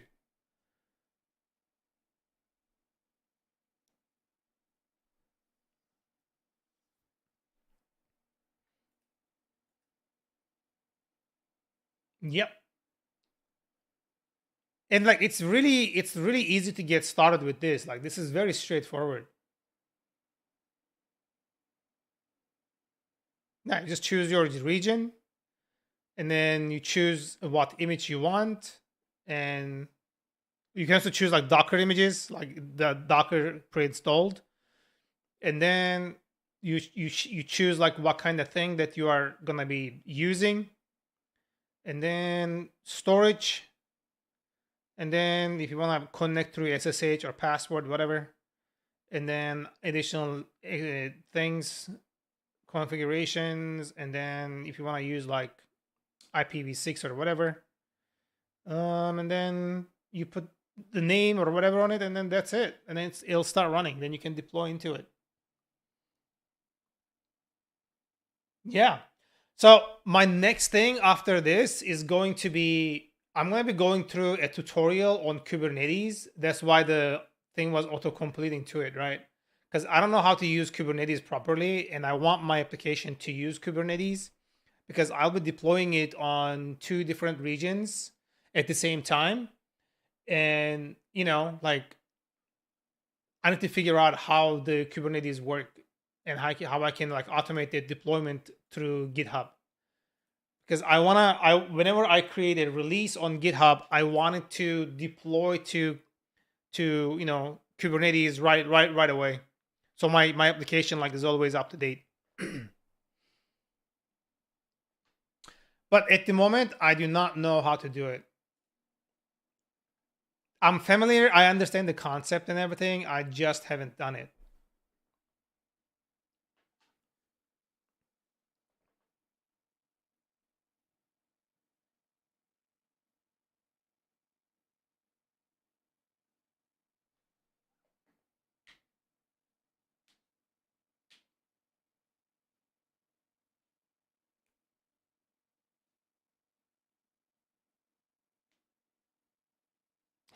Most important thing to start. Yeah, we'll get there. We'll get there. I'm not too far off. I think like by end of the coming week, I'll probably be functional with the API, like pretty much all completed for the TUS protocol at least. Then I can start writing SDKs around it. I actually don't have to write SDKs for the TUS protocol. I have to modify my existing endpoint for the other SDKs I will be supporting that will also deal with they will have concurrency, like parallel uploads, and then conversions. That will require some work. And then I also need to do this, like the billing. So like the users will need to see the analytics here, right? This section here. This is gonna like show how many files that got uploaded, what did they use, and things like that.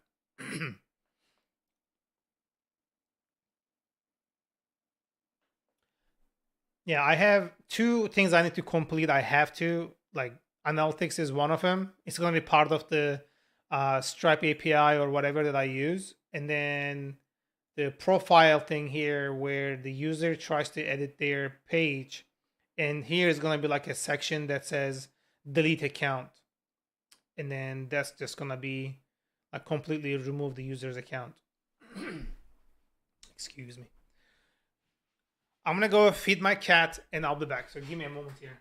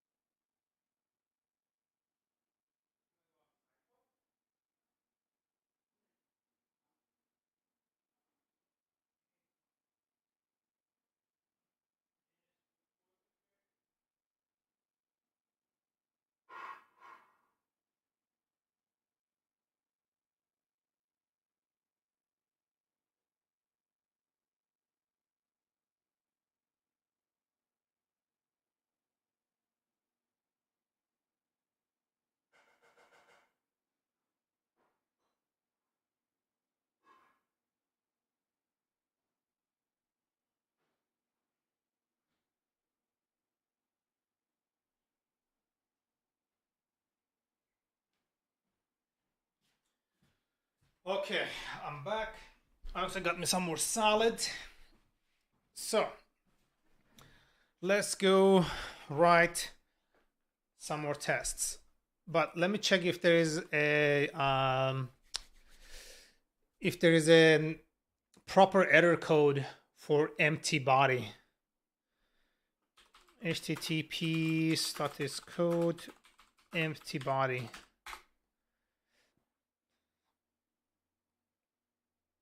Empty file. Let's say empty file.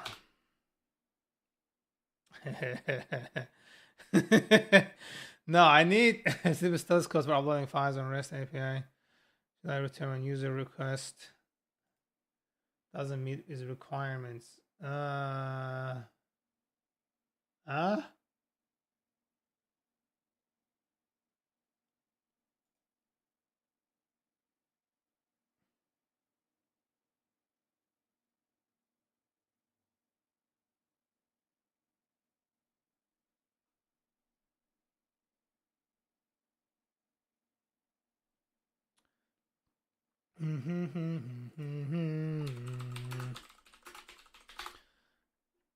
Okay, let's see.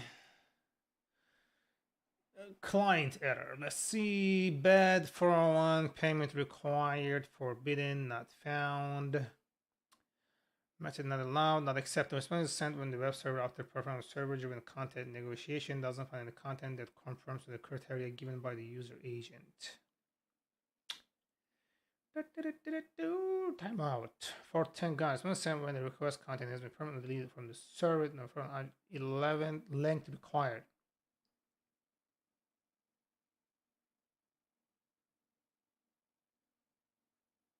Oh, so this should be 411.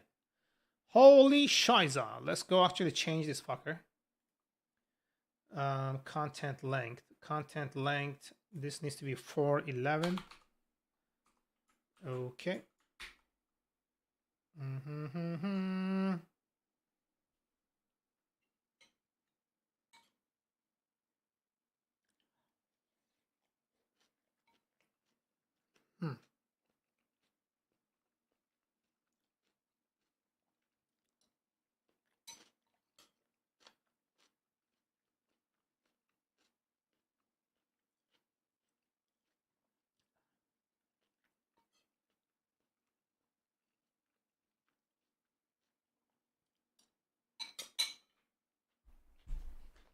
Hmm. Okay. So, excuse me for the content length. We're going to say here code equals 411. So when I run the test, it should pass again. Let's see. Let's see. Okay, it does. Sweet. So that was quick at least. We can remove this. All right, since we are doing an additional check here, if not chunk, validation error. Hold on, I haven't checked it yet.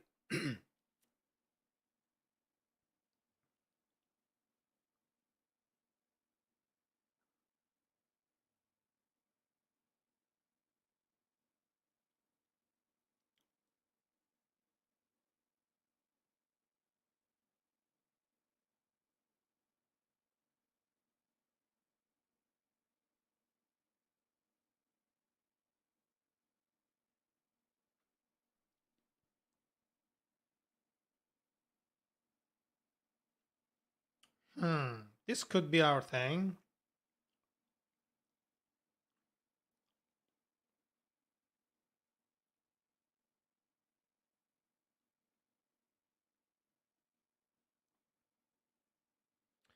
Yeah, it looks like there's really no thing for like empty body.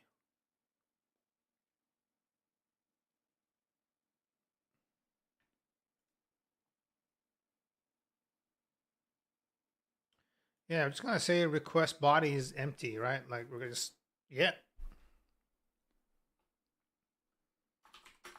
no data received.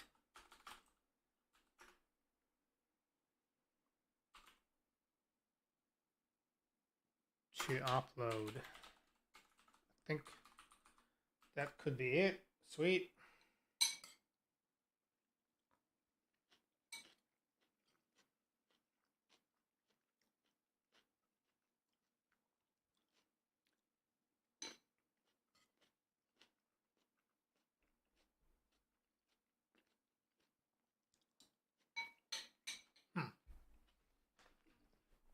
Okay.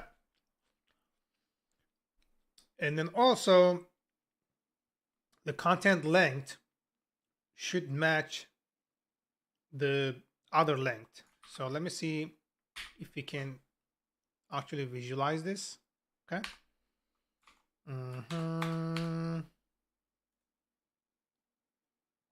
I just like how it just fucking like continues where it left off. Yeah, chunk length and content length, they need to be the same. If chunk, if length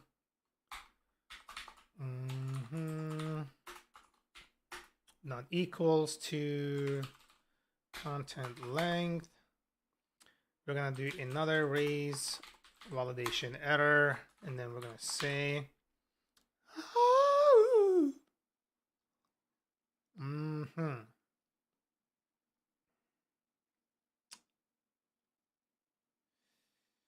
Huh.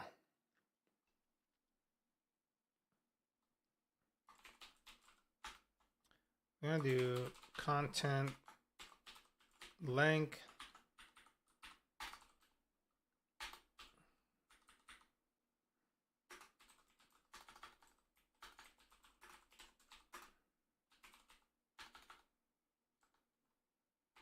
must match upload size. Okay, that's another thing. So cool.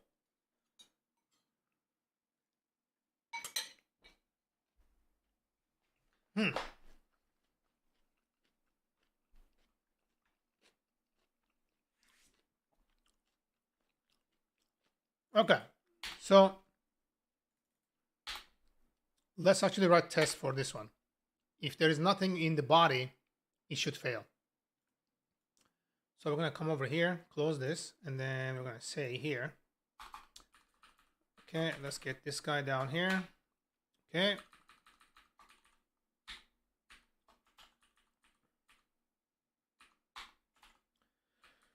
We're gonna say request body empty request body must fail. Okay. So this is like pretty much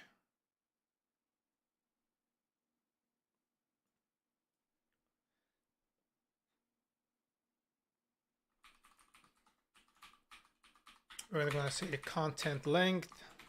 Okay, content length. It is 50. We're just gonna send it out, and then here we're gonna do that. We're gonna do that. Since we're not actually sending anything, it should fail, right?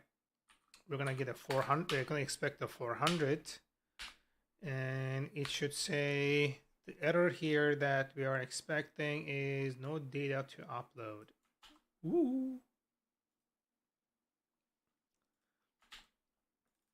We're gonna say JSON, and then we're gonna do error. We're gonna do this, and then we're gonna do error code.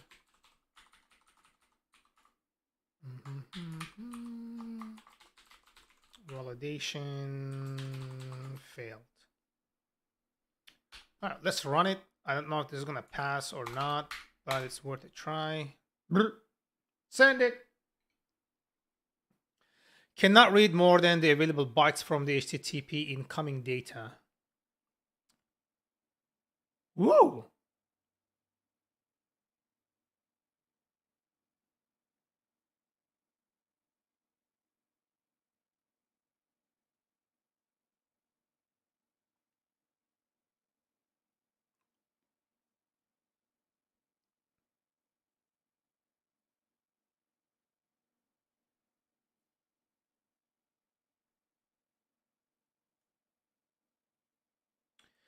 Looks like we might have hit a thing with the Django itself.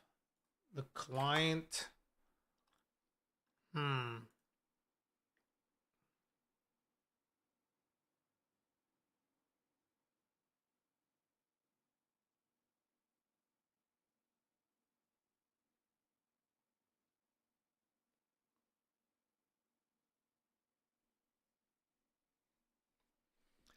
Okay, if I do it 0, I wonder if it is gonna still complain. Let's check. If you're not sending anything, I don't really care. Content length header must be provided. We are providing it, motherfucker.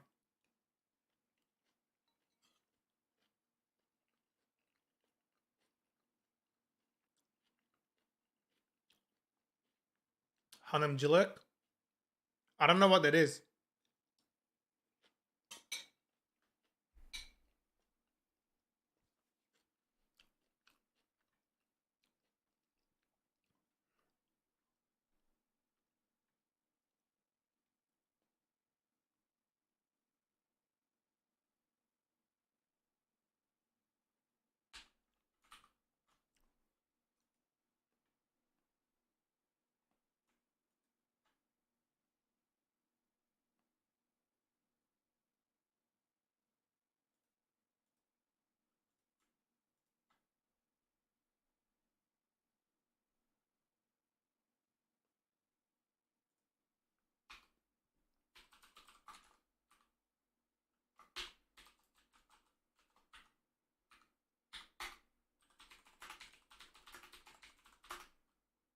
What's that mean?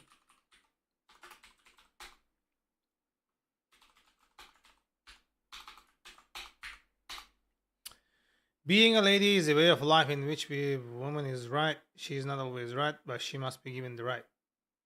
Okay. I'm not sure if I follow, but all the power to everybody. You know, content length. Motherfucker, it's right there. It's like the first thing.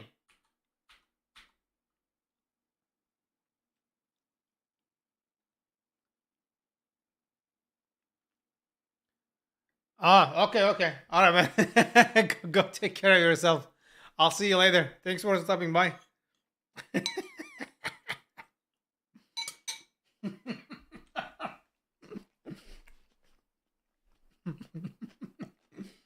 Woo!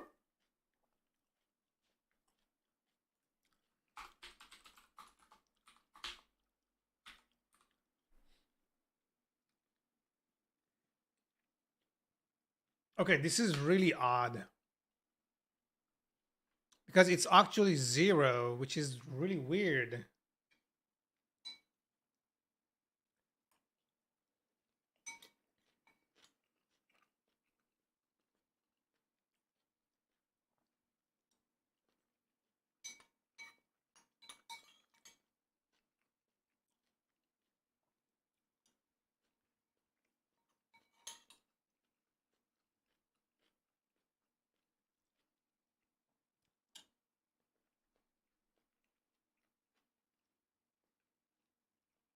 Hmm.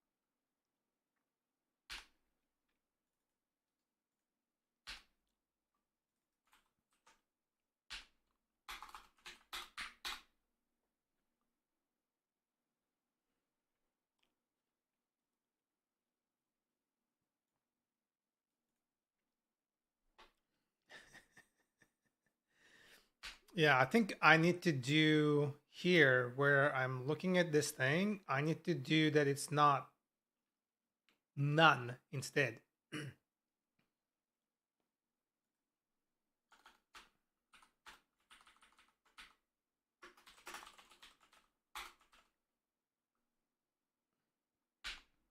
That is what we needed. Not because it's 0, because it's 0, it's evaluating to false. Yeah, there you go, motherfucker. I can't believe it.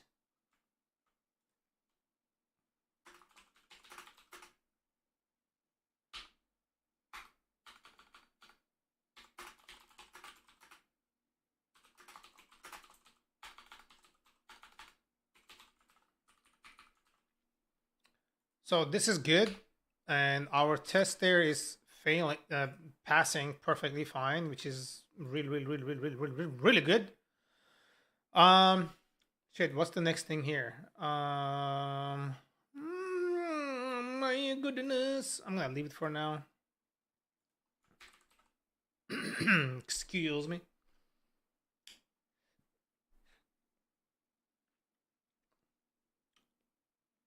I don't know if I can replicate this with the test, but I'll try.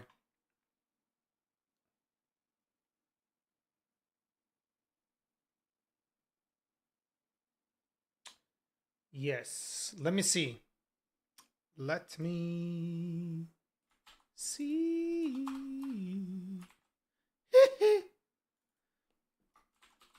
Content length header value does not match length of body. Request body. Okay. So since this is already, oh, we're gonna have to like change this. Oh, this is does not Thank you.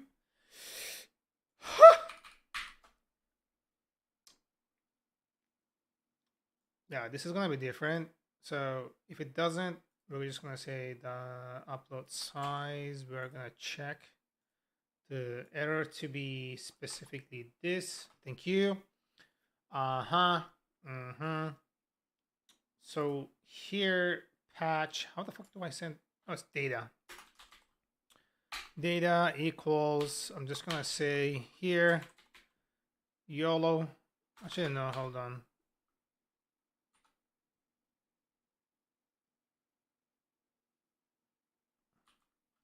Yeah, 1, 2, 3, 4, 5, 6, 7, 8, 9, 0. So that's 10 characters right here. And then I'm gonna make this 3. I don't know if this is gonna listen to it or not, but let's fucking check.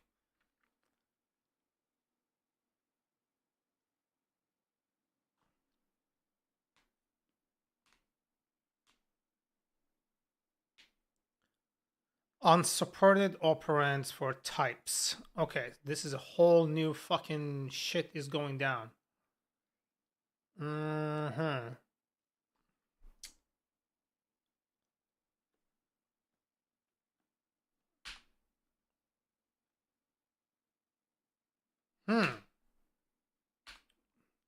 Why the fuck isn't it printing the headers? It's actually getting this? What the fuck? It's coming here. This doesn't make any sense. It's not failing here.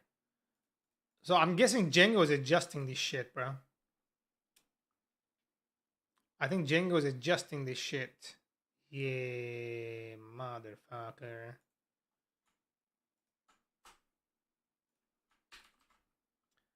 Django is adjusting it. Okay, let me see.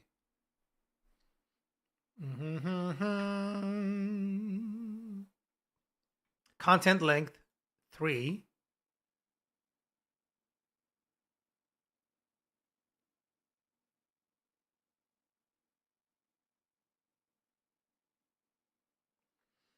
So the content length is 3, which is good.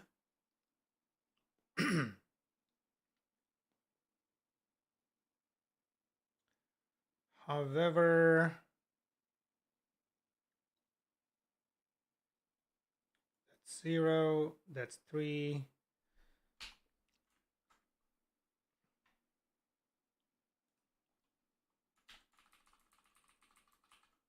I'm gonna say body length here. Okay, we're gonna do this self dot len. Okay, self dot request dot body.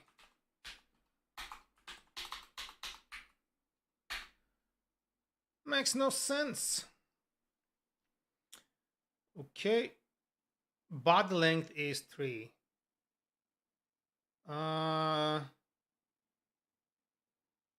What the fuck? I think Django is adjusting it, yeah. I think Django is adjusting it. Django is saying, you want this? You want to send like 3? Then we're only sending 3. Oh my god. No. What the fuck?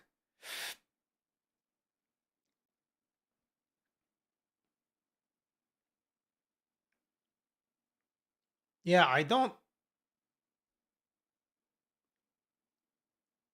Huh.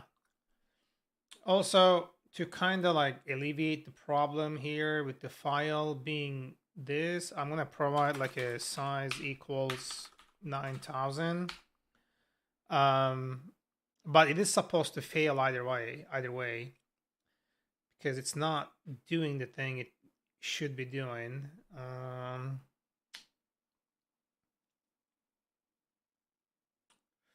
Oh boy. Oh boy. Kata, kata, kata, kata.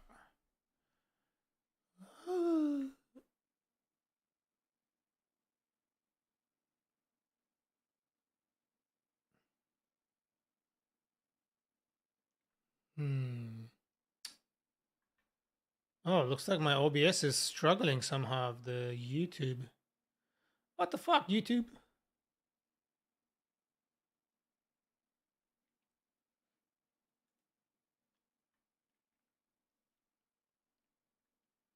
I'm like just couple points away from making this actually be completed here. If I finish this right now, tomorrow is going to be an awesome day.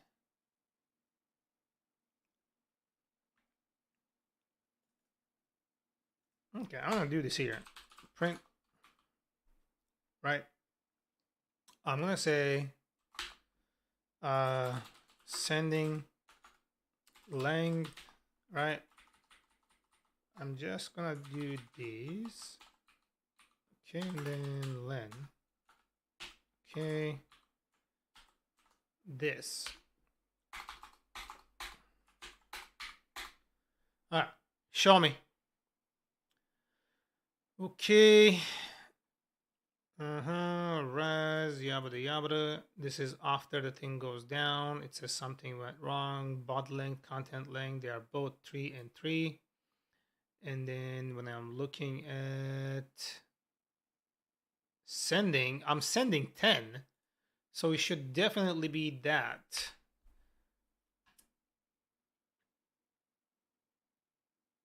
Hold on. What the fuck is the body then?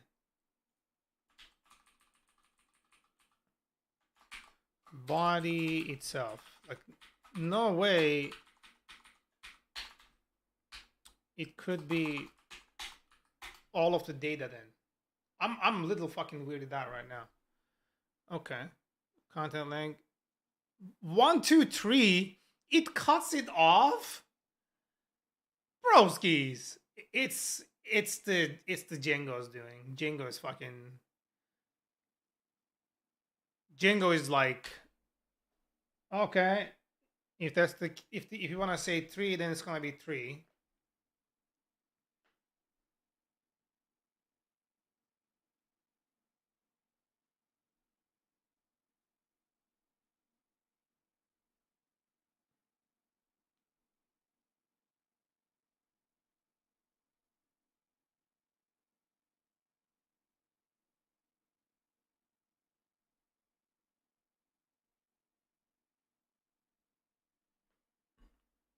Hmm. Whew. Okay. Yeah, I'm not able to.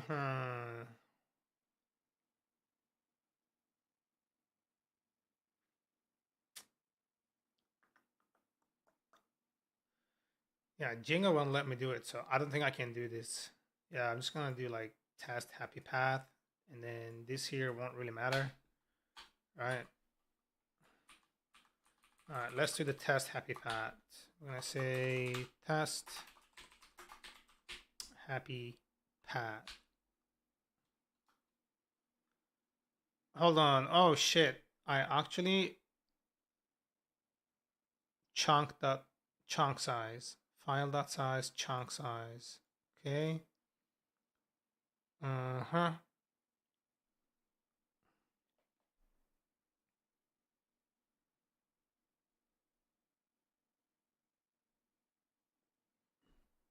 Uh-huh. So I don't think it's the file size that's the problem. It's the chunk size that's the problem.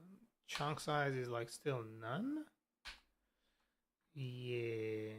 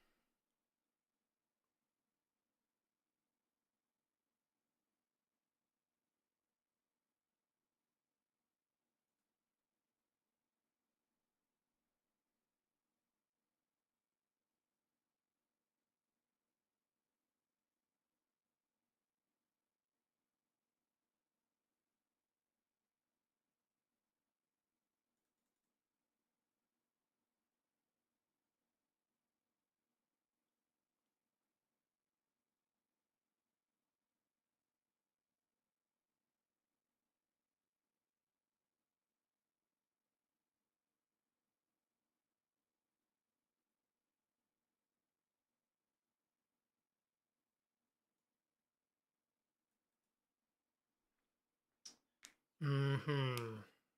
Okay, this actually makes sense.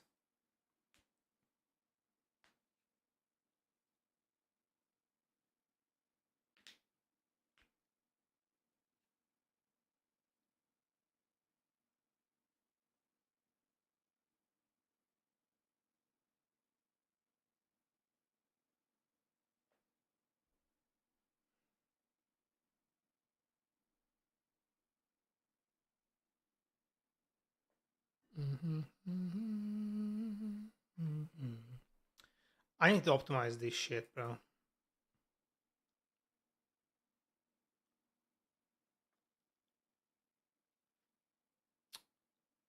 Mm-hmm.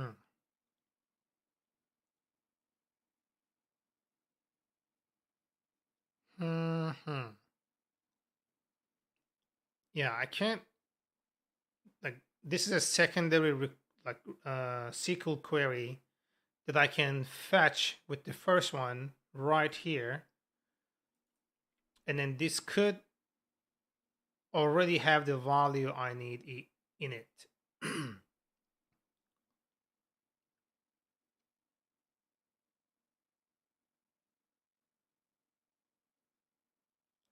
Mm-hmm.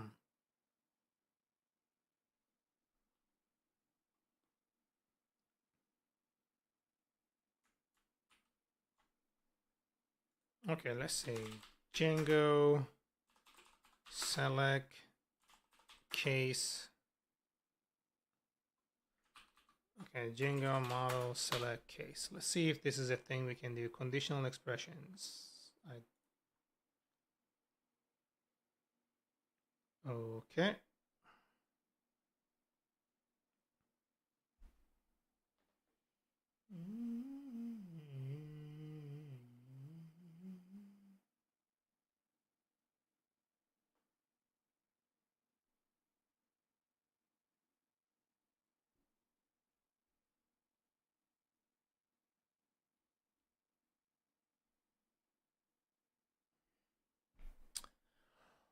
Okay.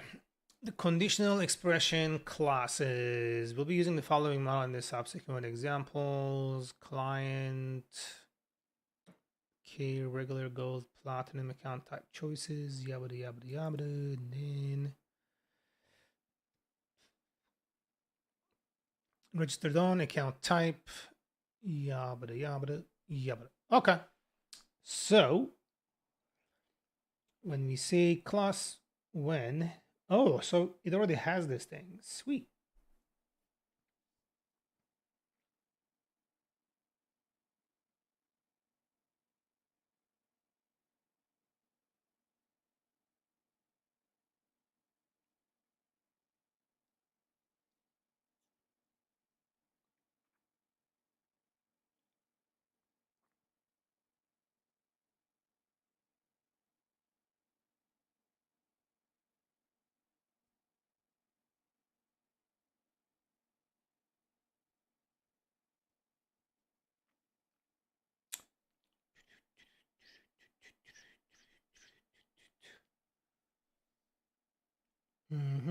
Account type client.gold nf name. I kind of forgot what it did. Hold on.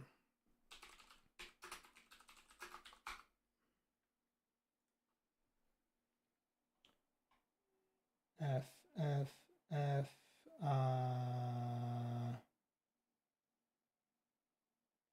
Okay, there you go.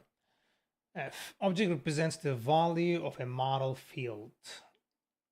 Transformed value of a model field or annotated column. It makes it possible to refer to model field values and perform database operations using them without actually having to pull them out of the database into Python memory. Okay.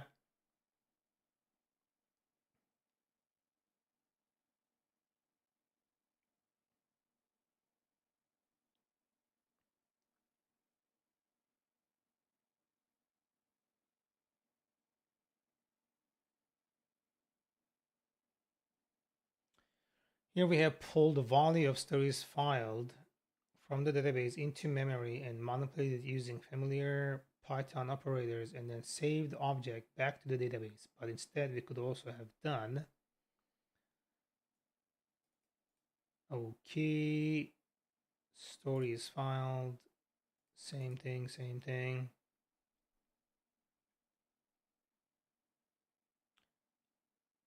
Okay, to an instance attribute. In fact, it's a SQL construct describing an operation on the database. When Django encounters the instance of f, it overrides a standard Python operators to create an encapsulated SQL expression. In this case, one which instructs the database to increment the database field presented by repository. Whatever value is or was on repository field, Python never gets to know about it. It's dealt with entirely by the database. All Python does through Django's F class is create the SQL syntax to refer to the field and describe the operation. Object must be reloaded, so you have to fetch it again. Okay. Can be used on query sets of objects instances with update. So this is the two queries we were using above to get and then save to just one. Right. Cool.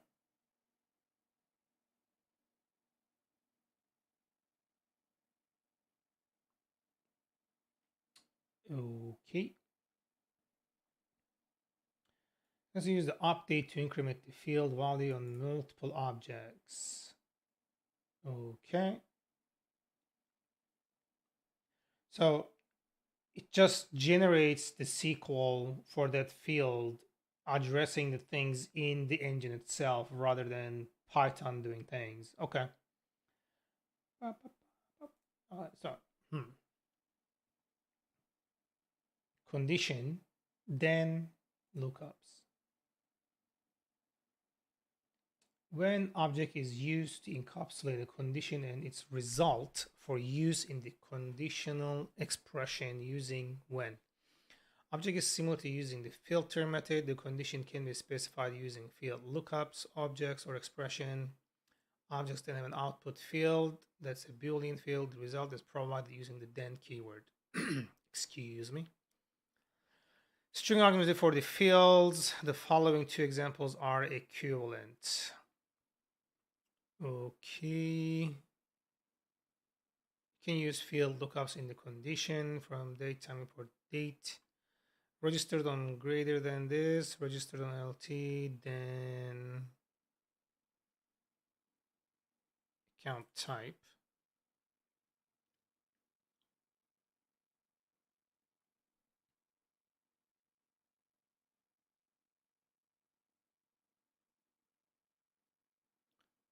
So you can send like multiple expressions.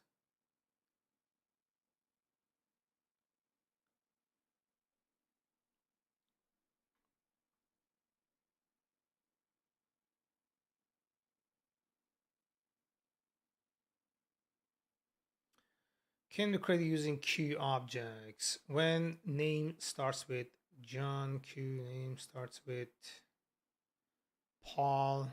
These are like or, then name. Condition can be created using Boolean expressions.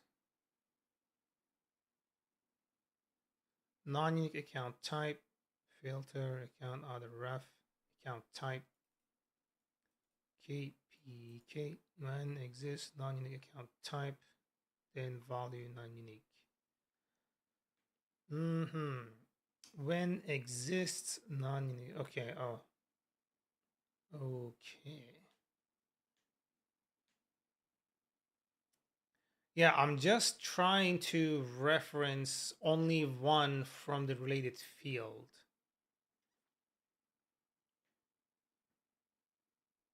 That is it. So that might be a little complicated to find, but let's see. Keys.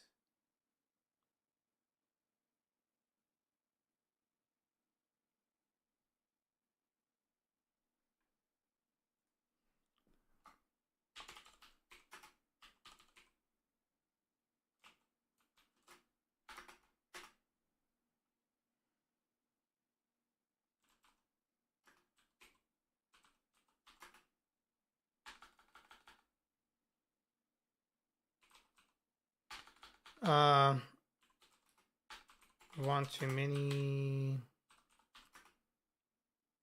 first entry.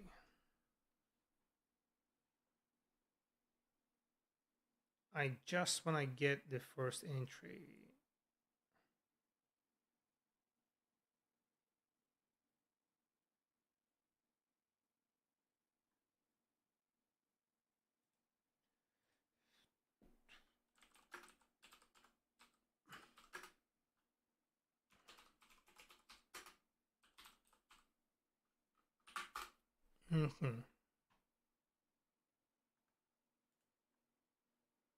I'm trying to join two tables using a left join. Yep, that's what we're doing. And the result set has to include only the first record from the right join table. So I have two tables, A and B is below, code, employee number, okay, then code, etc. And then county, expected output, 101, Glen Oaks County, so Queens, and then 102. Oh, so yeah, perfect. That's exactly what I'm trying to do. If you notice, my result has only one match record table. B doesn't match what record is matched after left join.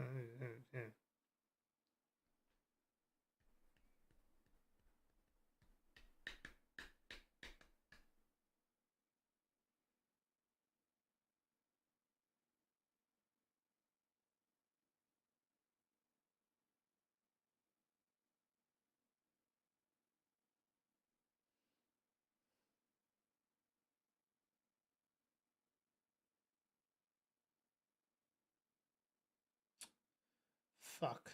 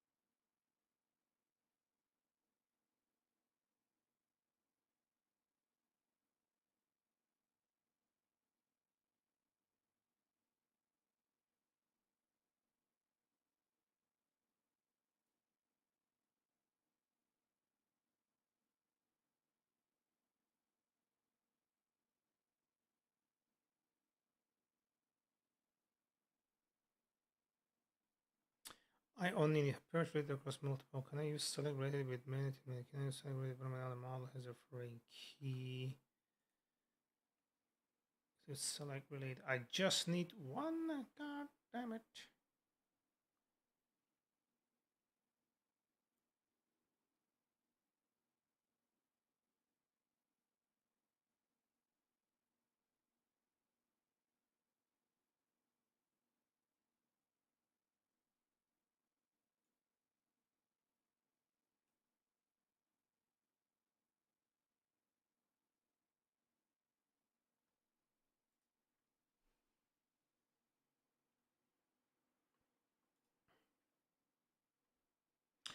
Return is a query set that will automatically retrieve in a single batch rated objects for each of the specified lookups. It has a similar purpose to select related in that both are designed to stop the deluge of database queries that is caused by accessing related objects, but the strategy is quite different. So it really works by creating a SQL join and including the fields of the related object in select statement. For this reason, select related gets the related objects in the same database query. However, to avoid the much larger result set that would result from joining across a many relationship, select related is limited to single value relationship foreign key and one-to-one. Prefetch related, on the other hand, does a separate lookup for each relationship and does the joining in Python. It allows it to prefetch many to one and generation relation objects which cannot be using select related addition to foreign key and one-to-one relationships that are supported by select related. It also supports prefetching of generic foreign key.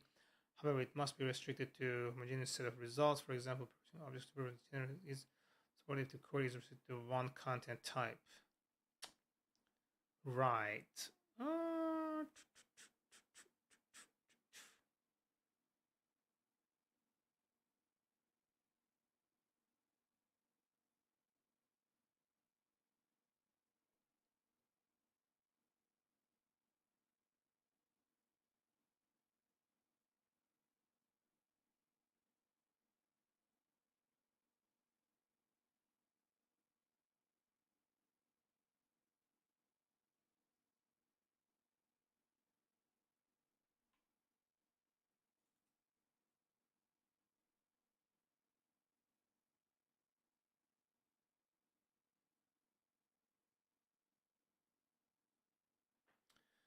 Prefetch. Can I limit this? Actually, if I can limit this, this would be just pretty much perfect. That's all I would need. Literally, that's all I would need.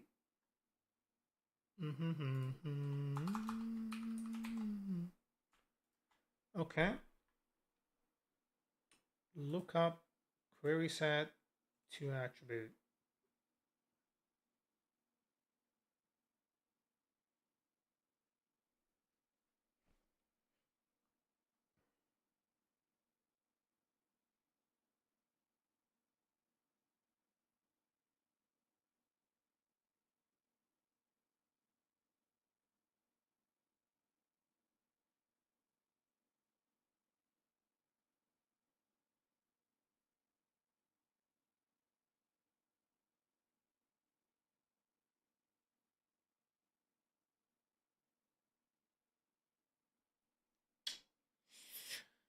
Ooh, put to query set chain results query set. Okay.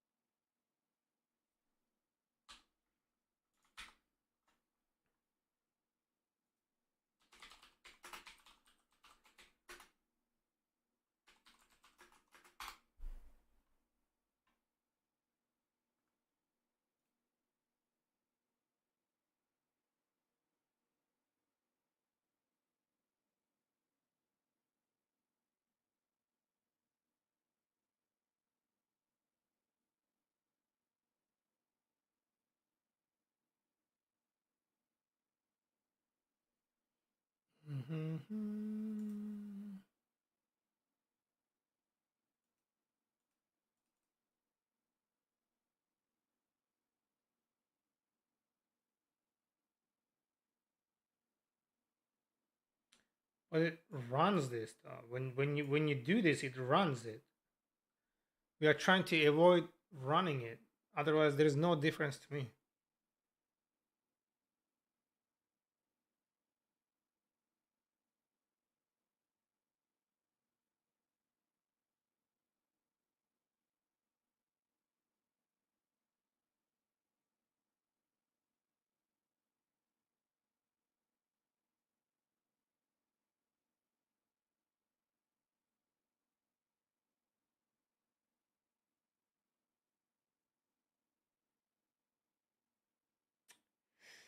Hmm.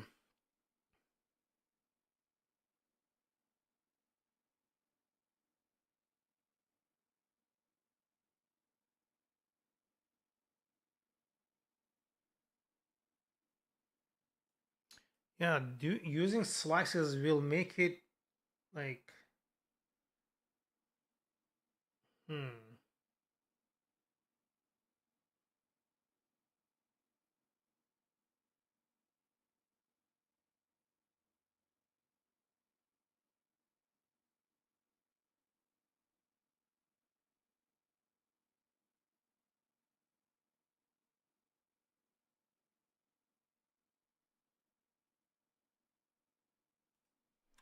Maybe I can do it with outer query, subquery. Okay, let's do outer ref.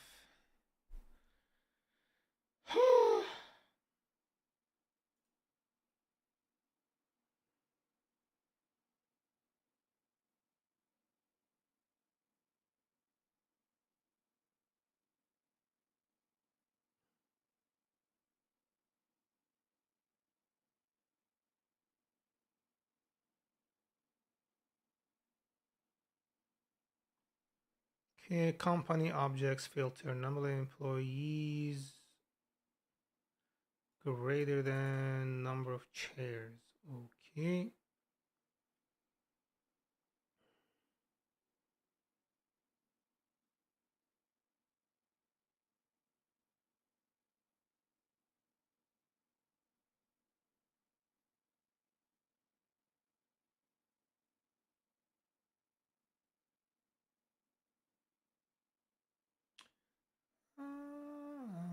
Chairs needed, number of employees, number of chairs first.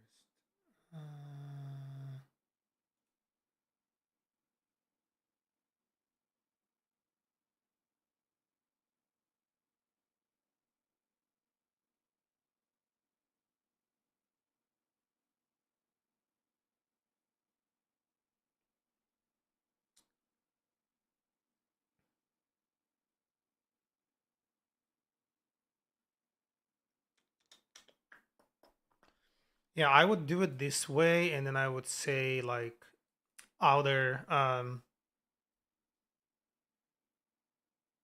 Can I do outer ref in annotate? If I can do that, that would be like so fucking perfect.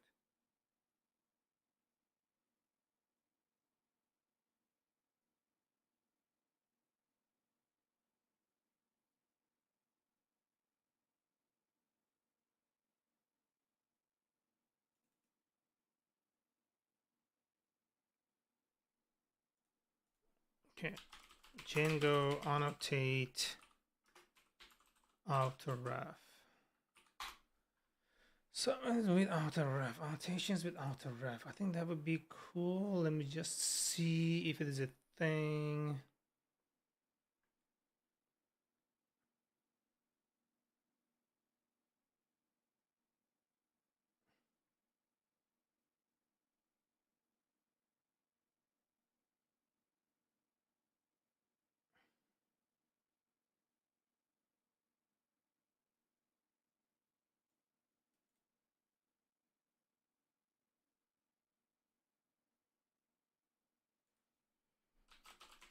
Django subquery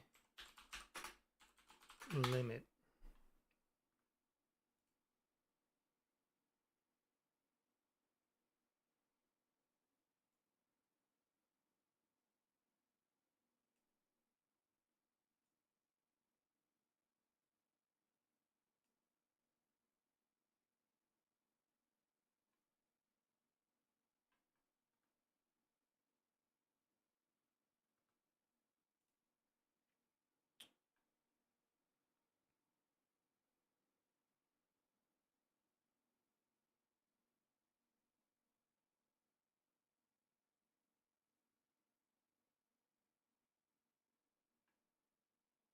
It looks like it's possible, but annotations, annotate, Django annotate outer ref.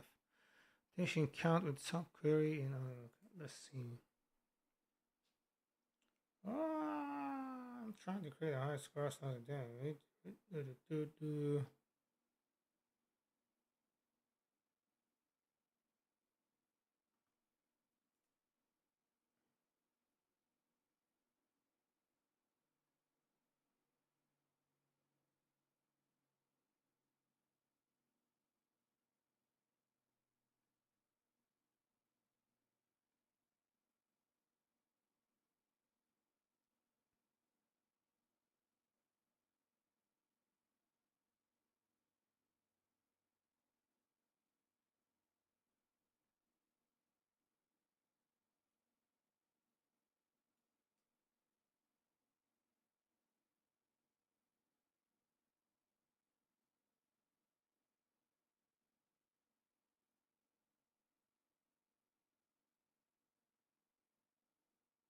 Hmm.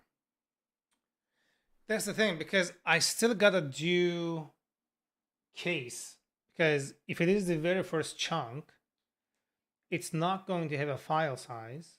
And when I run that query, it's gonna come out empty. So I still need to give it a default value as none, so it doesn't worry about it. That is the problem. Ah.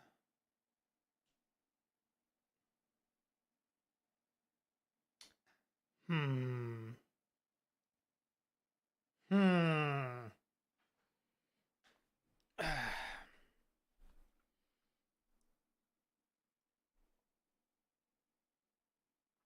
Hmm.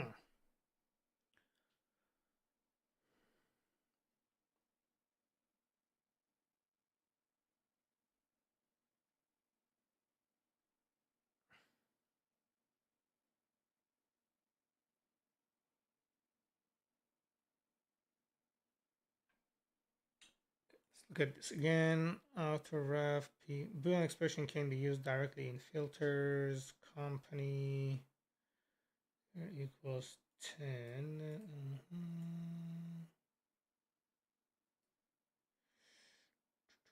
Exists. Oh, that.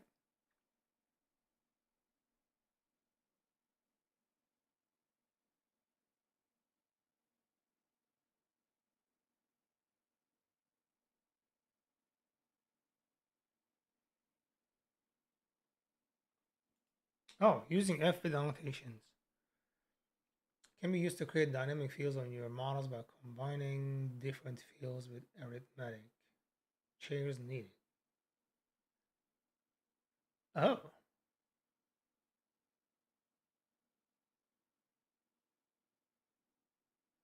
I think I'm gonna try making it with like case. Where was it? This is expressions. Where did I do that?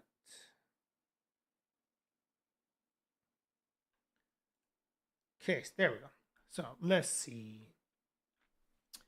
Case, where is this is being used? Objects create, name, account type, registered on, name, account, registered on, name, account, registered on.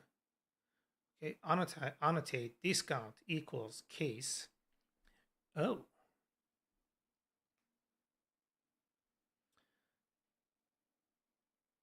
So I'm able to use it, but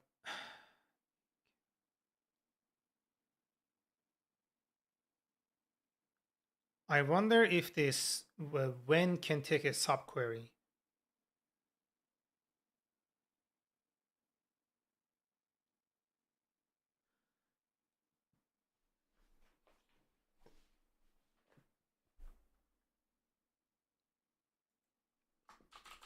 Django value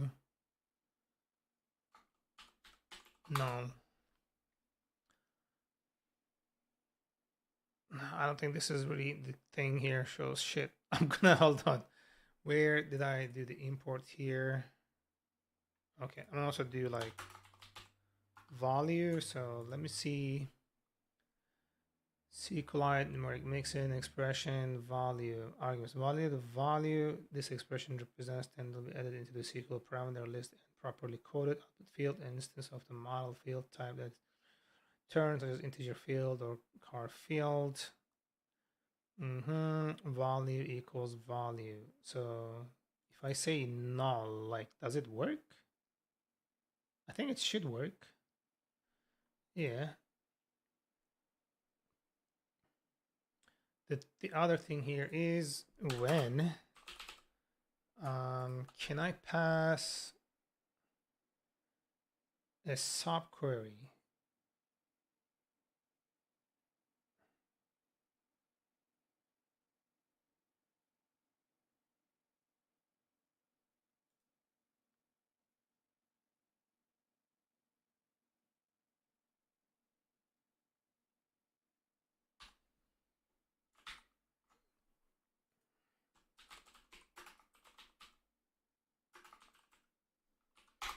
Django case when subquery Django case when we are deep in Django hell right now.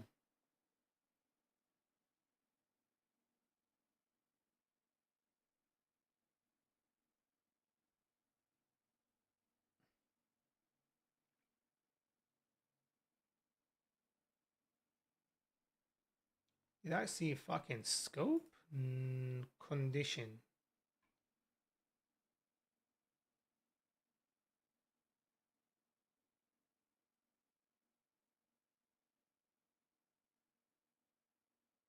It converts it to a queue? Oh, okay.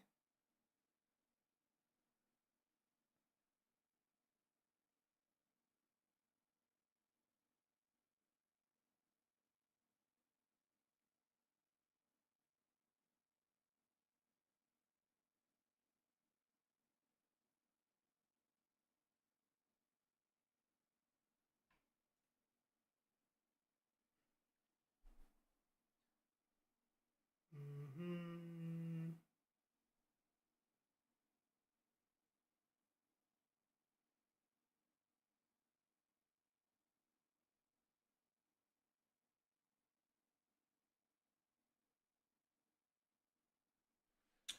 Let's try it. From Django count when case subquery. I don't know how this is. If this is how this. Okay, subquery, and then value. Do I need anything else on this? Outref.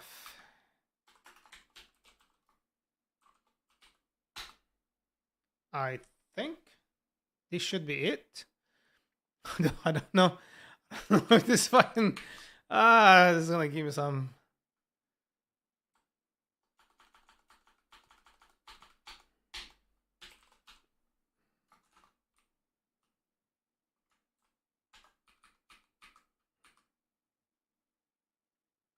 Annotate.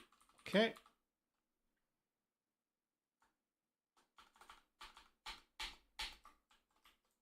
It's gonna be case. I can just do that.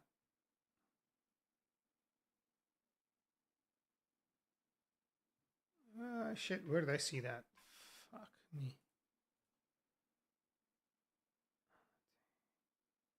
Oh yeah, case, and then it has when default. Okay, so we're gonna do case. I'm just gonna say here file part size. I'm just gonna call it chunk size, honestly. Chunk size equals QQ. That's what I'll do. QQ is not defined right now, so we're gonna do QQ equals case, right? When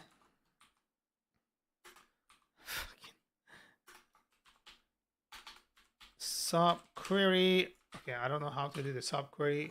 Check subquery. Shit. Subquery, query expressions, subquery. Just fucking subquery. There. Subquery. Comment post. Autoref. Okay. Annotate newest values email.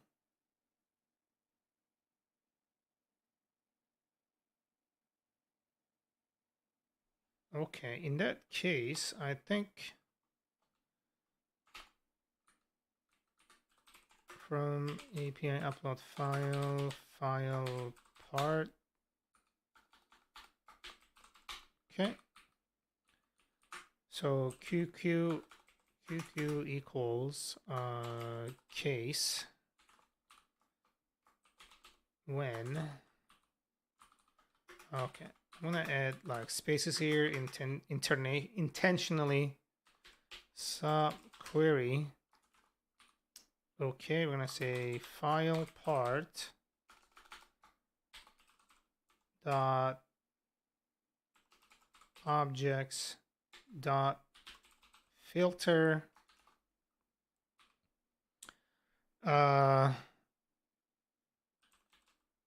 file ID equals autoref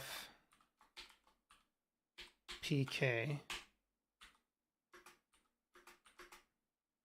Okay. Okay. Okay. Filter.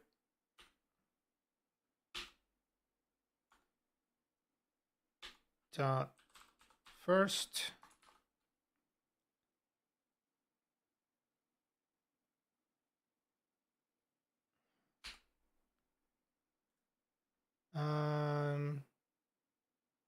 When then value just the value.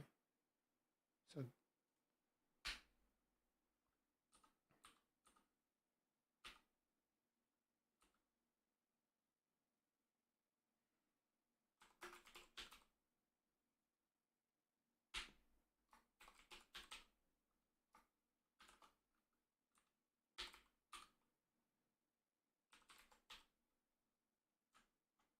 okay, I don't remember the thing for that.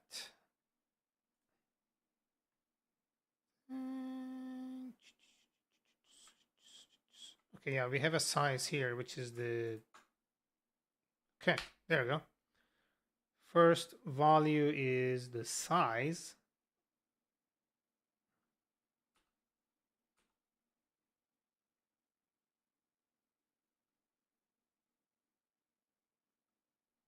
And then if it doesn't exist, just none.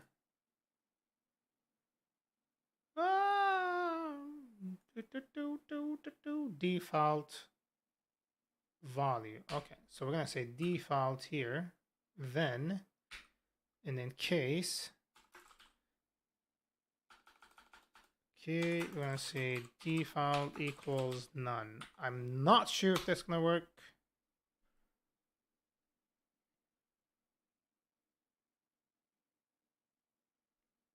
This query contains a reference to an outer query and may only be used in a subquery. That is what the fuck we're doing. It is in the subquery. Do I have to like type this? You're out of your damn mind. Okay. Oh my god, this is gonna be nuts.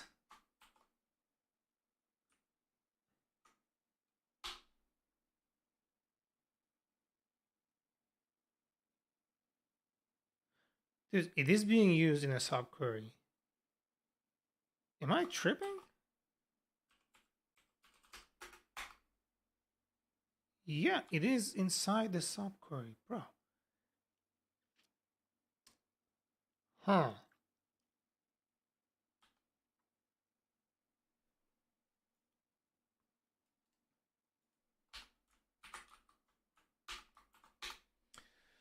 Deep in the it's not query, but I'm already using it in a fucking subquery.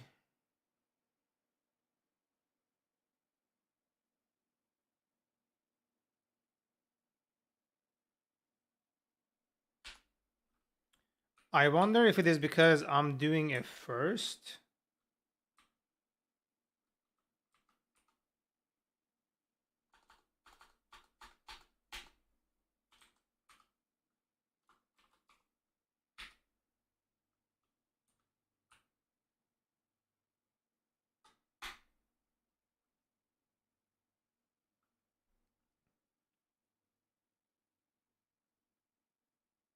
Unknown output field.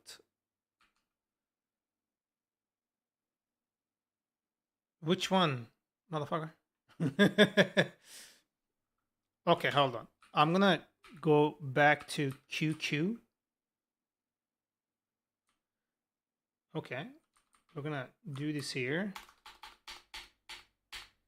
Okay.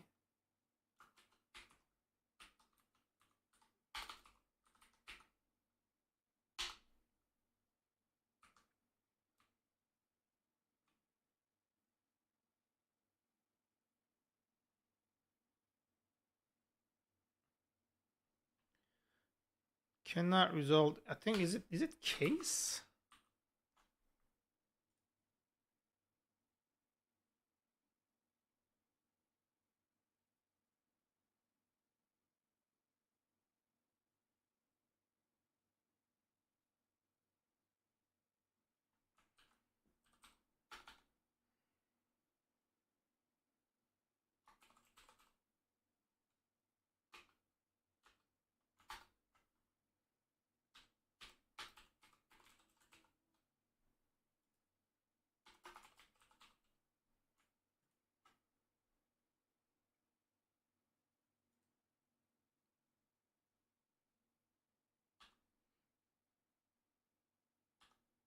Is it when? I'm so fucking...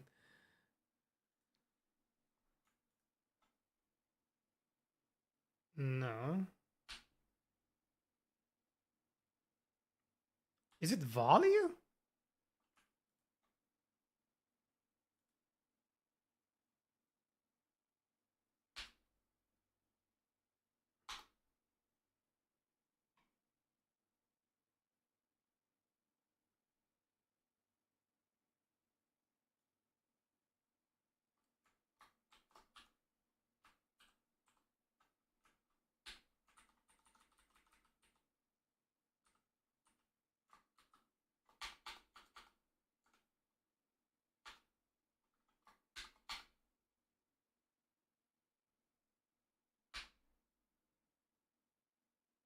Result to none equals true. Result to none equals true. Raise field error. Okay. So what is this? What are we looking at here?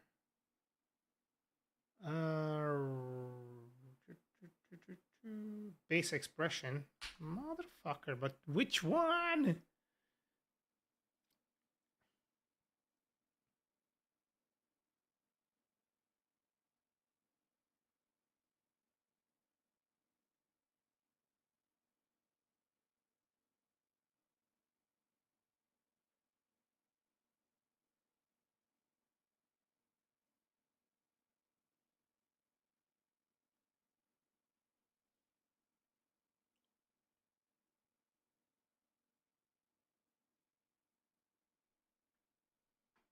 I'm kind of gonna try this here. Okay.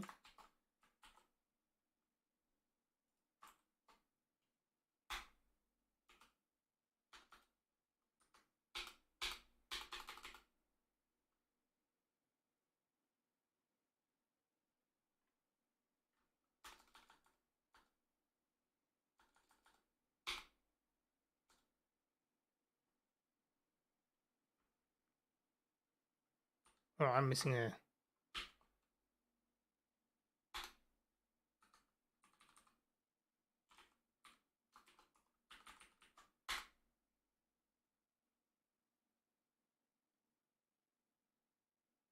Oh shit, I put it in the wrong place. My bad.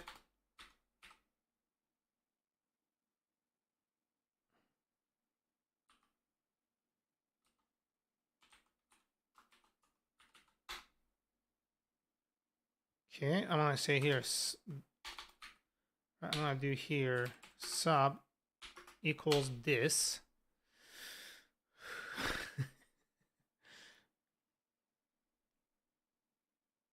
And then I'm gonna do when expression equals, right?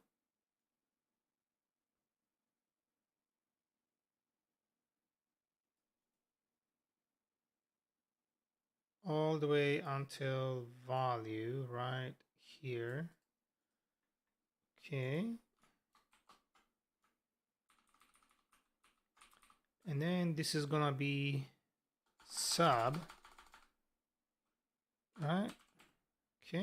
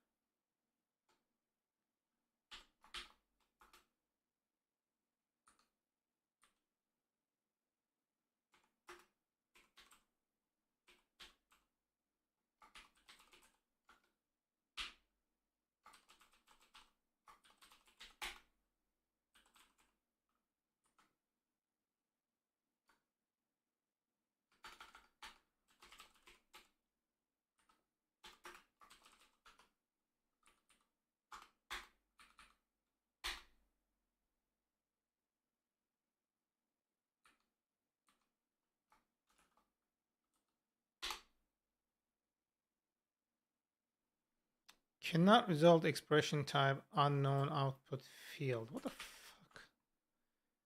Okay. Django when Okay, there we go.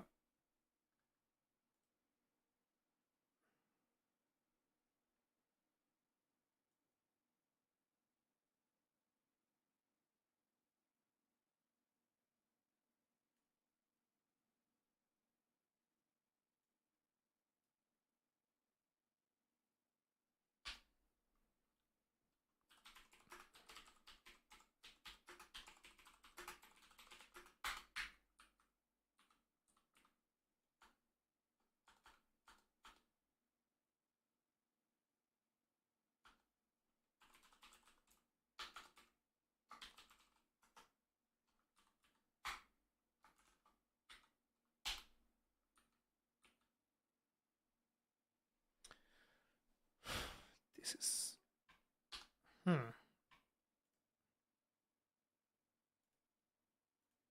I'm literally looking at when and then expression.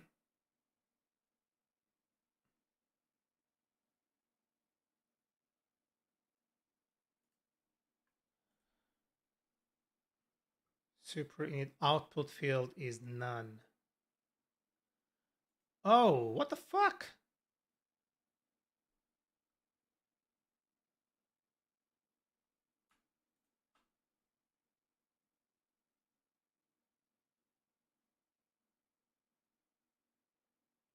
It sends the output field as none, so it's hard coded.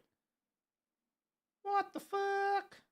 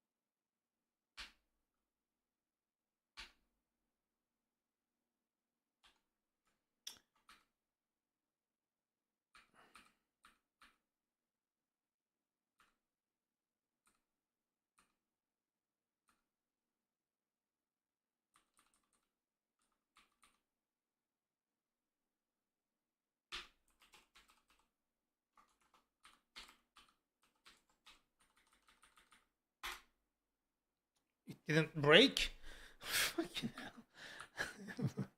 When sub out, I think it doesn't matter here anymore. Yeah, then that's what it says. Supports a queue object, a Boolean expression, or lookups as a condition. Uh-huh. Is our YouTube OBS struggling again? Doesn't seem like it is struggling again.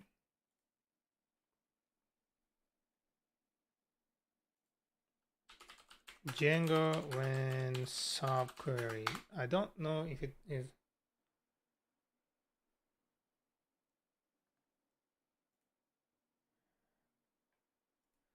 Fuck it, let's check when. I think I put a space there. It doesn't like it. When.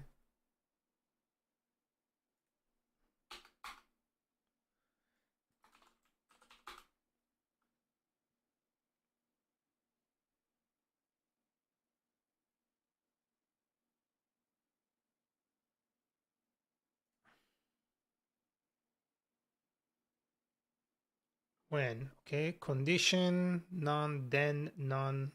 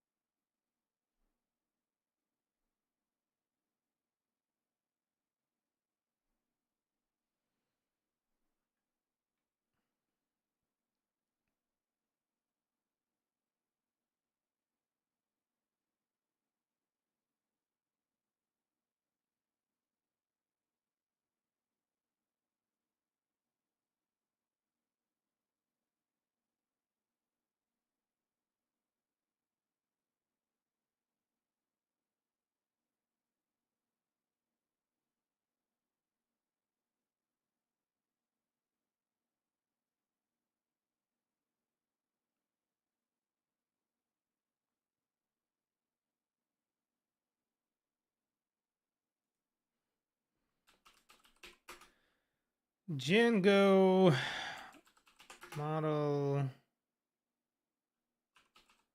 one too many filter. No, one too many filter.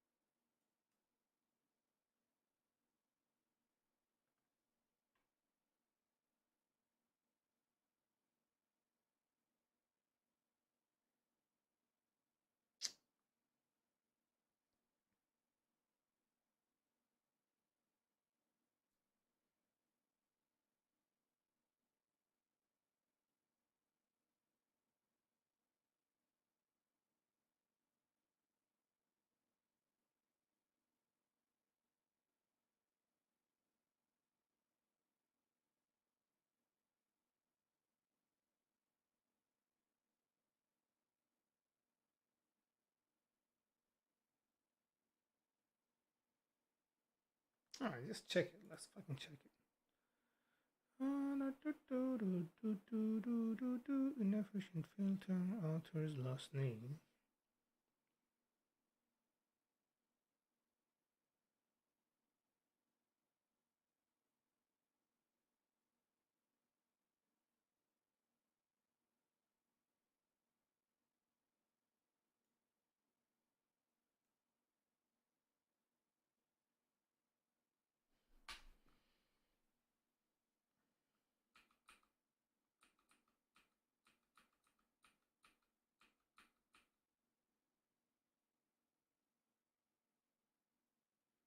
Nick, how we doing, my dude?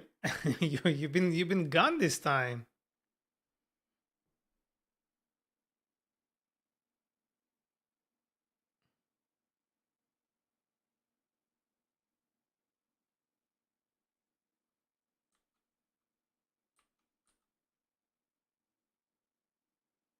Went to watch the new FNAF movie. What the hell is FNAF movie? What? What? I'm really tired. Like, I'm just here out of like stubbornness right now. Ugh. Is music even still playing? Okay, it is playing.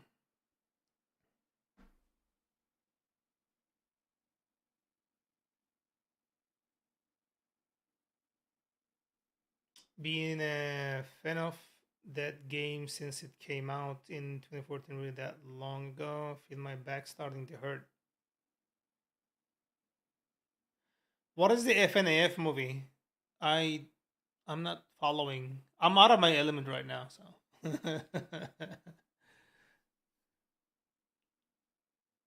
Five Nights at Freddy's. How am I supposed to even get that out of that? Come on. I don't perform at that capacity.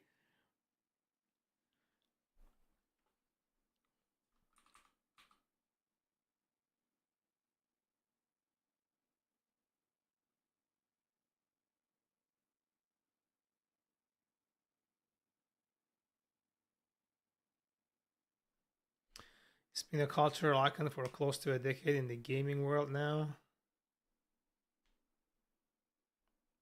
It's always been referred by that name. I'd never heard of it, so sorry.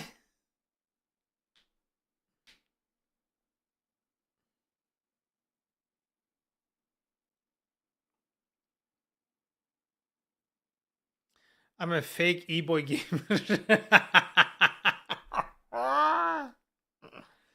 You should see me on my other account. I'm the best e-boy.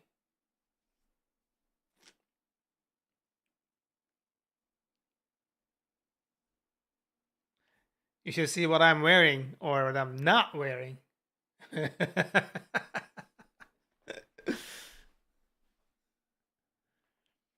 Well, I hope you had a good time either way.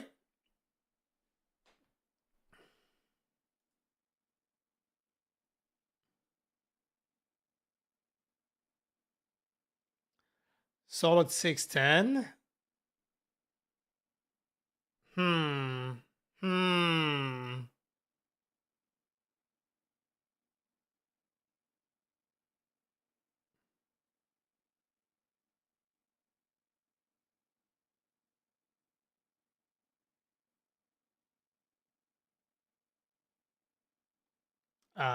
I see. Did you go by yourself or did you go like with friends or something?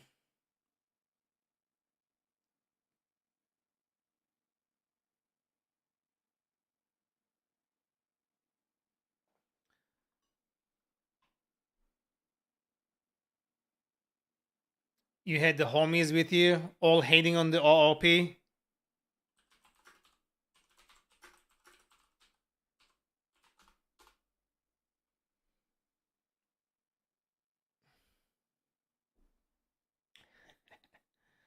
%94 like this movie. Okay.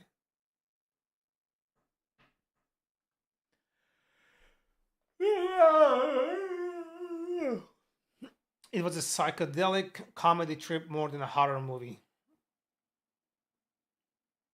Bruh.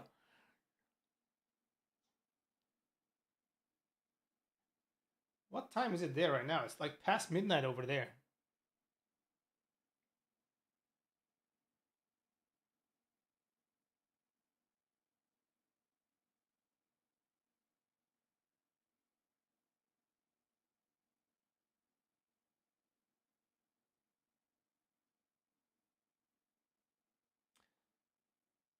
Legit laughed more times than I was scared. Believe an animatronic cupcake had the highest kill count. Don't underestimate the animatronic cupcakes, man. Let them get their murdering on.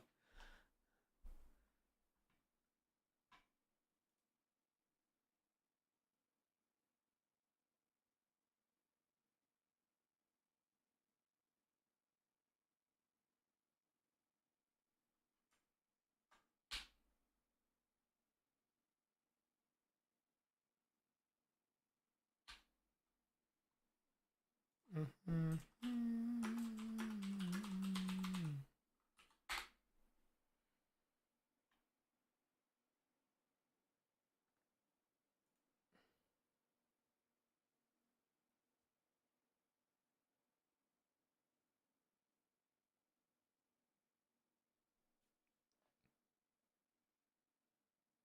Other homies went out drinking and they're crashing at my place. Can't be snoozing on them when they are knocking. I really enjoyed the YouTuber references though.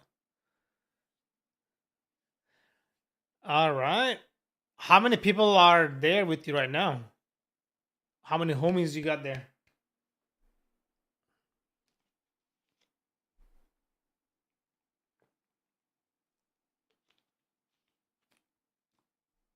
Ow.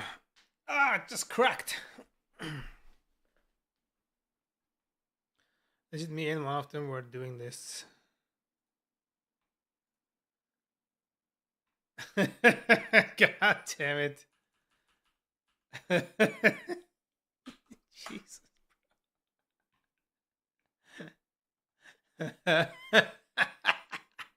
Ah, god damn.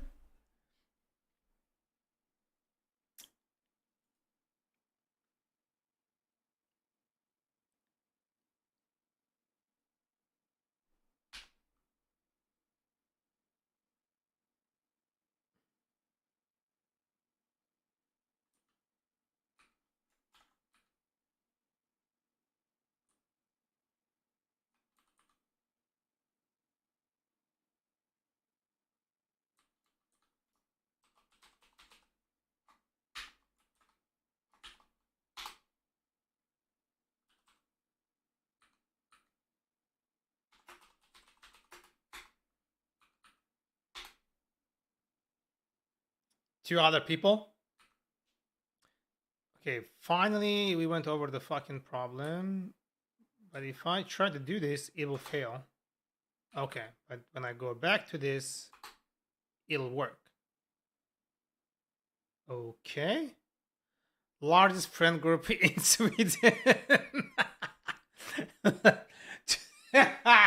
Ah. You guys like don't go by a convenience store, like 6 and 7 of you blocking the entrance, and then one of you is like drinking out there and like burping to the passerbys. You guys don't do that?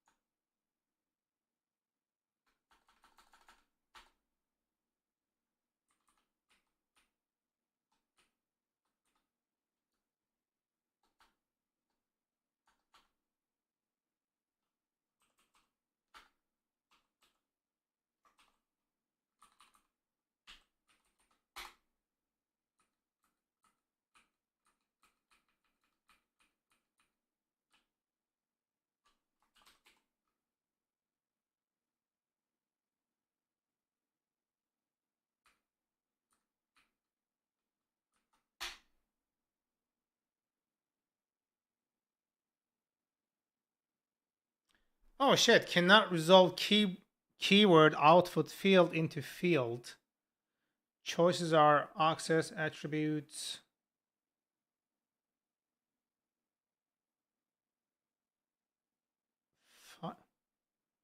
What the fuck?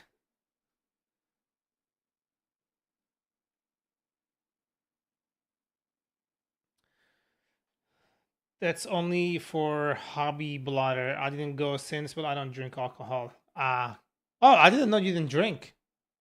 Okay, that's cool. That's cool. That's cool.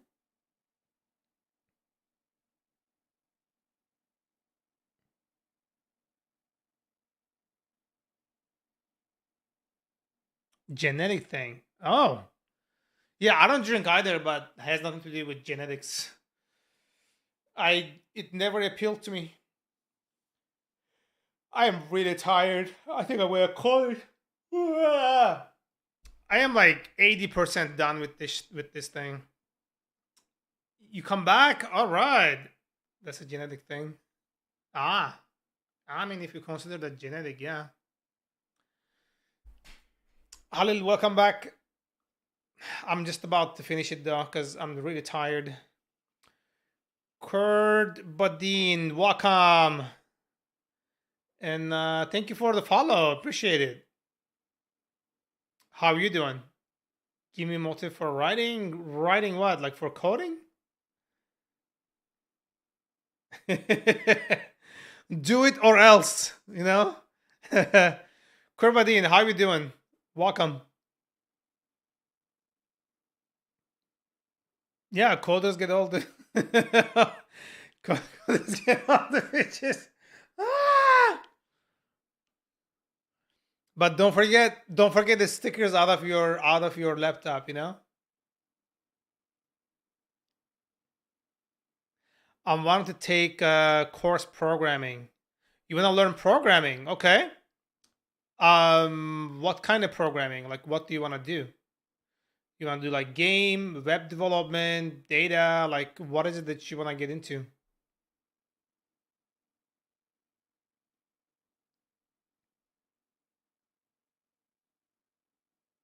You want to become a hacker? Okay.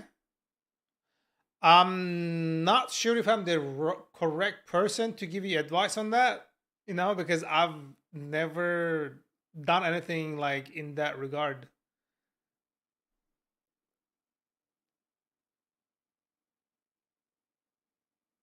I'm the correct person. I'm not the correct person. I'm not the right guy for that. But if you want to be a hacker, there are like forums that you can follow through that has like probably better advice for you. Your programs are so full of holes, they are the perfect testing ground. Okay, on that regard, yeah, let's say I can be of use, for like testing, or like testing your skills, see if you can like penetrate my systems. But I don't know what to tell you, like in terms of like go here or do this, do that to learn. I just don't know.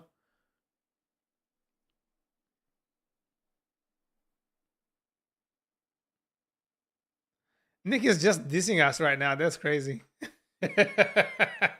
bro.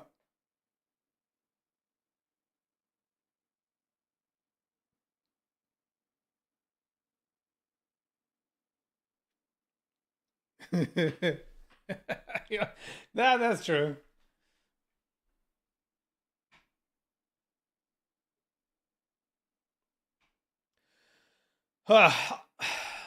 I'm tired, y'all. I'm really out of it. I've been here for 6 hours. I don't know what the hell I'm doing. You wanna try it? Well, I'm gonna put the website up in a couple of weeks. But like 3 4 weeks, the website, my project will be up on its own domain. If you're still around in like 3 weeks or so, yeah, go ahead, give it a try. See if you can, like break it.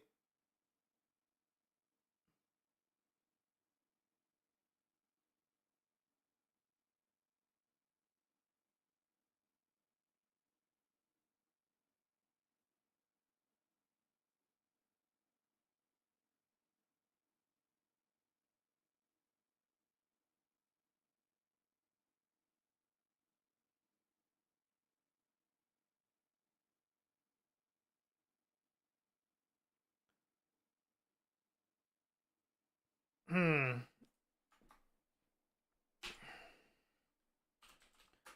White hat hacker, how to get started. Jesus fucking fuck. Oh my god. Ugh. My eyes. Top tips for becoming a white hat hacker.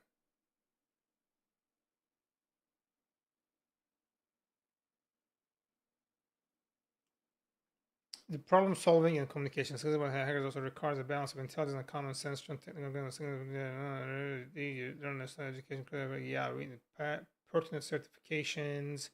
Achieving the certified ethical hacker certificate from a concept is one recommended starting point. This is a vendor neutral credential and the person in a high demand. The minimum salary of ethical hacker is slightly above 8K. Around the pay scan, the top range can reach level on the consultant per contract or short term assignment. Okay? Intermediate levels and to focus on system hacking, enumeration, social engineering, SQL injection, Trojans, worms, viruses, and other forms of attack, including denial of service. Can this might also demonstrate that through knowledge of cryptography, penetration testing, firewalls, and honeypots. Okay, you see how it recommends a 5 days training class. 5 day? That's a joke. Prior work experience to do well in the course, students should have Windows and Linux systems, SQL familiarity with TCP, IP, and work on knowledge of virtual platforms. However, self-study options are also available to them, which really the ton application fee. Code of ethics in addition to I think this is nah. How do I become a white hat hacker? Cybersecurity isn't something you learn in a boot camp. I mean, you can like get started in a boot camp, but like 5 days is not a reasonable duration to learn anything, especially for someone like who's just coming up. It's just not.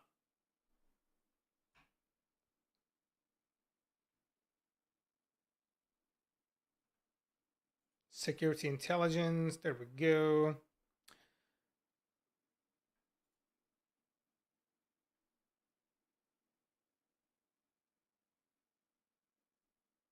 You're gray hats. No, no. Gray hat. Gandalf the gray hat, the white hacker, gray hat hacker. Saucy, welcome. It's in deep web. Oh,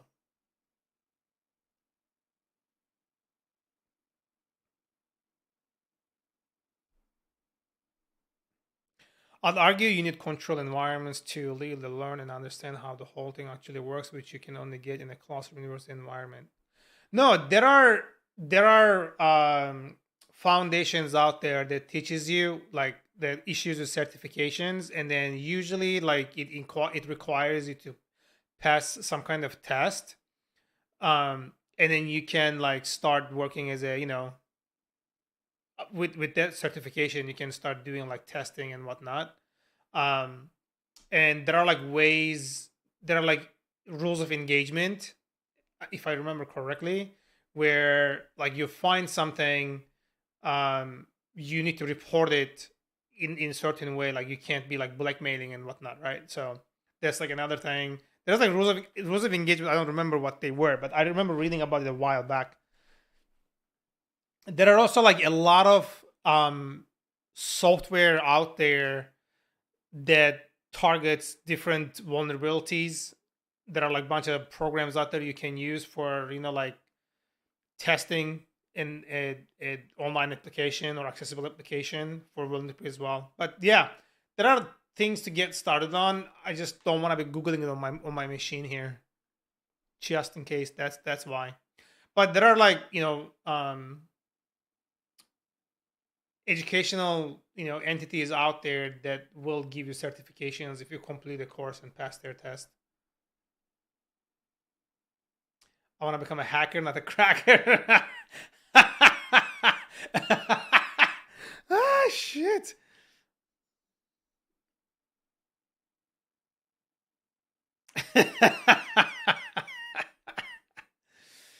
I mean, like anything else. Okay, I knew you were gonna like pin that thing. I was expecting it. Like anything else that you would learn and teach yourself, you gotta go to distance yourself to learn the, finer details. Crack is whack. This is just. I fucking love that line right now. I want to become a hacker, not a cracker. Bro. Woo! That's what I'm talking about.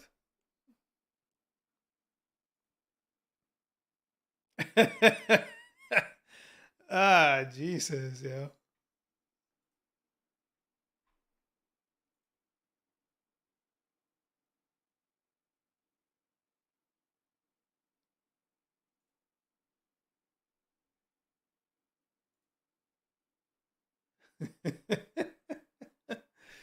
Ah, shit.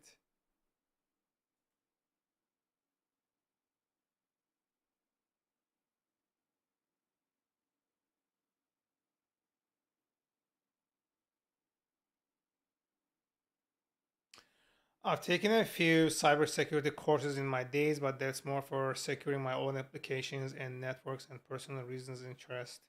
Yeah, there was a guy here on Twitch that like it was his main thing. I don't remember his handle at this very moment. He was on the platform for like a really long time and then he kind of disappeared. I don't know what happened to him. It was his thing. He was doing like cybersecurity and he was creating like some kind of software in Python, and then I would like stop by on his stream when I had time. And yeah, he was doing that thing like as a full time. It was his whole thing. But there are like a lot of things like when you're working as a, white hat hacker, there are like a lot of things like you gotta do. There's like so many different things you can be um, testing for vulnerabilities, right? Very interesting. I'm more interested in the defending side than attacking side, so to speak. You won't believe the security of my longer applications. Um, I would argue that if you have experience as a white hat hacker or any kind of hacker, you would be so much more prepared creating something more solid against, like with more solid defenses because you know how the attacks are happening.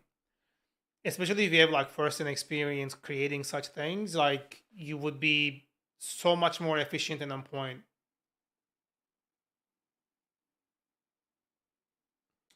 I'm gonna start living margining my RAM if you want my passkeys.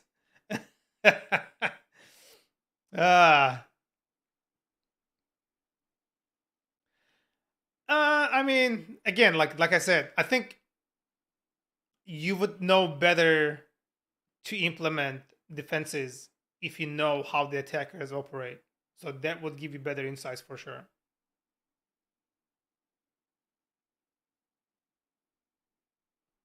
Ah, okay, okay. Okay. Yeah, I'm exhausted. I'm out of it. I have done enough today. So most likely I will finish this endpoint tomorrow. Actually, not most likely. I will finish it tomorrow, and I'll create a separate ticket for optimizing this particular query here. And then this should help me out.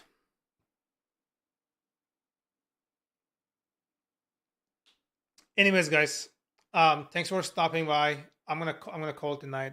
I'm like pretty out of it right now, and my throat is kind of getting tired. To be fair, I was also seduced by the dream of being Mr. Hackerman in my younger years. Ah, dang.